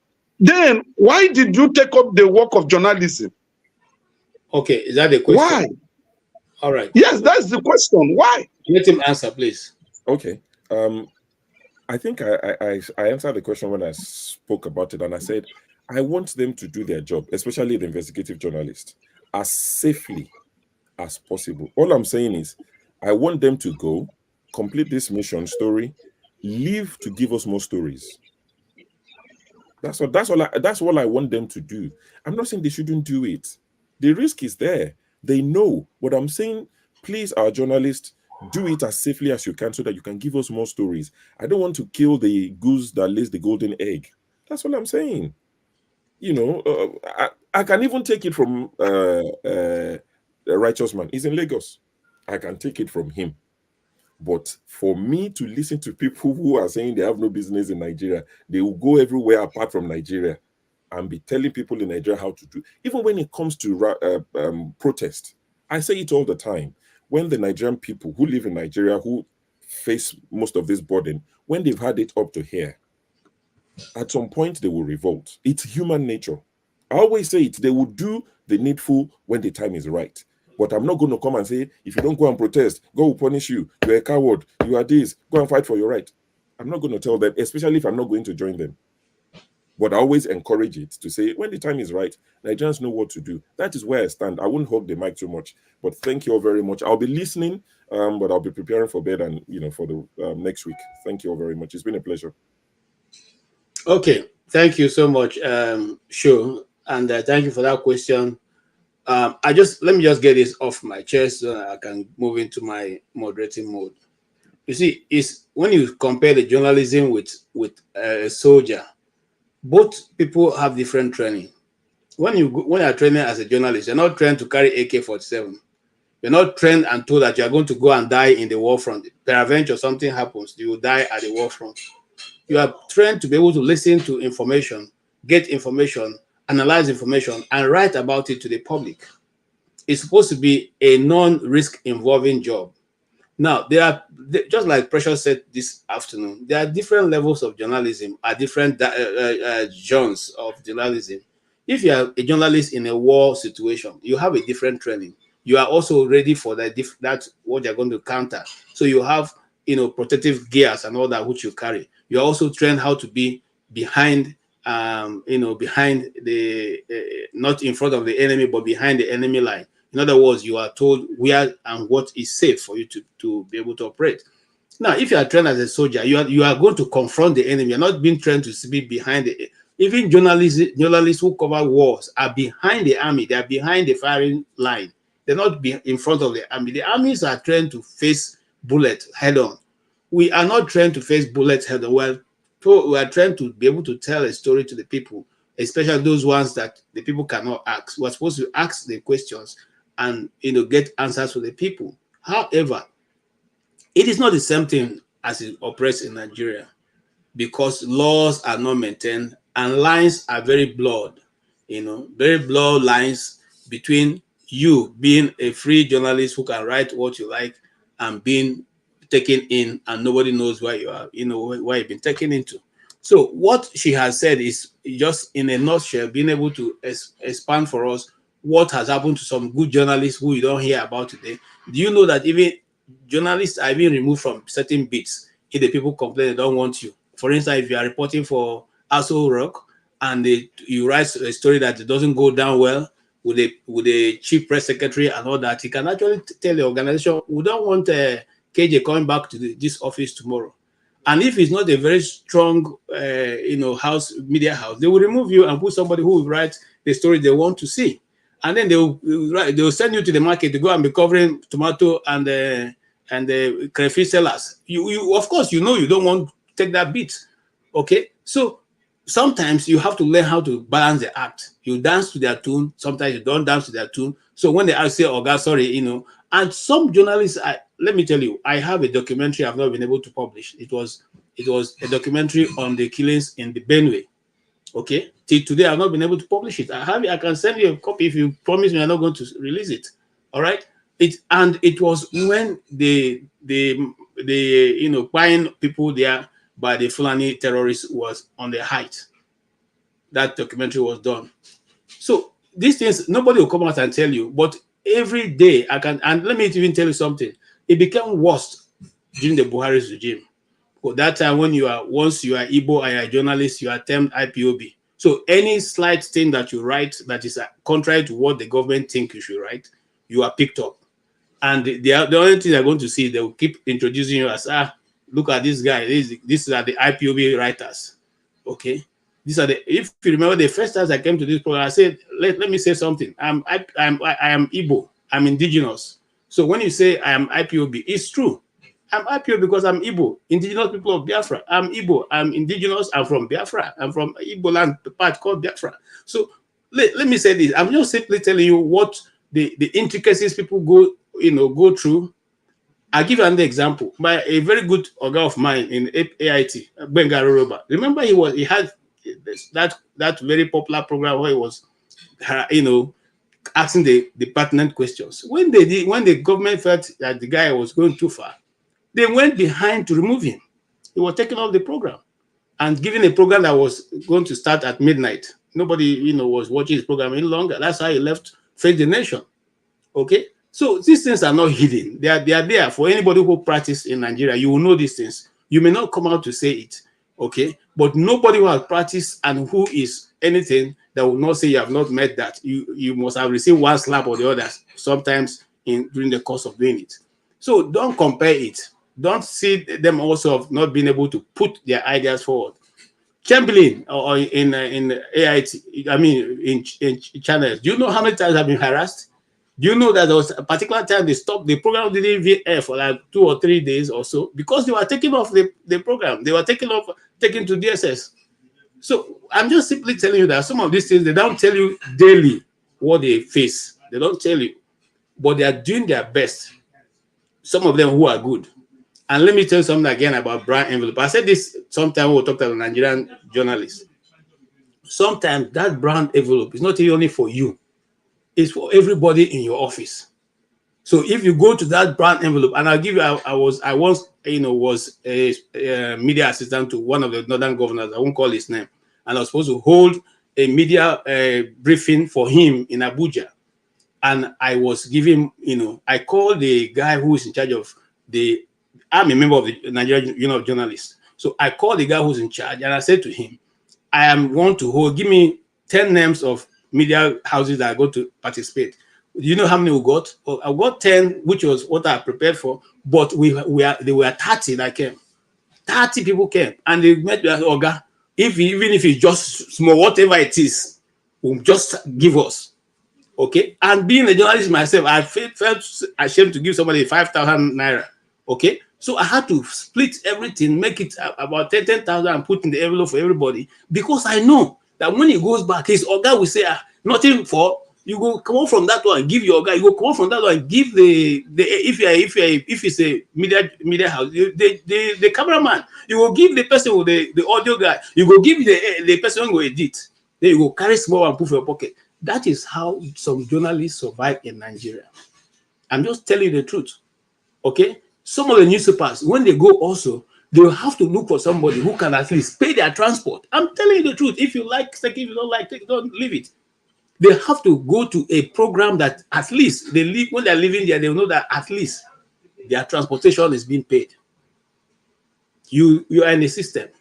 So when the Nigerian journalist is writing the story, when they were talking about, it's not as open as people are thinking it is. All right. Some of them go look. Some have been sacked because they insisted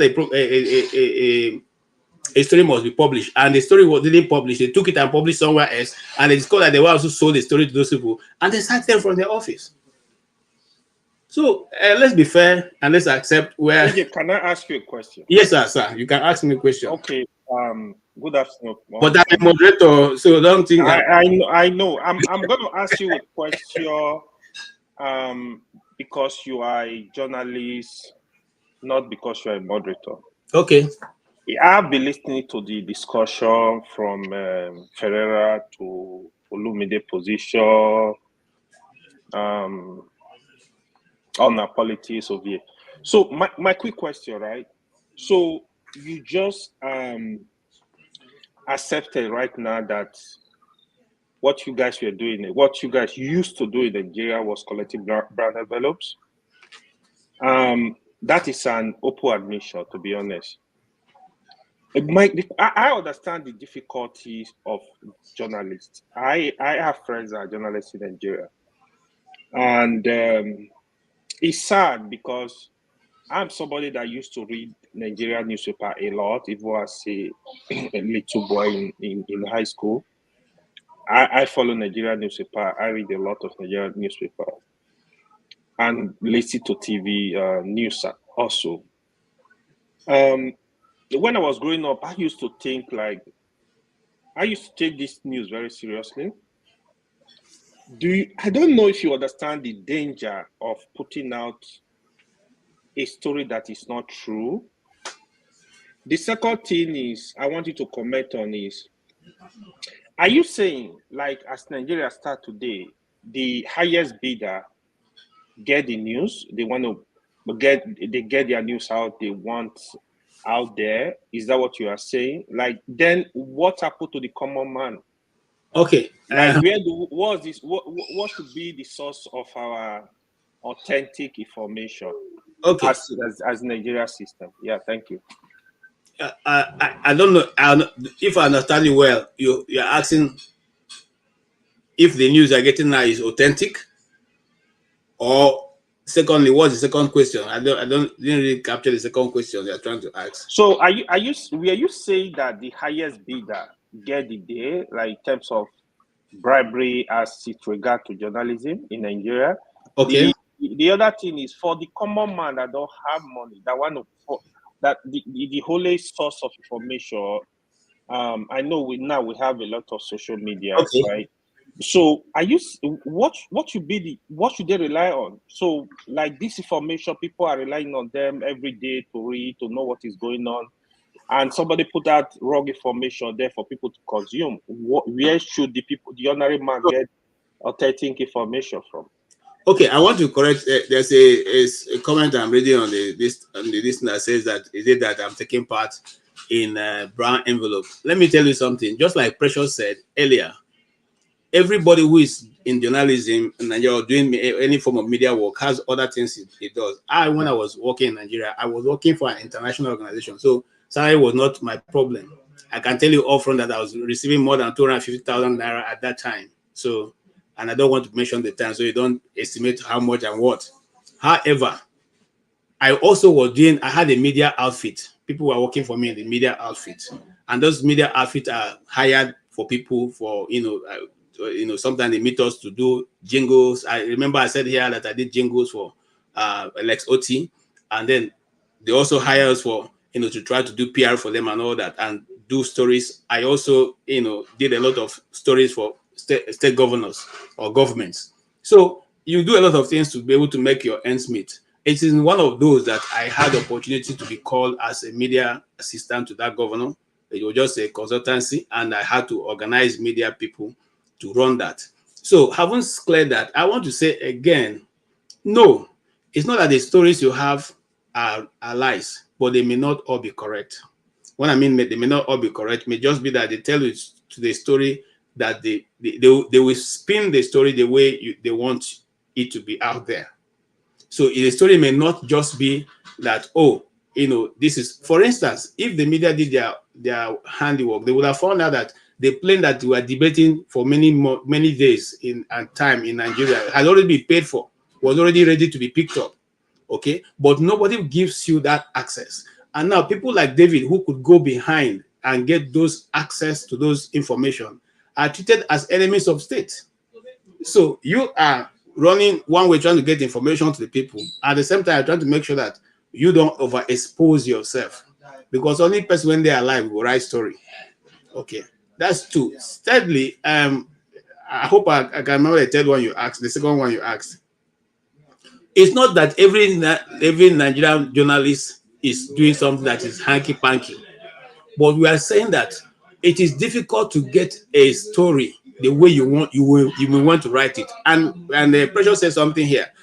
When you have finished your story, there's a person called the editor who decides which goes out and which does not. So you could come with a very interesting story. You are written the way you want. The editor can decide to spin it the way it will fit the organization, because every organization have their own way they want a story to go out. So what you finally submit you submit at the end of the day may not be what comes out. And again, the story about the ordinary man is there. we call it, water cooler stories. You can do water cooler stories of the ordinary man, how a small child is selling, of 9 years, selling water, what do you call it? Pure water in the city of Lagos. That is a poor man's story. You can do a story of maybe an Accra woman who has been there and used Accra to train her children, to a enviable level. That's also a story. Okay, but nobody, no media house will send you, go to Agana Abode, go and interview Mama Sikira. Nobody, because that story will not give them any money.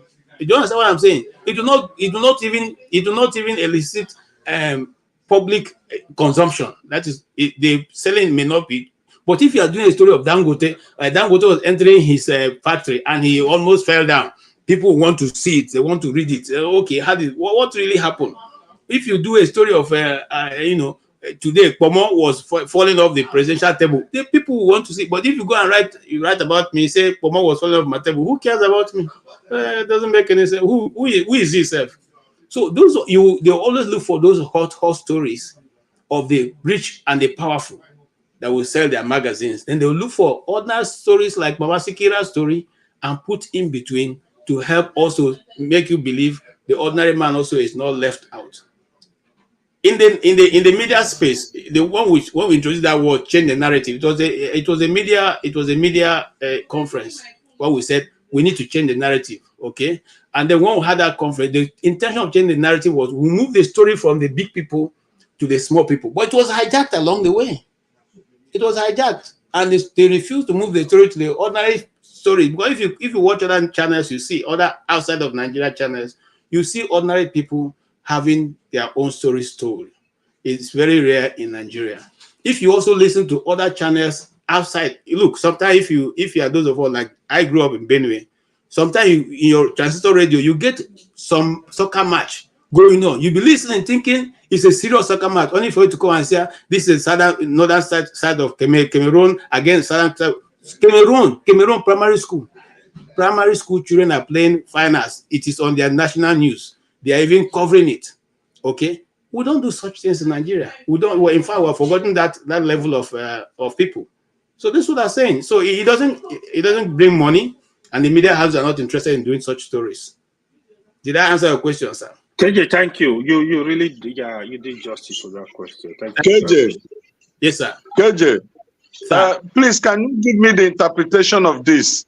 Ekweko amaba. What does it mean in English? When the gong hits, the truth will come out. So, does it reflect in your journalism? Not really. These things have been there before I was born. I'm only following what I come to me. So I don't know what you mean, but that is what it is. Let me go on to Eheme. You will have something to say. Or you have a lot to say. I do have something to say. And I want to start with this. What can we do to help? What help do they need in order to do their job diligently? Okay. That should be a question that we should be asking now, and especially the ones that we can tell they are trying their best. Because there is something that I disagree with, and that is why someone like Mr. Ferrari finally get his point, which I didn't get earlier. But the way it was presented, what's that noise in the back? The way it was presented made me lose his line of thought. But the thing is that these people, they are already facing the Red Sea. Or let me know, they are already being pursued by the Pharaoh's army. We shouldn't be the Red Sea for them. Rather, we should be like the path where they pass through, and they pass safely and securely. But if we now become the Red Sea for them, and thinking we are trying to query and criticize them in order for us to bring out the best in them, you are getting it wrong. because they have no moral justification. I mean, they have no justification to even serve us in a society like that. So when you have good eggs, you take care of them. Not by giving them money all the time, but by the words of your mouth, by the way you criticize. In a book I read, it always says something that you should praise heartily, and you should praise lavishly and approbate heartily. Meaning that when you want to praise, praise them and make the air to swell. And when you want to correct them with your heart, so that they know that no, this correction, this is how you see, you know. But when they feel like the correction is from a place of they don't know their job, or they are inept in doing it, or they are also greedy people, you're already losing the war, not just the battle alone. So I would say for people like that, even if we need to appropriate them, we should do it with conscience. We should do it heartily so that they can see that okay, these are better ways you can do this thing. These are ways you can, and sincerely, this is what this kind of platforms should offer. What can we do to help? You remember this? There's a story in the Bible where, sorry, I'm quoting the Bible here. But that is what I believe. But you know, this story is a principle where they wanted to build the gates in Jerusalem again, and they required Nehemiah to go back. He had to gather his people. While they were building with one hand, they were holding the sword with the other hand. It is telling that there is a way they should do things. You just don't do things brazenly. Everything is not black and white. It's either you are black or white. No, in this life it is gray. So we just have to understand this dynamics before we just make things blank and from there discourage people that are even trying their best to serve us properly. So I would say we should ask, what can we do to help? If they want to be the voice, some of us should be their weapons. And when I mean weapons, I'm saying AK-47 here, please. It is just a parable, it's an app, you know, to what I'm trying to say. Yes. To Okay. support. Yeah. That is. I speak the truth. Heme has asked a question. What can people in diaspora who want to help journalism in Nigeria, what is the best way to help? Yes. Well, for me, I'm still going to revert to the same thing I said earlier when I first came on. And it's the only way you can help is to lend your own voice to whatever struggle you think you want to inspire. So whatever struggle you think it is that you want to get involved in, listen, the internet is here for everybody to use. You don't have to set up a media house. You don't have to set, there's people, like I said, there's people that start up just with their phone and they have more reach than media houses that was built with millions of dollars. So you can use your phone. You think there's something you can say, but go ahead and put it on your phone and broadcast to the people and set up a time. Dr. Damages is here. Believe it or not, we're part of the new media. Everything we're doing right now is part of the new media. In the past, people like me and you we're not getting invited to Arise or Channels or NTA. We're not getting invited. So this is a way, I think, if you really are adamant that you want to lend your voice to whatever you think the struggle is, then you can start your little bit by going on social media or YouTube or a forum like this and set up something and get on with it. Okay, thank you. Righteous man. I'm with you.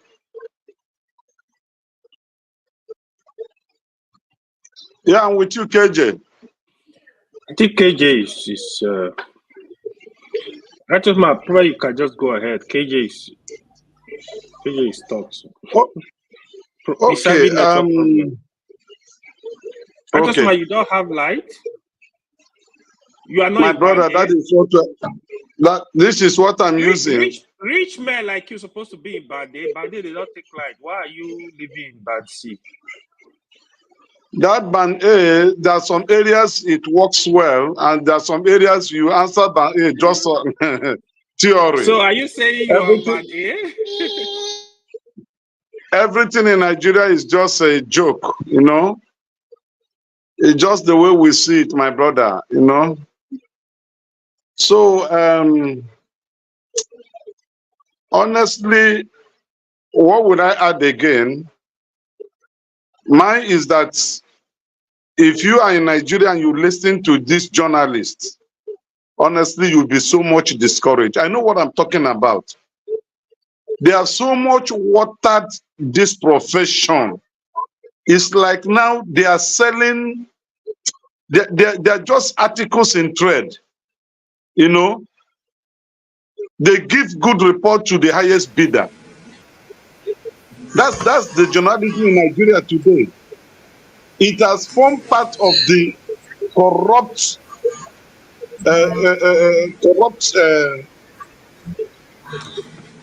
corrupt institutions in Nigeria. It's no longer what it used to be. It has been watered down so much. Tune to any Nigerian television, any Nigerian what do you call it? Radio station, and listen to the programs coming out from there. You will discover that journalism has been watered down here. And no thanks to the politicians, because it was better during the era of the military. I'm telling you, it's worse now that we have democracy in Nigeria. The journalists are not there to say the truth again. In fact, do you know that this flood in Borno, the Nigerian journalists or the television stations and radio stations first reported that it was rainfall until Al Jazeera reported that it was the dam that was broken that caused the flood. You can imagine that. All the TV stations in Nigeria reported that it was rain until Al Jazeera said it was the dam that got broken, got damaged, that caused the flood. So, okay. Yes. Okay. I hear you, but I'll come back to you. I just want to again buttress what Precious said. Precious said something that is interesting, and that is that everybody writes to suit who is paying them.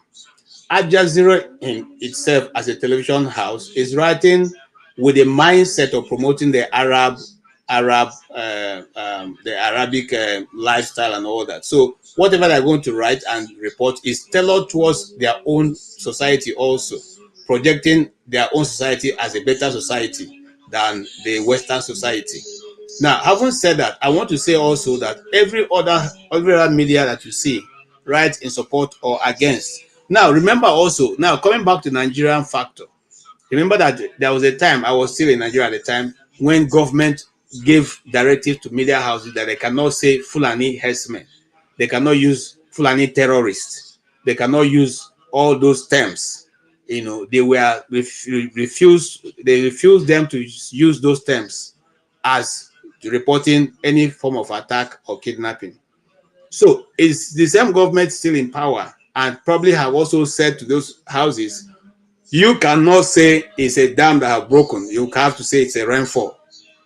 So sometimes let's also know that the journalist in Nigeria is operating within an environment that may not be also that does not accept the truth to be told the way it's supposed to be told.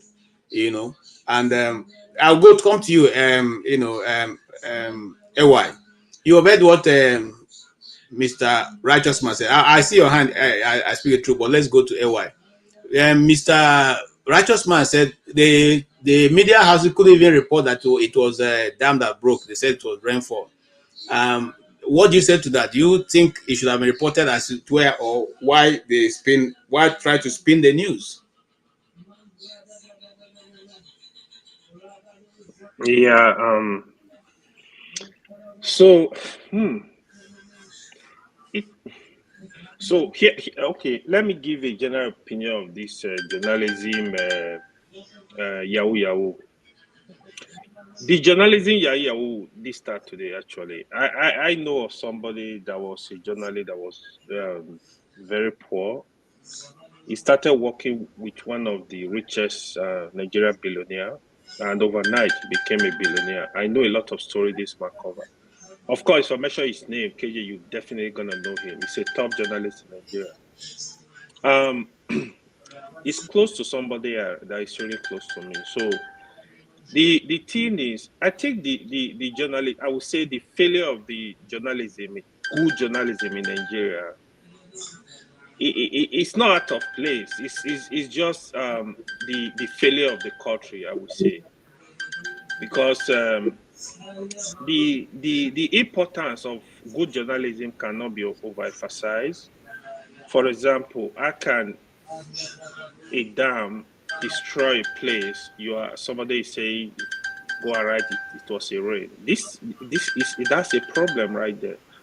So what happened to the independent journalism that we actually look at for the real story?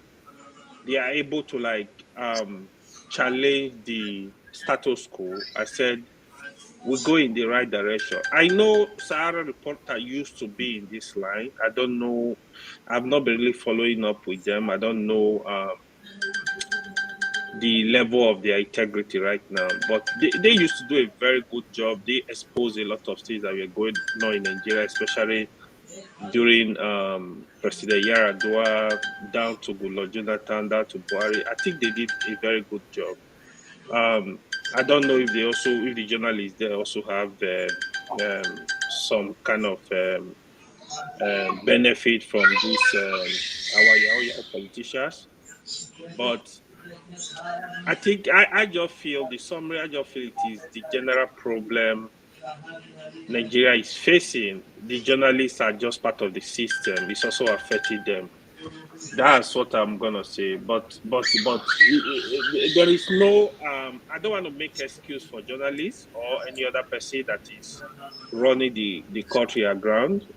We need to do what is right. We need to focus on what is right to build Please, the country. who was that alarm? Okay, Yeah, from journalists to the to every sector in the country. Thank you. Thank you so much. Loco P, I've heard what you said, and people are asking questions whether the Nigerian journalist is performing what the role is supposed to be performing, or is the one also helping to run the country aground, or that we are unprofessional.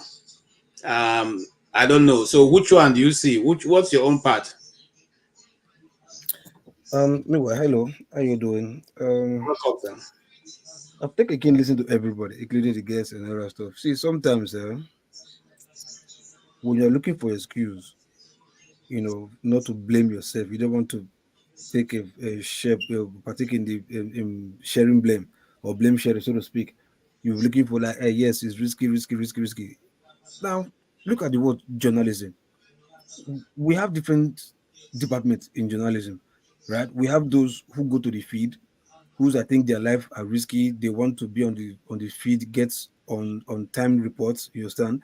While there are some in the office chilling in the AC, those are the presenters, the OAPs. You understand? They come and they spin whatever narrative that they want to spin. You get my point? So if Nigerians are complaining generally, I guess I believe, not that I guess, I believe it's wrong to paint all the old journalism with one brush, because those in the feed, those ones, they are at risk. They might not be well funded. The different circumstances might be affecting them, and they may not want to give the appropriate report. But those in the office, like the Abatis, the Rufai, the MGD in TVC, all of them, those are the ones who sit in the office. I think those are the ones that are the problem with journalism. So if those people are going to the field looking for news, no, nobody's blaming them to say, okay, no, they are working there and they are not being paid. You said they have to go and look for money on their own outside. Yeah, those one can be like, yes, those going to the field can say, okay, yes, those are doing, those cannot be blamed, and those are still risking their life to go and give us on the spot reports. Yes, those who are doing well. But like I said, those in the studio, those are the ones that have the tools to twist any narrative that the people wants to hear. You get my point? So if Nigerians are complaining about journalism, they're complaining about those on this in the studio, not any other department of journalism.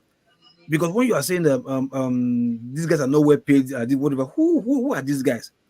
The owner of TVC, is TVC. Okay, maybe that one is Tinubu. It's not a journalist. Okay, I can understand that. The owner of Arise, Obagbena, isn't a journalist. Is he looking for money to tell us the real truth about the profession? You understand? Who is the owner of channels? Is it not Jomomo? Who is he? Is he also a journalist? You understand? So which money are those ones looking for? If you are blaming those ABS, there's no money. What about Obagbena and Jomomo? Are they not journalists? Are they not millionaires in their own making, their own feed? So why would they not write good reports? Who are they afraid of? They are so because of money. That's why they are spending narrative. So sometimes that's why I blame those in the studio. You understand? But I also blame those that owns the media, because those ones is not. You can't blame poverty on those ones because they are rich. You understand? Because they've soiled their hand with what goes do whatever. So they want to spin a narrative so that the people will not turn against them because they know who is their paymaster. So like you see people praising Rufai. Why are they praising Rufai? Why are they not praising Shehu Okinbaloye? Are they not doing the same job?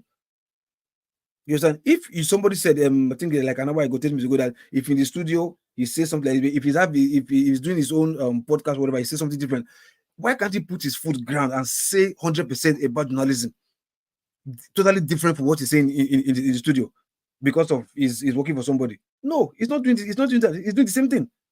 He's just only asking questions.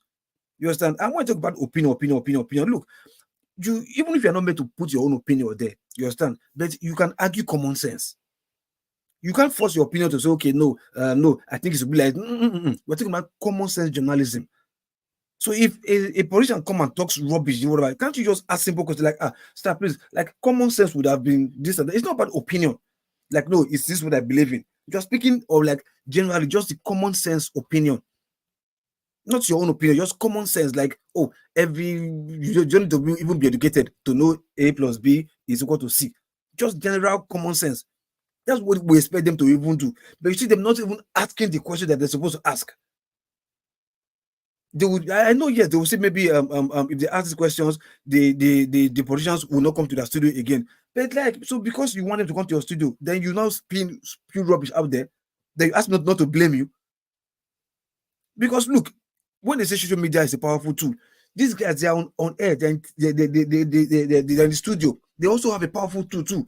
Because it's whatever they spin out there that the people will take. Because a word that you spin over and over and over, you put out the over and over and over again, it becomes the truth, and people start absorbing it unconsciously or unconsciously. So if we're talking about, don't blame journalists, yeah, those in the feed, writer going to interior places and risking their life, entering boat or going to cruise or bring reports, yes, those are thumbs up 100%. They are doing their best. Even if they are not well equipped, they are still trying. They are still, maybe because of the love for the job, they are still there, keeping their head. I hoping one day things will work, or maybe they go to a better media, a better TV house or whatever one day, and they will get well paid. But they love the job. Yes, those ones are perfect. The people that are complaining about, especially me myself, are those in the studio. The Rufai, the Abati, the Jide, the Jide of the TVC and their crew, the what's it called, the Chicha TV and what's it called, the Chamberlain and whatever. Also, those are the ones that we are complaining about. Nobody apart from journalism. Then maybe in the print media, yes, they can also put headlines sometimes to catch people to read or whatever. But like I said, the most important tool for journalism is the TV, the media, the TV, the TV aspect of it. You know, the OAPs and TV presenters. Those are the ones that can spew rubbish. In fact, their journalism can even turn the nation upside down, because they owns the greatest weapon. Because you see it on TV over and over and over and over and over, and you start to believe it, and you react to it. That's why people are using social media to cause mayhem, because you see it and you believe it, and that's what it is. So if people are complaining, please, nobody should come and tell us, no, journalism, say it what it is. Journalism is big. We have different aspects. There's some aspects that are doing fantastically very well, and there are some that are doing arrogant nonsense, rubbish, and we should call them out. Nobody should come here and be telling me, no, journalism is go and get your change. It's your job. It's your job. You chose it. It's your job. So if you still want to do it well. But if you choose not to do it well, but at least let's all see some common sense. You can do it in a way that we can say that, oh, I believe it sounds tight. That's why it's not speaking like this. But when you interview some politicians, there's some common sense I expect you to ask. Common sense. It's not your opinion. It's just to ask so that they can buttress, maybe they can argue that case very well. Okay, so nobody is doing that. Are you asking me not to blame them? Thank you. Yeah, AY, I saw you raising your hand. Are you trying to add? Yeah, I wanted to just quickly say something. Okay, he made two things. Make mention of two things. I just want to make comment about. One of the first one is the owners of those channels that you call journalists. They are still journalists. They are part of the business. Yeah. That is one. They are part of the business of highest bidder collecting money. The second thing is, I don't know why you trust Shehu. Shehu, in my opinion, is a way more complete and more professional journalist than Rufai. That is left for you to argue. I like Rufai too. Rufai is a very good journalist, but I think Shehu is doing a good job on the Europe. I don't know why you say people don't like it. Millions of people like Shehu. Look, I'm not saying. Look, I'm just bringing all the journalists there out there. People have their preferences. You understand? Shehu might be calm, might be this and that. But my problem with journalism, like, ask. It's not your dominion. Ask the questions. Ask the common sense question. Not to put them on this. In fact, put them on the spot so that they can defend what they are saying. Okay, Not let me say this. I didn't want to intervene, but at this point, I have to say it. Sometimes when you're bringing people to your studio, they will have told you, based on this question, don't ask me this question. Don't ask me this question. Don't ask me this question. Yes. And then you are now, some of them accept your interviewing them based on that you have accepted that you won't ask them those questions. Yeah. Some of them. Whatever question you are asking, whatever question you are asking, right?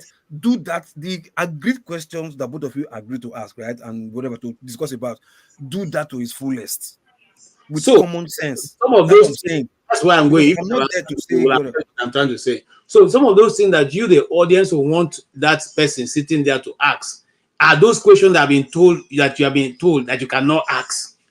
See, whatever you're discussing about, whatever you're discussing about. I'm coming. Listen again. Some of those things that the viewer is expecting the journalist to ask, before he got to that point, he had been told not to ask that question because you don't want to answer it. But KJ, going back to what AY just said, let me give you what local P is asking. What local P is wait, hold up, local P. What you're asking for is exactly what Sheung does, actually. Because if you watch Sheung, yes, it does. Yes, it does. I'll give you an example. I'll give you 10 examples. So what Sheung does, what Sheung does is he actually he's one person. I might not watch them a lot, but he's one person, unlike Rufai. I don't even know why people praise Rufai, because Rufai is partisan garbage. He's very partisan and he's very unprofessional in the way he carries out his journalistic duties. On that discussion. Well, yes. So, but for what you was requesting, Sheung actually does that. I've never seen a politician on the questioning seat not having his foot put to the fire. Sheung actually carries out his duties like a consummate professional. If you ask me, I'll say that's the best journalist. Now, again, I might not know a lot of them, but I'll say that's the best journalist that I know of presently in Nigeria. You know, so, but to compare him to Rufai, so to compare him to Rufai, I do not even think they are in the same class at all. Okay, so the example I wanted to give yesterday, what I was talking about was that when Wike went to their studio, you understand? We were saying something, and I was like, okay, if you are talking about structure, where was the structure that was handed to you? Were you control the structure? Yes, okay. The one that was there when you came, where was that one? You understand? And Wike didn't answer the question. You understand?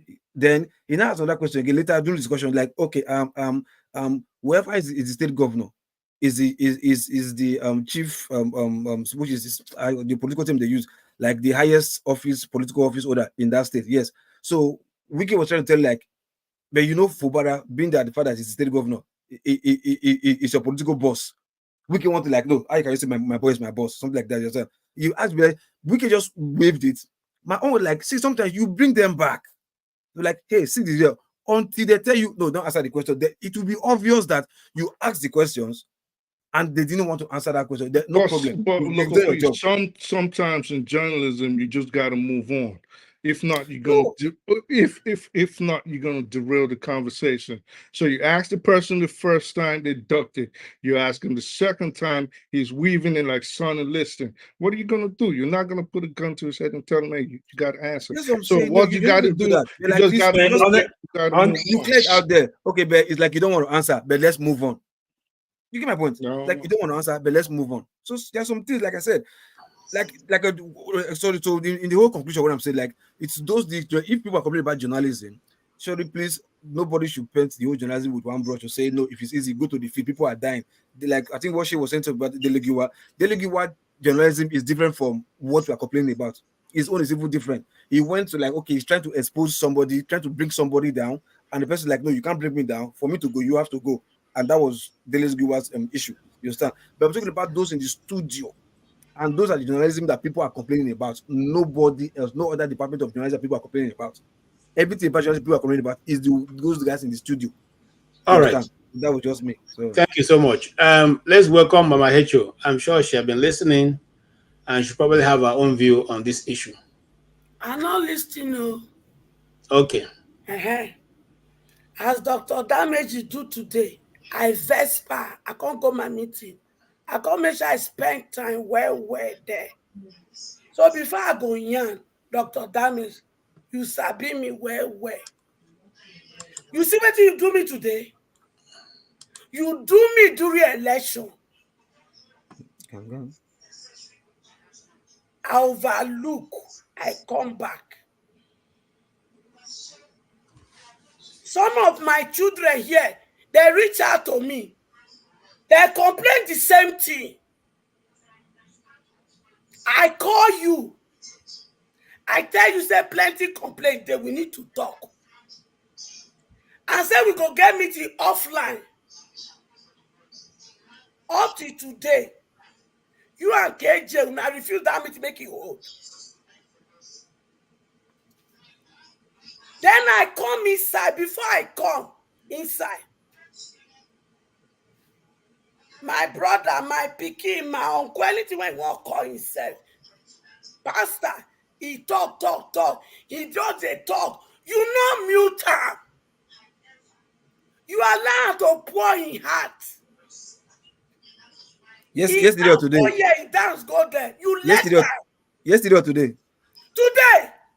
Oh, he come back. I think he'll come back again. When you let am finish, because in my meeting with my team, he go hold by 8 PM Nigerian time. I can't beg my pikin when he reach in tongue. I say, I beg, make I use in tongue. He can't agree. And I know, say, I get to pass that message to DSS and federal government before I go ask my pikin when he come for interview. Because I hear my pikin when he come for interview. Because he there for VOP and I they go VOP. Because they talk, say, plenty things there when they're supposed to talk. But because the company not they let them talk, because they follow federal government rule of make them not shut them down. Now that he can't begin to put fire inside my bone when he does every day. Inside my bone when he don't catch fire before, he can't be like say they pour petrol inside fire.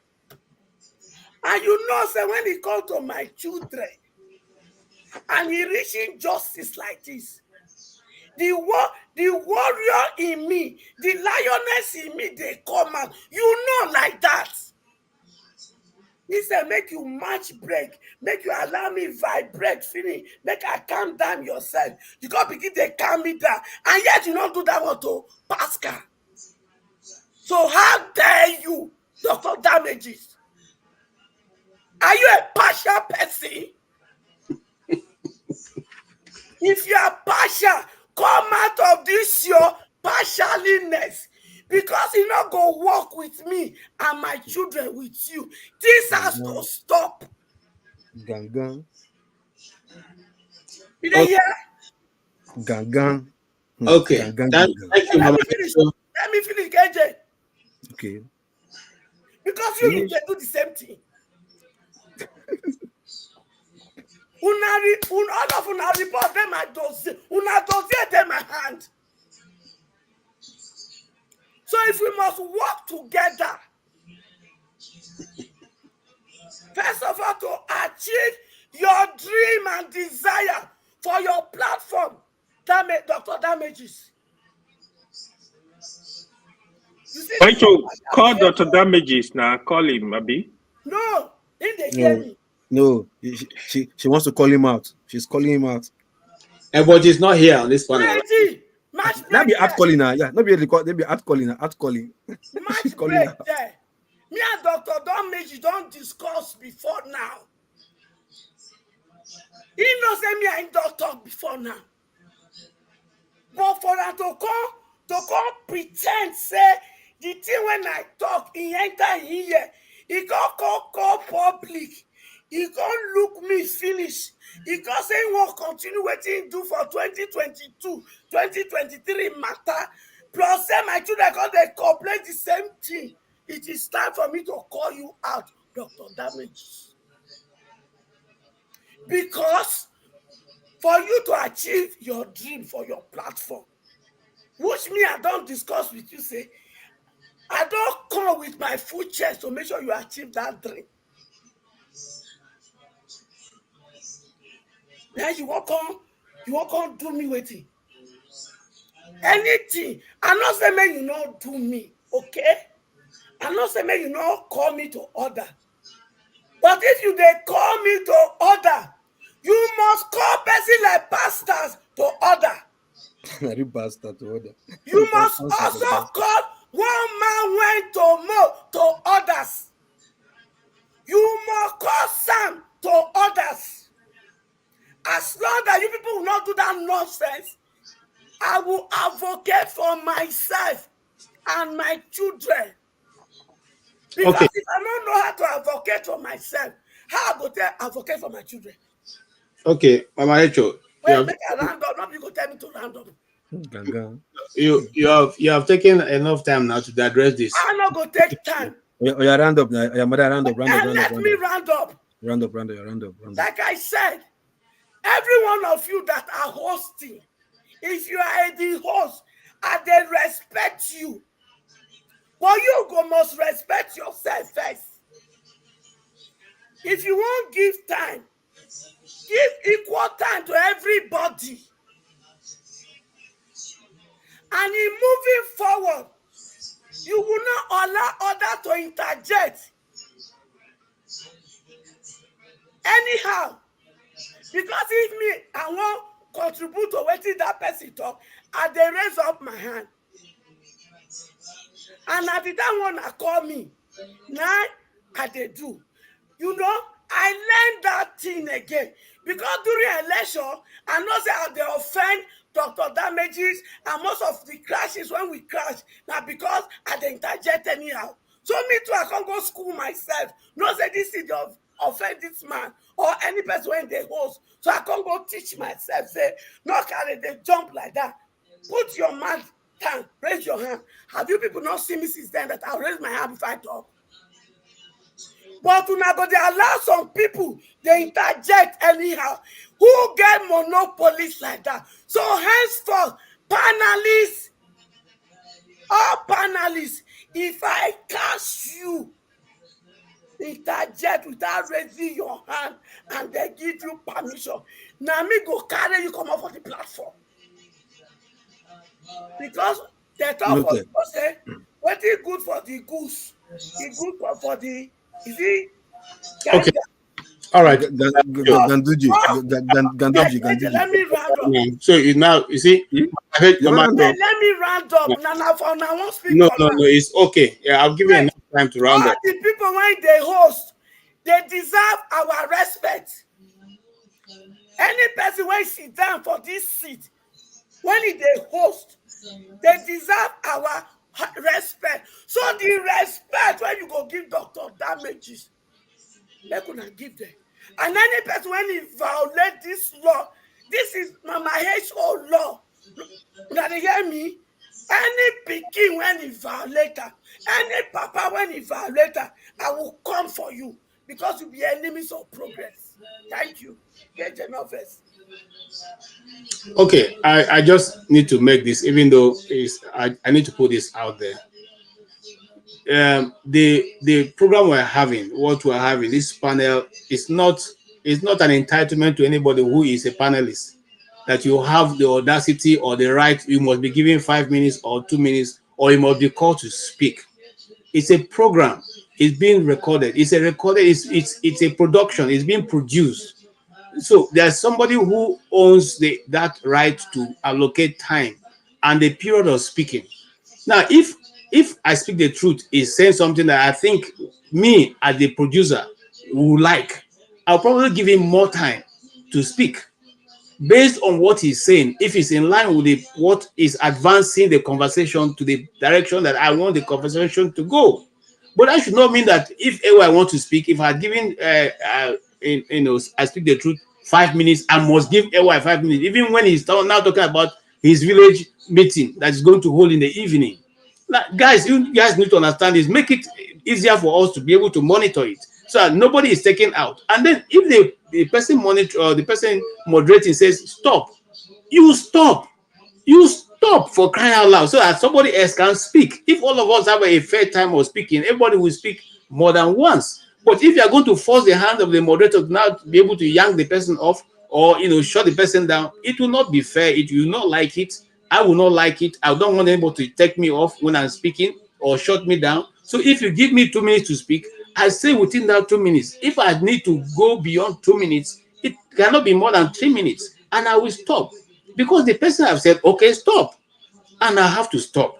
Let's make it easy for everybody who comes to this panel. There's no special guest. There's no lesser guest. Everybody's view is welcome.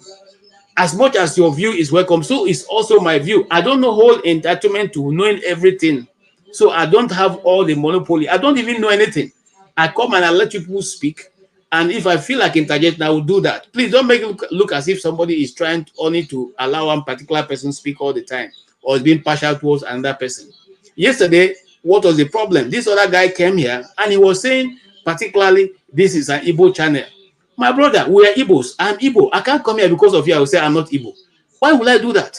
Okay, so if you don't like the Igbo music I'm playing, I'm Igbo. My brother, I'm Igbo. Okay, and I have played other people's music here. If you come here, my name is, I don't even want to call my name because I have an Igbo name.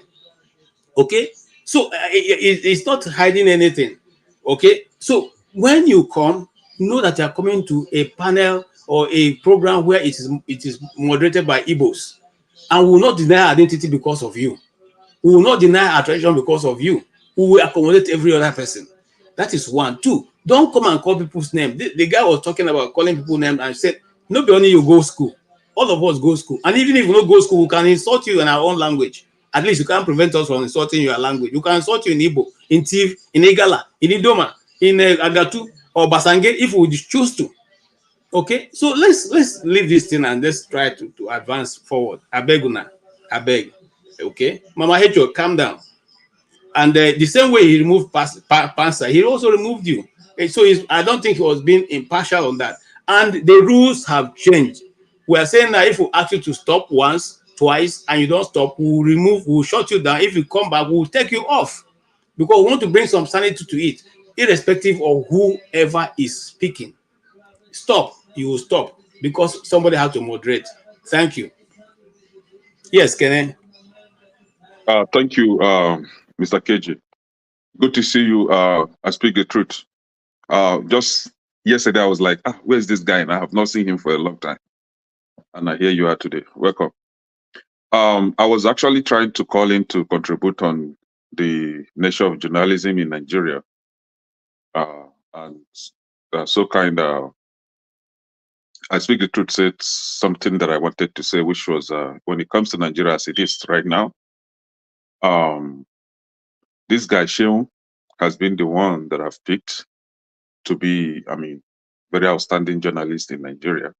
And if I should rank, I think the second should be Rufai.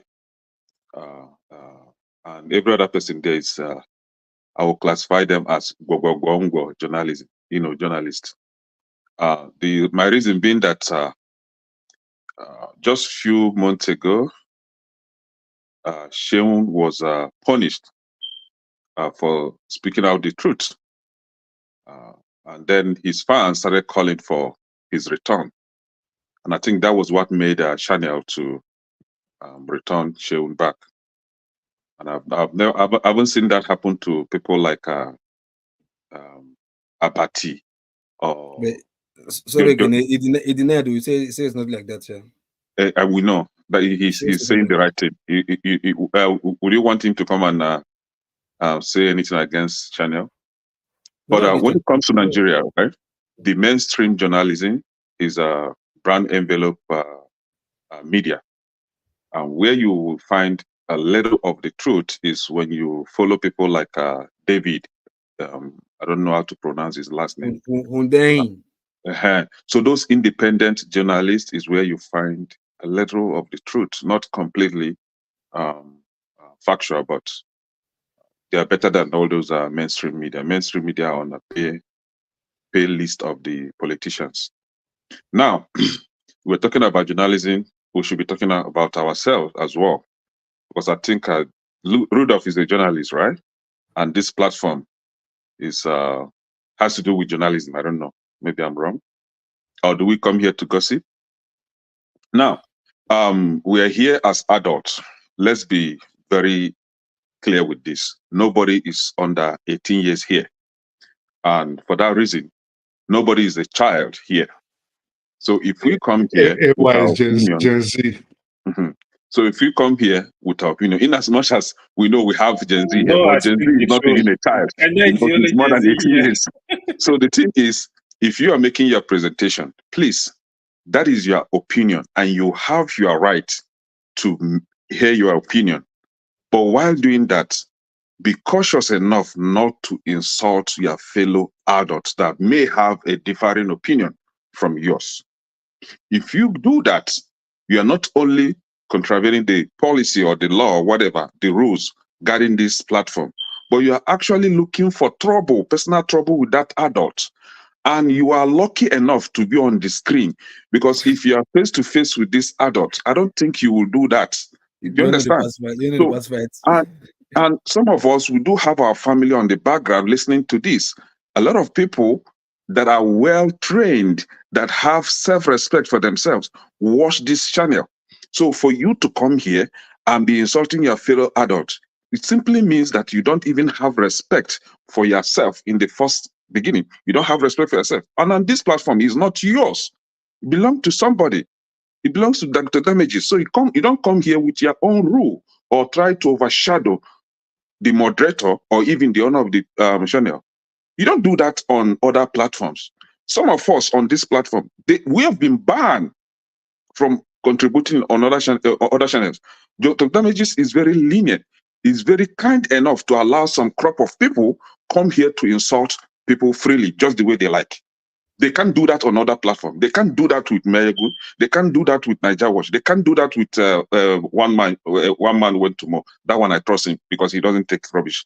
Now, you now come here and you want to impose whatever your opinion or whatever your lifestyle of control and autocracy on people, on your fellow adults. No, it's not going to happen. See, I was here yesterday. Dr. Damages, not only he gave me 2 minutes, right? And I felt that the 2 minutes was not enough. I was angry, right? He went ahead and muted me straight. But I did not insult him. What I did was I just log off. And then when my brain calmed down, I came back again. I shouldn't stand here and start arguing with him or start insulting him or start insulting others. No, Nobody, I don't have that right, and I shouldn't do that in the first place. It is called respect, self-respect. You respect yourself. Now, I made mention that I stated that nobody is a child here. And so therefore, nobody should be called a child. Children, you refer to your fellow adult as children. And because of that, you tend to speak to them as if though you are speaking to your child. Nobody is a child here. So please, I'm referring this, I'm taking this to Madam Esho. Please, if I should advise you, stop calling us your children. I am not your child. Nobody's a child here, please. Please. So, and because of that, and I've noticed, because you see everybody as a child here, you talk to us and you behave as if you are our mother. No, you are not. Please, learn to respect your fellow adult here. Please, nobody's a child. Okay, I'm not one, and I will never be one. Sorry. Thank you. Thank you. Can you take the word more out of context? No. Stop. Stop. Now, I'm trying out, Mahecho, before you speak, I'm trying for you not to make it an argument back and forth, and you know that it's just an advice I've given you. If you're going to respond in that order, okay. If you're going to go beyond 2 minutes, I'll probably have to cut you off. So you have the time. Kenneth, I'm not born you. Okay? I'm not born you.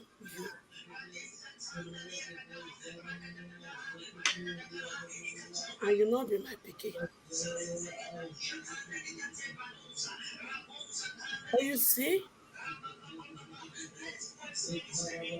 I took the title of calling the younger generation my children for a reason, for a purpose.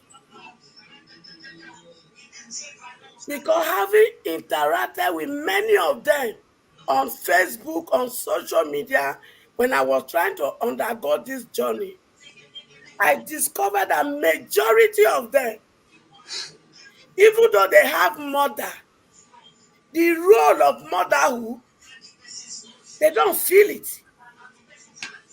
It's absent in their life. That is why they are in social media doing some things while in their parents' home and their parents are busy snoring. So, when I interact with them, I started interacting with them as a mother.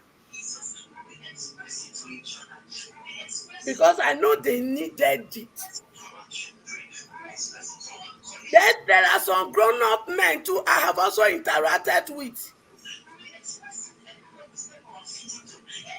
I realize the place of a mother in their life is empty and they are yelling for it. So when they accept me as their mother, I place myself in that role. So in my own, the experience I have gone through in my life prepare me for this. I also lack that because my father is gone. He got missing. My father got missing December 16, 1985. Ever since he got missing, the role of a father is absent in my life. So what keeps me going is the moment I spent with him. Everything he told me, I didn't know he knew he would lead me on time. So when I want to make any decision in my life, I ask myself this question.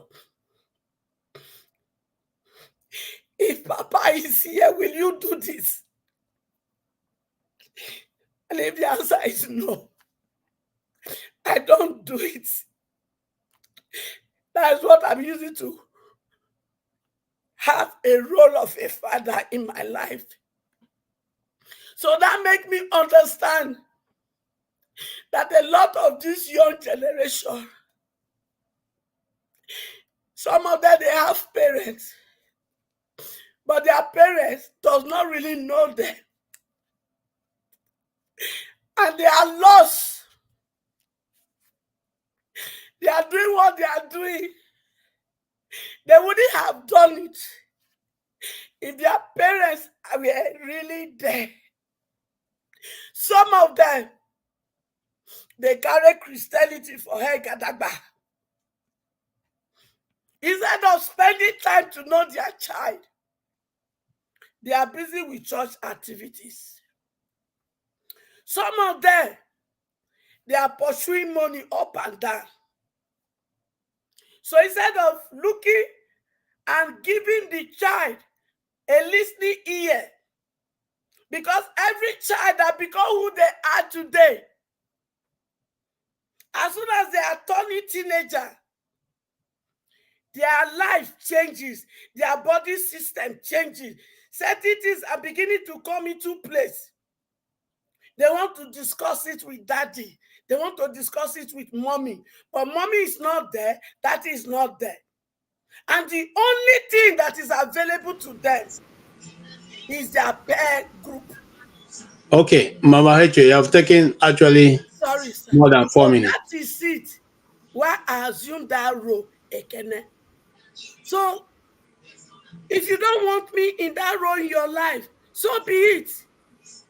Let those who want me accept me. Okay, thank you so much. Yes, so can I, if you don't want that, you have said that, it's okay, let's move on. Yes, I speak the truth. I come to you. Can we just move on? Let's change the narrative. Right. Yes. So discuss on the Edo election. Let's use the Edo election as, because by the time we are here next week Saturday, the Edo election would have been on. So tell us, what is your take on Edo election? And that will be our last discussion for today. Oh, no, I'm gonna skip that because I don't know nothing about it. So. Oh. Okay. All right. You may want to make your contribution as what has gone on. Just 1 minute for that. Yeah. So, well, I was going to go back to something you said about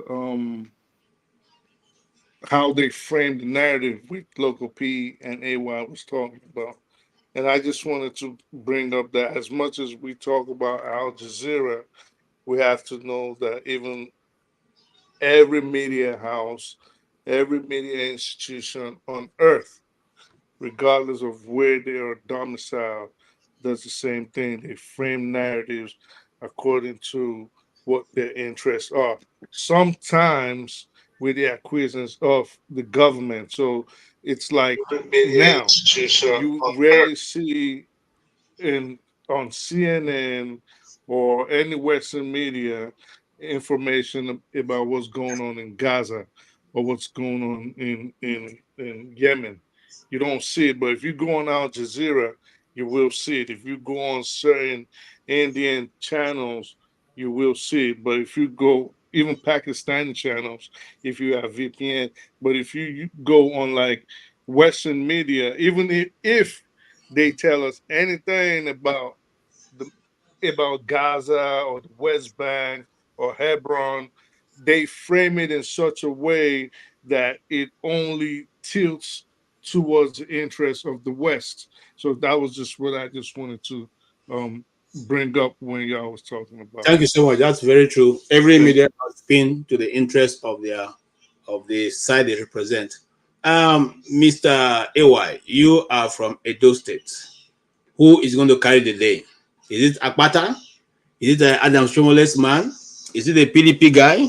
Is it the unknown guy who is from AAC? Who are you rooting for? I would have actually allowed Igbo Basic to speak. You know, since we have Mama here, Papa is here, so let Papa speak first. Then It's not a Mama and Papa channel. It's go ahead. Let's even with the respect our elders. No, I said go ahead. Igbo Basic is not in a hurry. Go ahead. When you finish speaking.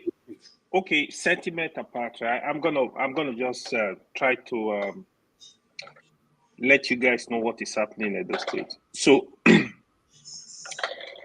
Edo election, to be very honest with you, is between PDP and APC. I would have really loved, if I was in a position to vote, I'd definitely vote for Olumide. But the temperature of Edo State, the political temperature, every part of Edo State wants an Isha governor. So Isha, they are the Edo Central. So the PDP candidate, the APC candidate, they are from there. That is one part of it. The second part is, this election is in a form of judgment for the atrocities and many errors committed by the governors, from not able to deliver to Edo people. Edo people fought in 2020 to make sure he retained that position as the governor of the state. He went ahead, demolishing houses, people houses. He doesn't obey laws. For example, he refused to swear in 40 as for assembly member, denying some constituency representation. He refused to swear in the judges that were sent to Edo State. After a lot of battle, he swore in 5 of them. Disrespecting the Oba of Benin, fighting for artifacts that belong, that probably his grandfather was not even giving birth to when they took those artifacts away. Disrespect the Oba of Benin. Is at loggerhead with the palace. There are a lot of issues. When you look at the candidates, I will give it to the PDP candidate. To be honest, in terms of qualification, in terms of experience, from what he's saying, if he's really going to carry them out, it would have been the best. But I will tell you, Edo people will punish Obaseki. The issue of the APC, there are, as we speak today, there are only 2 politicians in Edo State with capacity to control number of votes in Edo State. One of them is Adam Soshomole. The second person is the deputy governor of the APC. The deputy governor of the APC, Deco, he has been as of rep for more than 8 years. He has delivered to his constituency.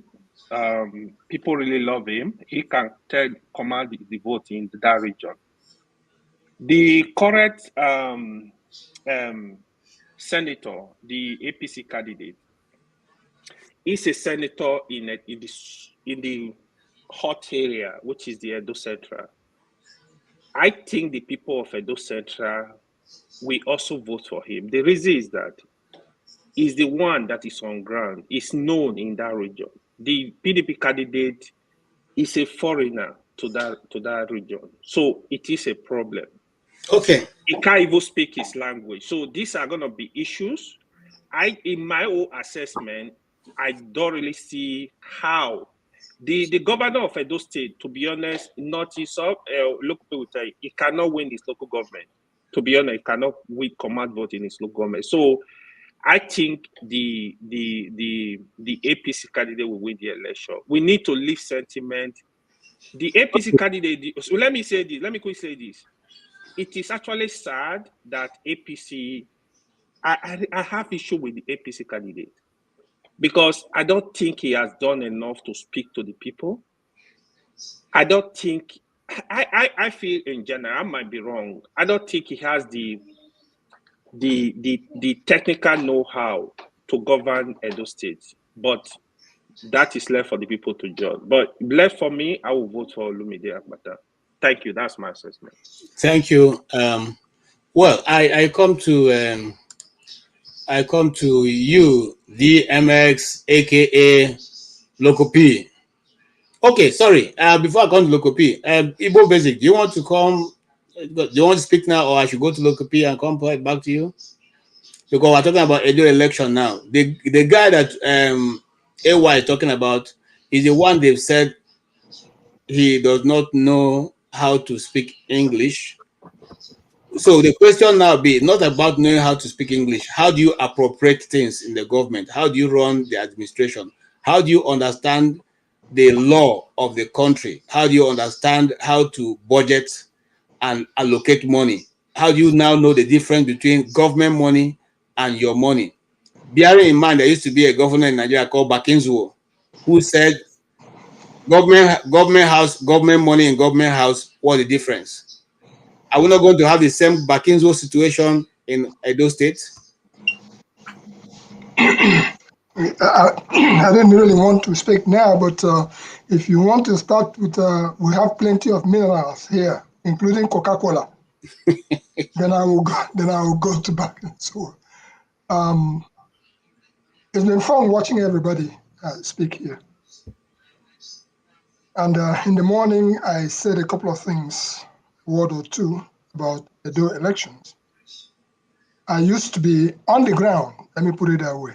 In Edo, I could almost tell you anything that was happening in the backyard of Edo. And that was when my friend, Dr. Stanley Okogu, who was right from there, when he was on ground. When he was on ground, I was on ground.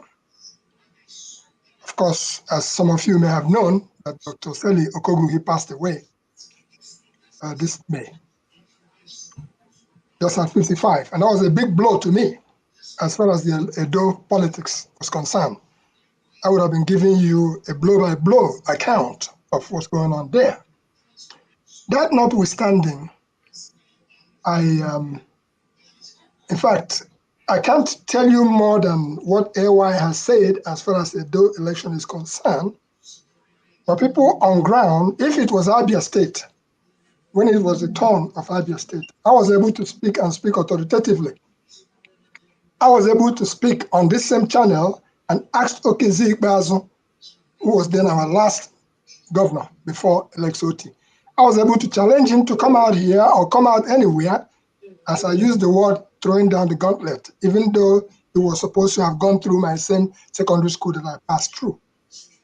Even though we are the ones who, when he got in there, we promoted and made sure that our old students went out there to give him support. But the rest is history, as far as that is concerned. So in line with that, I would say that to Edo, what happens in Edo happens in Abia. What happens in Edo happens in all other states in Nigeria. The same game that is being played out there. But the bottom line is this. You cannot come to Ibere and tell me about my backyard. No matter how much you think you know, it doesn't matter. But the person from that particular backyard knows the nook and crannies. You talk about Asian North, Asian South. When my friend was alive, I was following up everything about Edo as to whose turn it was to produce. And you can equally liken it to what happened in Abia State, in which case we knew that Abia North, it was kind of written and unwritten zone thing that Abia North had to be the people to produce next government. And subsequently, that is what happened. There are power blocks in every state. Whether you like it or not, if you like, I don't know the Lagos, so if you like bringing your military might or whatever, rig me, I rig you. If you tackle me, I'll double you. I'm speaking the older language. Bring all those things on the table. I was just hearing something that you, either in this or the earlier channel, about somebody challenging, saying, if this is Bini, what if you want fire, we'll go show you fire. If you want water, we'll go show you water. I listened to that, and they said it's war. They have declared war, because that's what politics has come down to in Nigeria. But I'm not going to delve into that, because, like I said earlier on, it is a big pity that we are where we are as Nigerians today. The 70s is beginning to look very glorious. Even during the Civil War, it's beginning to look very, very glorious. Okay. So what we have come down to now, let me just try to sum up. Yes, sum up, sir. I'm listening to what we've been talking about in this channel. It's all about respect. Mama Echo, I still put my heart for you. I know see you when I go do my retirement. but it's okay because we're on vacation somewhere, which is fine. If we watch American channels, CNN, ABC, whatever, we see how they go. It's a privilege, let me put it that way, for us to be here and having the voice to speak. It is a privilege. It is not a right. And for that reason, we should taper it down. You don't hear me come here to call anybody names, to insult anybody, to go and log ahead with anybody, to quarrel with anybody. There is enough quarrel to go around. So again, what I'm coming down with is to all of us who have the privilege of coming here. You don't have to come here. When we come, sometimes let's put our emotions aside, because if I go emotional, I could start crying. And if I find out that I'm going to start crying, I back away because it's not necessary. I will only end up immediately and I'll end up with that. So, Mama Echo, it's my appeal to you. I will not quarrel with you. I will not quarrel with Dr. Damages. I will not quarrel with anybody on this screen or anywhere outside. I will not. I make it a point of duty so that my blood pressure will continue to remain what it has always been on the calm side. I will end up with this. A couple of weeks ago, I pulled into a gas station and I was talking my bushcraft business way in Nigeria, and I shut off my engine. Some Igbo man just jammed my car as I parked in the gas station. He jammed my car from the side. I look at him, I come out, I say, oh my God, what happened? The man went up, he came down. He went up, he came down. I told him, calm down. You could just say sorry, and then we'll call it a day. The man called police. As he called the police, he put on a speakerphone.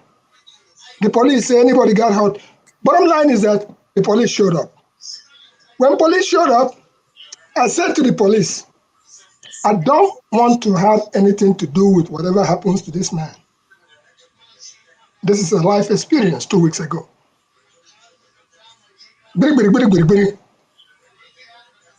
I gave them my papers. The guy gave his papers. In the end, because immediately police come, they look. They don't need any double eyes to see what has happened. They said I should go.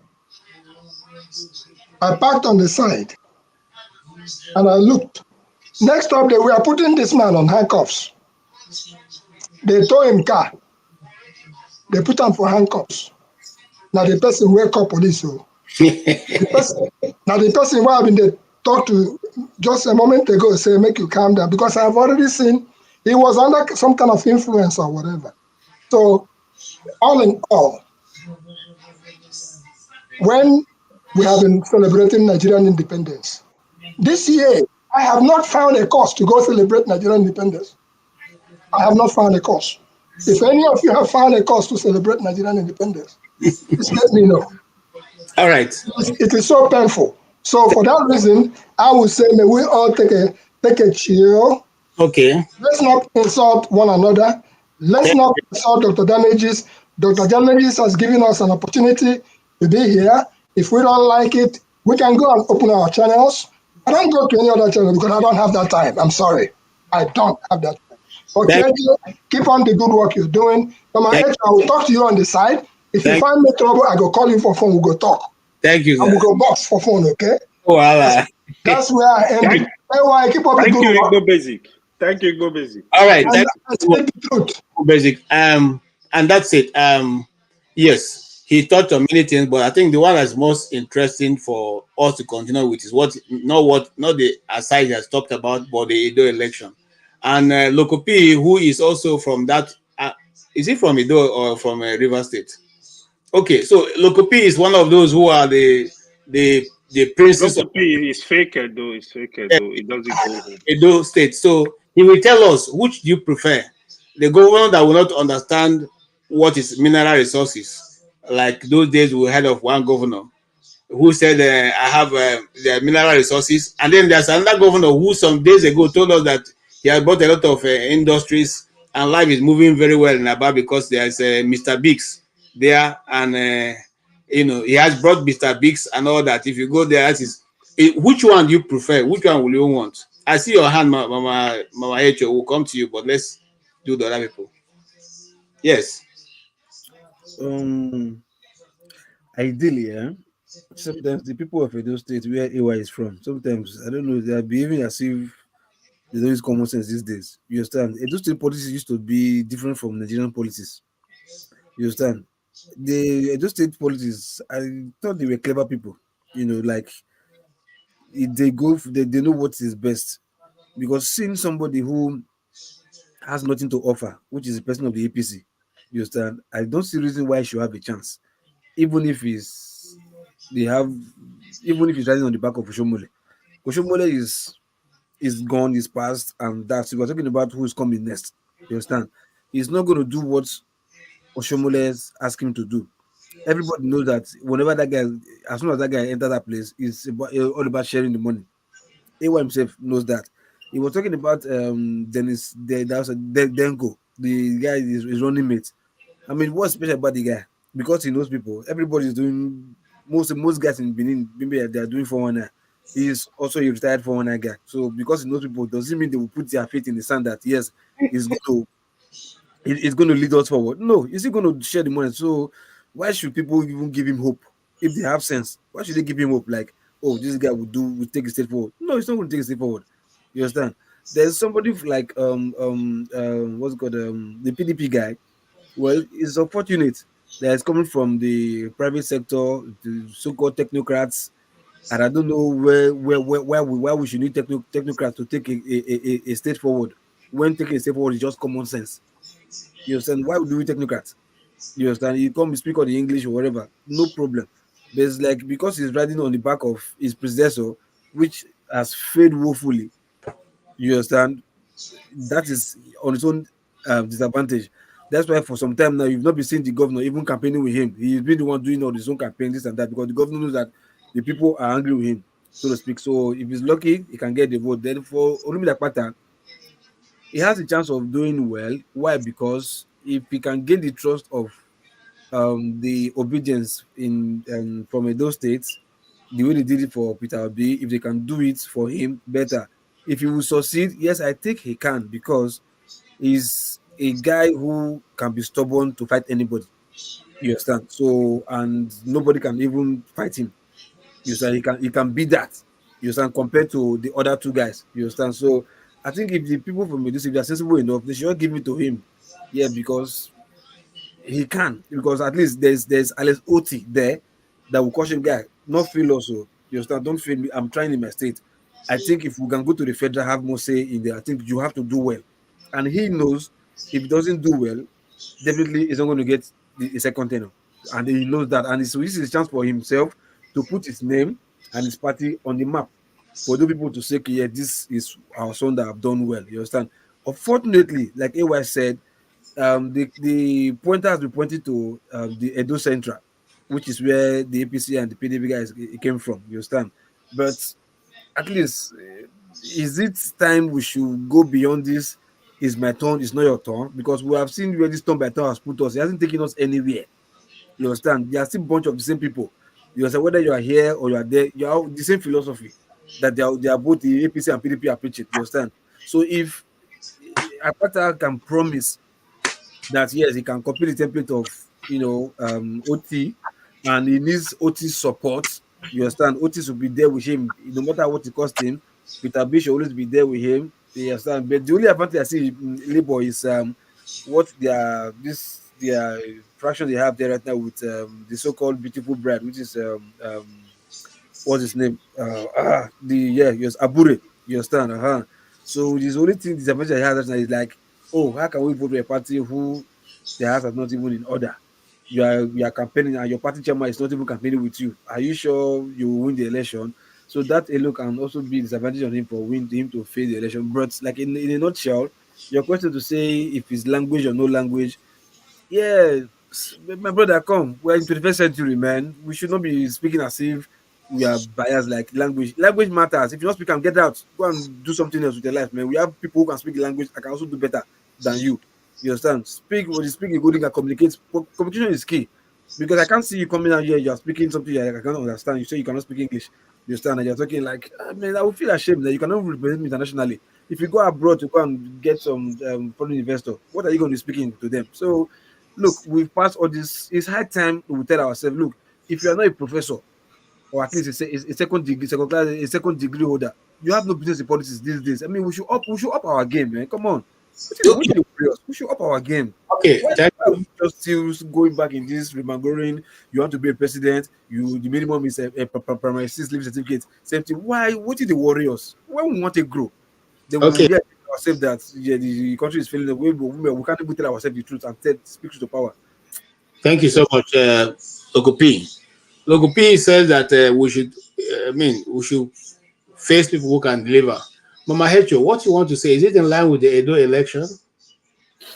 Because I don't want us to go back again to those other issues. If it's on Edo election. KJ, I'm not invisible. I hope you know that. I'm sorry, I thought you are coming as a moderator. Okay, when Mama Hecho finish speaking, you will speak. Mama Hecho, please don't go back. Let's just discuss going forward. Ma? Allow me to be myself today. No, that's my problem. Know why. So when I beg you for something, make you let them be. Okay, let me tell you why. Why? Oh God. Now, where did they cause our trouble with this? Mama Echo, you have passed the stage of begging for anything. No. You have passed the stage of begging for anything. Anywhere. Daddy. You shouldn't be begging for anything. Daddy, I am living by myself as a disabled individual in US. My family are back home in Nigeria. I left the scene after the election because of this you people are doing. And it made me to have psychological trauma.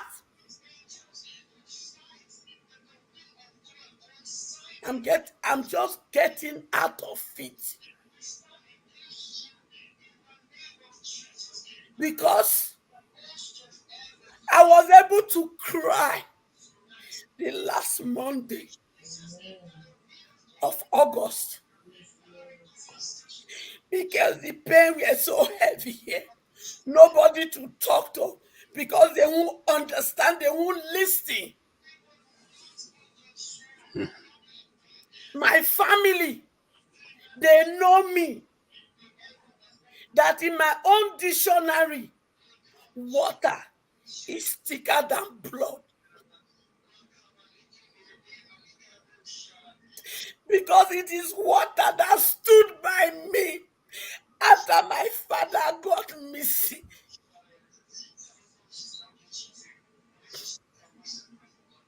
They are working so hard to make me believe that blood is thicker than water. But in my own dictionary, water is thicker than blood. So today, I cried for the first time. Over a long time, I've cried for my father. Because you people press that button once again. Do you know what it means?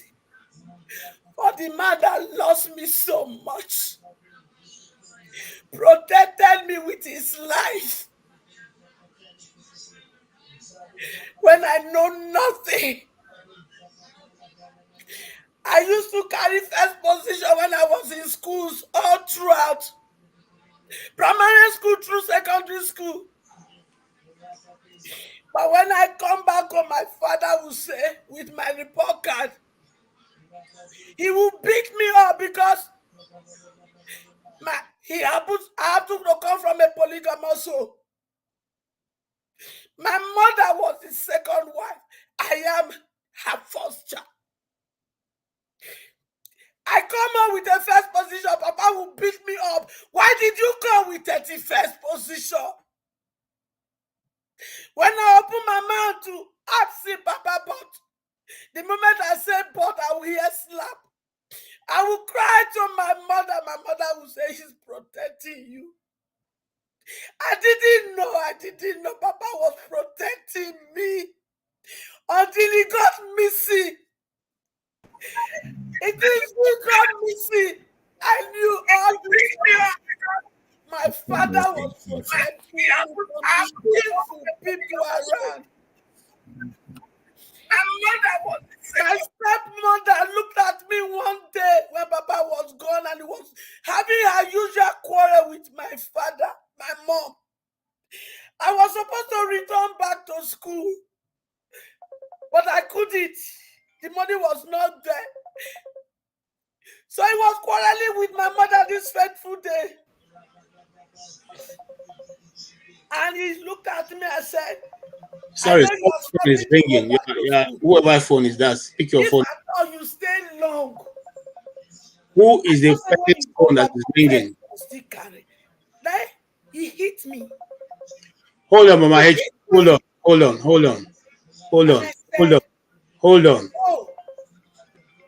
Mama H. Whose phone is ringing? The other time my channel was checked. Hold on. The other time the program was pulled down because someone's phone was ringing and they said that we didn't have right over that sound. So if your phone is ringing, please stop it. We don't have the right over the sound on your phone. And so they check it after a while and they pull down the whole broadcast because of your phone. KJ, just mute everybody. Sorry. Yeah, Mama Echo, if you sum up, I will volunteer something, Mama Echo. Hold on. I'll volunteer something, Mama Echo. Okay. When it goes to this stage, you have my number. Please give me a call any moment, night or day. I think we will achieve a lot of stuff in the background. Mark my word. Okay, Mama Echo. Unless you want make all of us join you begin cry. Mona, let me round up now, Beguna. Okay, round up, ma. It was my phone that was ringing. Okay. My bond doctor, Gomez, was reaching out to me. So I'm sorry. Until my stepmother said, after us, we know in our first position you they carry. That was when he hit me. That, because of this woman, that was how Papa was protecting me. How does she know I carry first position when my father always beat me up that I carry 31st? So I begin to understand my enemies. So you see, that was the same man that got missing. So you see, I tell people, there are only two reasons I am doing what I am doing. First, for my biological father. His name, his native name, Oviomodiowo. Person when born pikin, na be person. So if you know my papa not there, I want to leave his name for him. So for his name's sake, I am doing what I am doing. Okay, thank you, Mama H. Other reason. Can you round up? Is because of those whose destiny are attached to my destiny.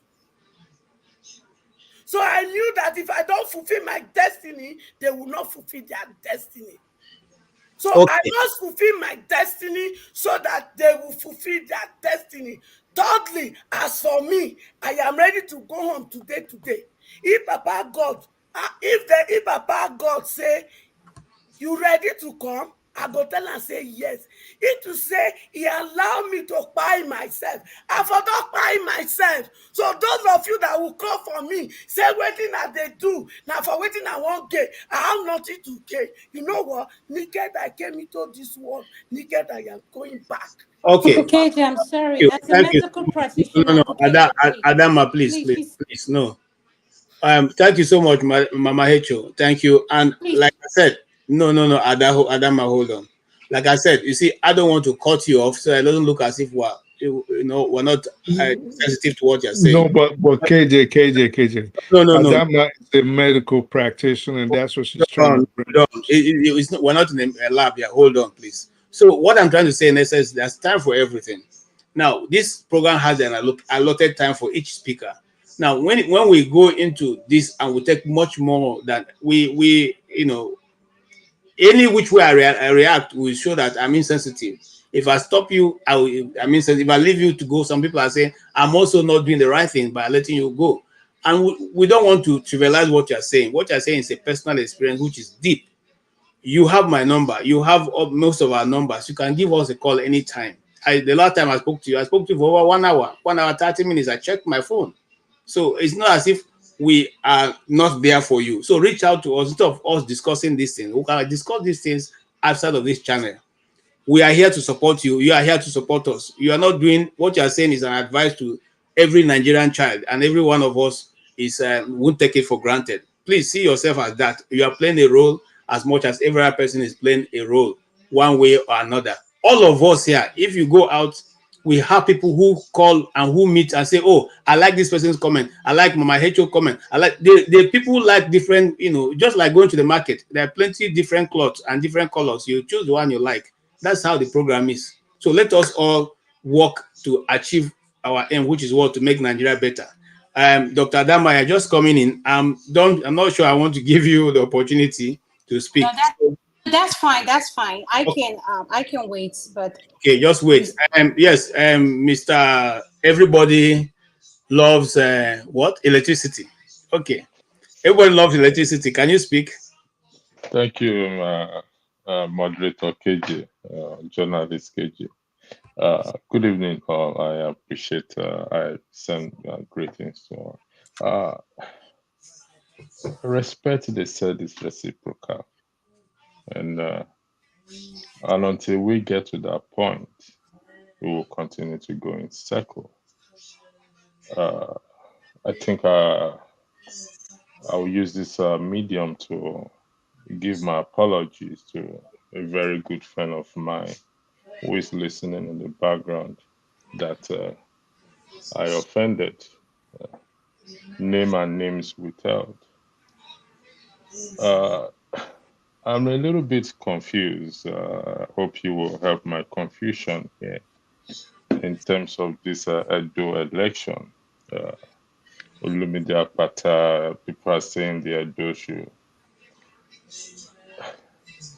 I don't see personally, this is me personally seeing Labour going ahead in taking the governorship election in Edo State. I don't see. It's not. Is it the case that I don't want them to win it? Of course, I want them to win it. But the damage has already been done when Tinubu won the election. I mean, the presidency election, and it has the wherewithal to ensure that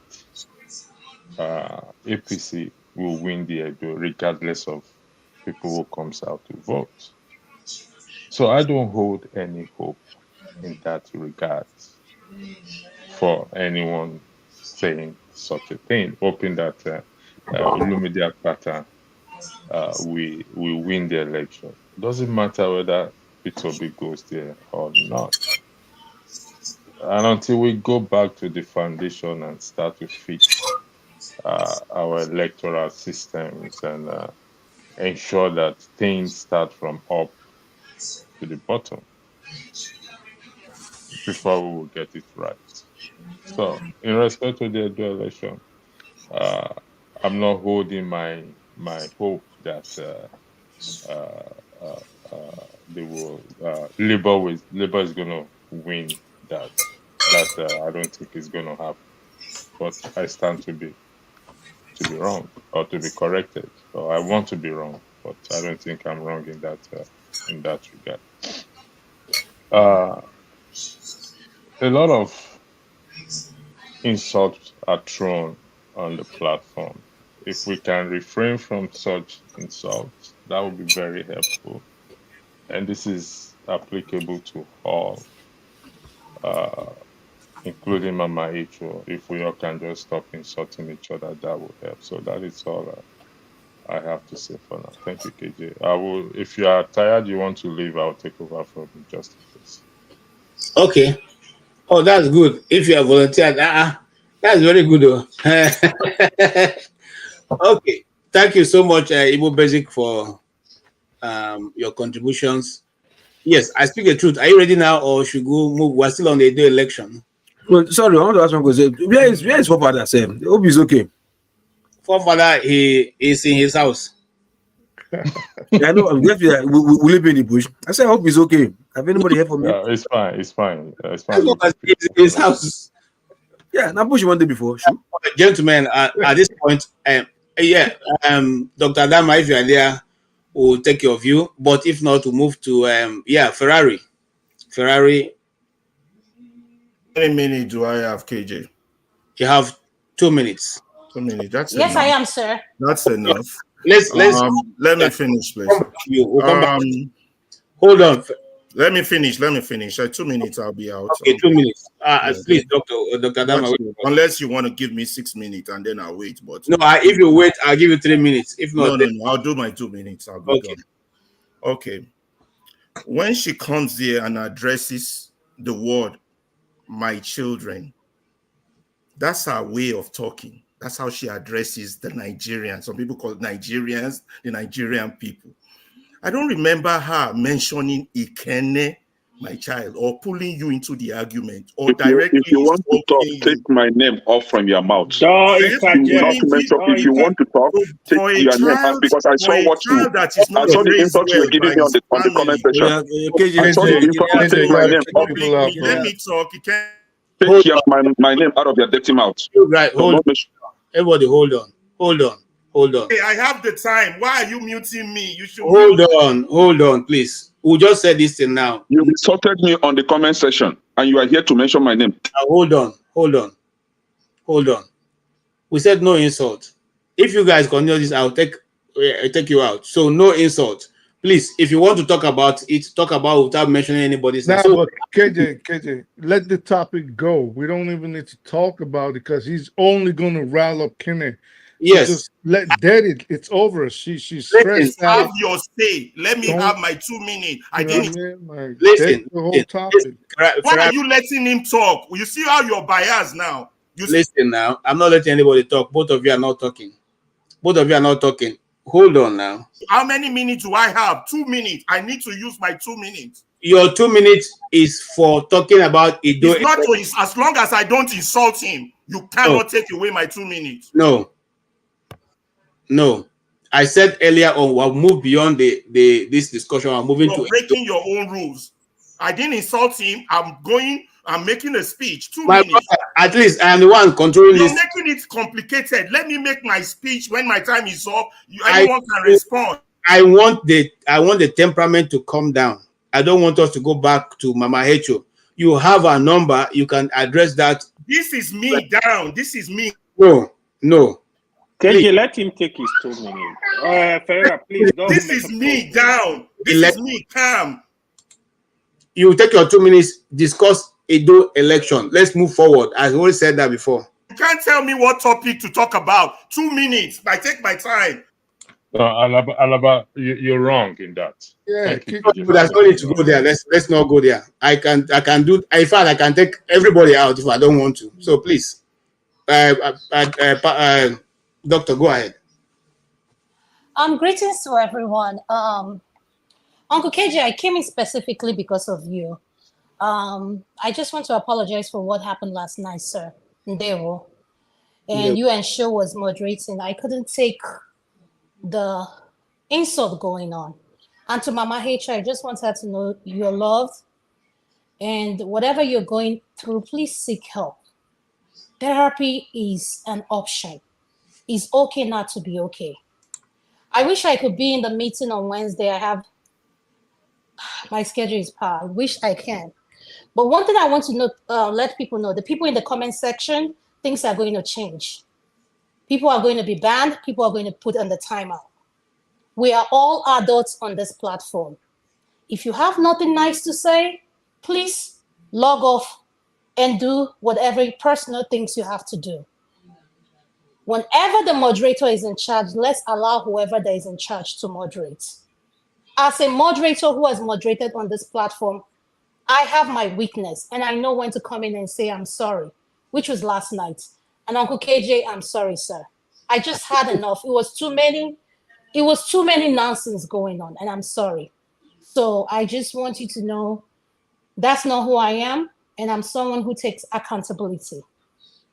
So for those people attending the meeting, this is not a meeting where you come and do whatever you want. You don't have to like what is going to be said. But we need to learn to respect each other in this platform. You don't need to like Adama. You don't need to like Uncle KJ. You don't need to like electricity. But when a moderator is in charge, allow the person to do his job. We cannot display this foolishness in other platforms. When I am moderating, just because you don't like me, please log off. I respect that. But at the end of the day, we must apply decorum to this platform. It has to happen. And it starts with me.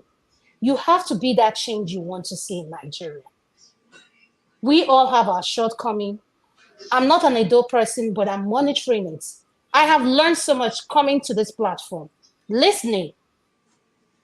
So let us be aware of one thing. We have teenage kids, youths, kids. Our kids are listening to this channel. So when we come here and make a fool of ourselves, it's on the record, it's a live broadcast. So before you type anything, say anything, everything you're typing can be pulled up. People don't know that. We're on a live, people don't mute themselves, they have phone ringing. And Mama H.O., I love you, Mama. I love my dad, but my dad is going through Alzheimer's. And I just want to tell you, ma'am, you have all the resources. If you want to get my number, Dr. Rudolph has my number. You can reach out to me. Okay. Thank you. Thank you so much, sir. I have to Thank go. you. Thank you, sir. Thank Dalu you. Ekene, please, you have to apologize. We do not insult Apologize for what? elders. I did not Please, insult Ekene. anyone. Please, Hold Ekene, on. can you listen to me, please? Ekene, we have to apologize. Adama, it's For okay. what? Let KJ take over Hold on. now. Yeah, can I No, speak? AY, I'm speaking. Please don't interrupt me. I didn't say anything to you, please. Can I That's speak? exactly what we are saying. Can I Let's speak? learn to allow people speak without interruption. Stop talking to everybody like they are your Come children. on, guys. Come on. I mean, hold on. Hold on. Okay. Yeah, can I speak? Because she asked me to do something that I think I shouldn't do because I did not insult anyone here. Okay, it's For okay. the past few days, I've been insulted on this platform by the same person I called out, but I let it slide. You insult person and you laugh over it. I did not bring it up. Shut the platform So what down. I just said was, Hold on. You can't be giving some people time to talk and is, you want to shut other people down. If you can't say, take everybody off. Hold on, Can I said we don't want to go back to that topic. But since people have not made it a topic, maybe we should go back there because there will be no need to stop Ferrari from talking. KJ, there's no point going back, bro. Listen, this woman is stressed out already. Let's talk about something KJ, if you are else. moderating KJ, let's straightforward, not go don't back, be allow please, people to KJ, talk and please. nobody to talk and be saying this and that. If you don't want to do, just shut the place, let's go rest. You someone come and talk this, talk that. I don't understand. Sure? KJ, please. You see, you can't allow Adanma to be doing what she's doing to us on the panel. On this faithful note, I want to end the program. But since electricity is here, I want to end the program. If electricity is ready to take over the program, End it. Thank you, KJ. I sign off. I'm not the moderator, please. KJ, Good. thank you very Please much. end it. How can you allow her to come on air and be talking trash to everybody? This arrogant piece of shit. Gentlemen, respectfully, KJ has handed over the broadcast to me. So I am the moderator, and as you know, I want decorum, 100% decorum. And if you know you cannot abide by that decorum, then it's advisable you excuse yourself from the platform. Electricity, can I just ask you a question, please? No, please. I Who came in is for speaking? No, 1 no, minute. no. Don't. It's me. Okay, No, it's me. don't. Okay, When I said don't, electricity, can I go first? I said no, please. I'm still speaking. So if you don't interject, don't interrupt. Please, sir, can I go? It doesn't take me much to, you know me, I don't waste time. I'll end it if that's the case. So I have another broadcast schedule that I'll do. So respectfully, the way things are, I don't know how we get it. So following off from what KJ is talking about, we're talking about the Edo State election. And I want every one of us to stick to that. If you know you cannot stick to it, KJ is gone. I'm taking over. I am the new moderator. So Alaba, I can see your finger. I see you raising your hand. I can see your hand when I come to you for this office. So I'm going to start with I speak the truth. I speak the truth. You have 2 minutes to weigh in on the Edo State. If you still have, if you don't, you can yield your time to somebody else, please. I'll give it to AY. Oh, you have 2 man. minutes. Okay, On the Edo. If you don't have, yield your time to somebody else, please. Yeah. Let me quickly say something about You not to me, wish. You not to me. They don't give you. Electricity, can you remove him? Can you No. can you see what he's doing? He's Local P, let's say why talk, please. Okay. On a more serious note, please, let everybody calm down, please. Let's be let's be brothers. On the do election, right? Like Karagli said, I love what Electricity said when he said the electoral system needs to be fixed, but if I'm speaking on the do election, I think I'm speaking as somebody that know a lot that is going on there. Anyway, The governor. Sorry, I have to interject. There's another broadcast schedule already. Supposed to have started by 11 p.m. Okay. 1 hour behind time. Yeah. So on this note, I'm bringing this broadcast to an end. Gentlemen, you have a lovely night. God bless you. Gaga. Okay. Yeah, you know about your shoe.